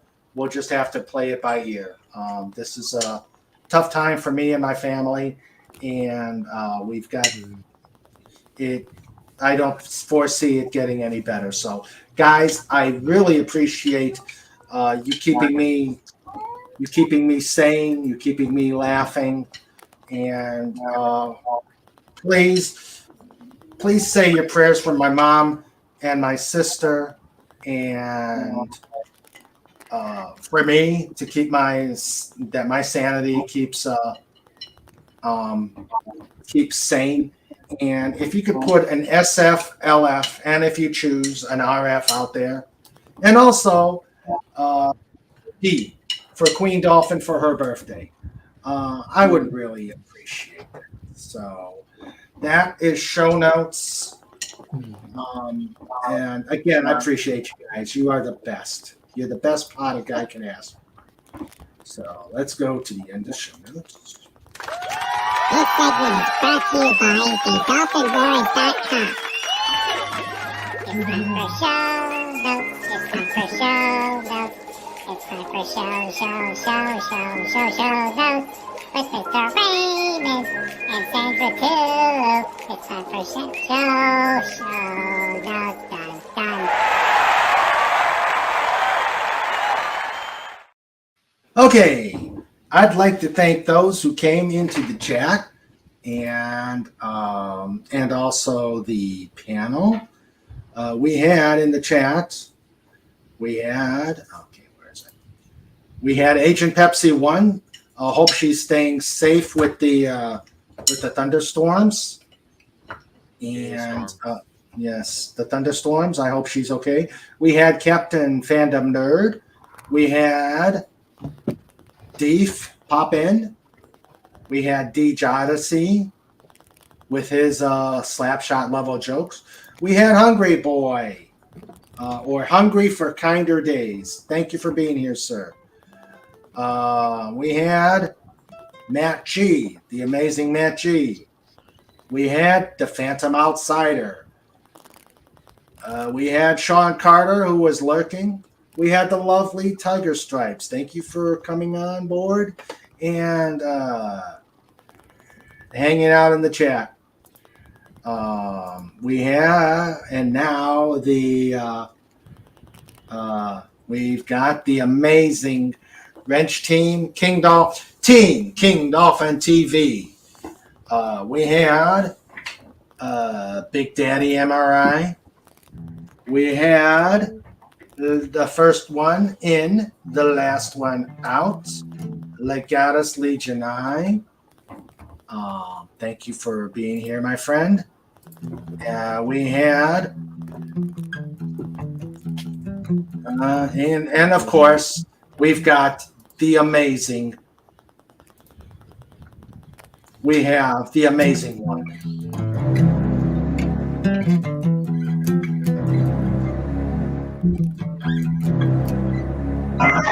What up, boss?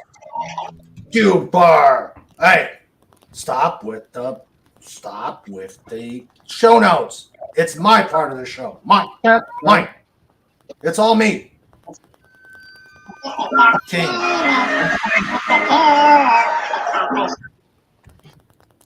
Stop it, Pudgy.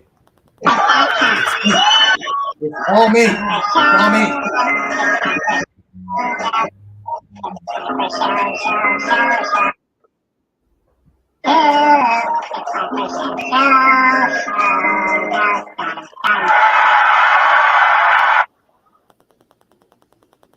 Are you done? .com.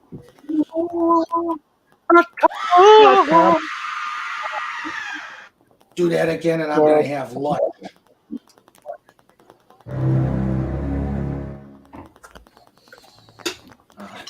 Okay, Snorter Pooper says, take care every human, dolphin, Dalek, doggo, ferret, wabbit, and sloth, and wombat, and a special take care to all koalas, even though you're not really a bear. And Snort says, mascot fight. Oh, yeah. Tree pigs. Fett and Lenrod have some nice legs on screen. Oh, is that true? Our avatars must line up right. Yeah, let's see. Let's see. Yes. Yeah. All right. And now, thanks to the amazing panelists that were here. We had, who came in and left, we had Stark of Iron and Comic Relief Crusader, who came in and were on the panel a little bit and left. And now we have, and I'd like to thank who stuck around. Dalek 451.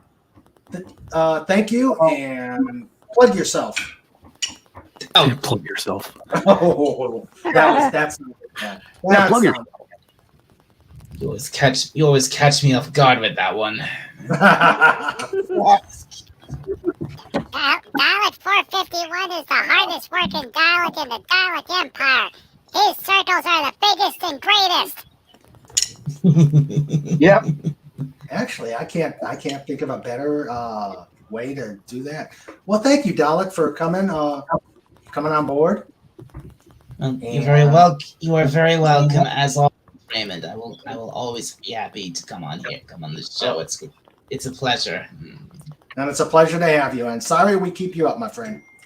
It's not so bad. I mean, I stay up this late a lot. Trust me. Okay. Well, hope to see you next week, and you have a great evening. And there's his channel. Thank you very much. Okay, we had which actually sorry to interrupt, but I've actually got one of the actually no, forget it. You go on, Raymond. You sure? I was just wanted to like tell about an idea I had for a live stream I might do on my channels at some point. Okay. Well, if you... Death metal Dalek. Ooh, that would be epic. That would be epic. What, right, Glenrod? His head spinning around in a circle the entire time, every single light going on, screaming, Rated Pudgy!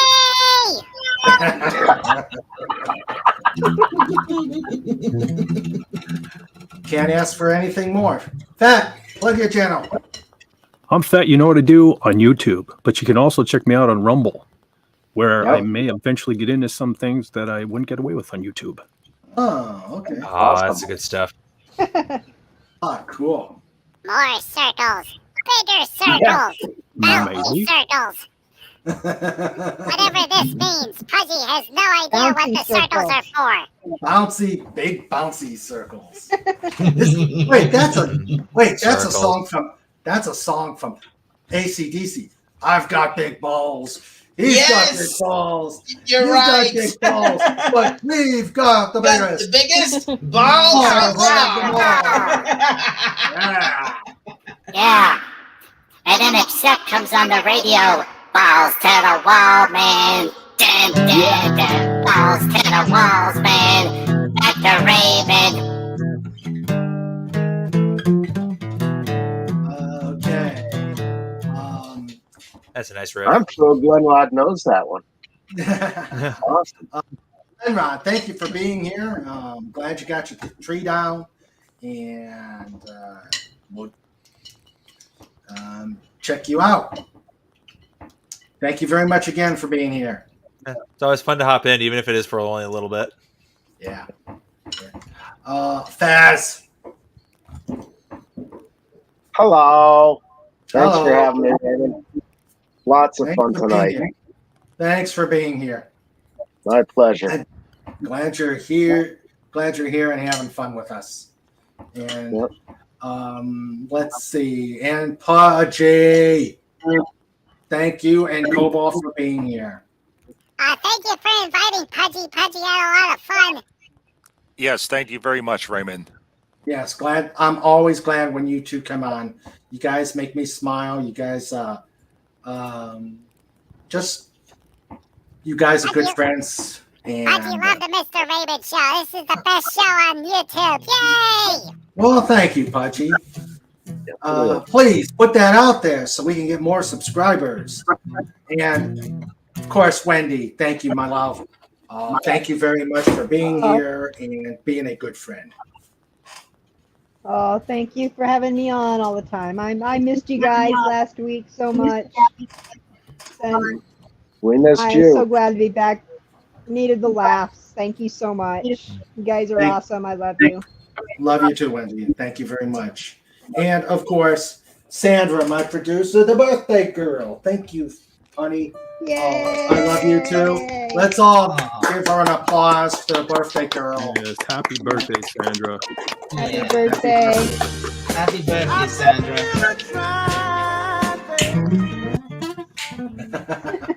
All right. So everybody, be safe. Be patient with me. Things are getting a little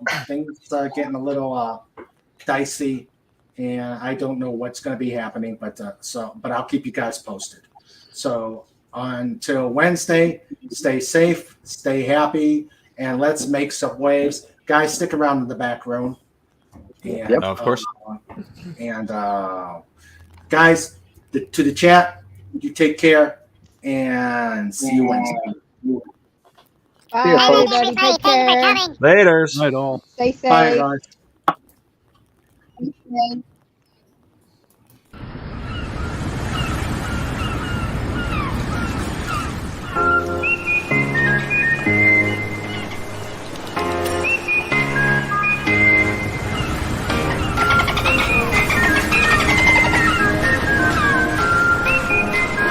This segment is brought to you by the Dolphin Boys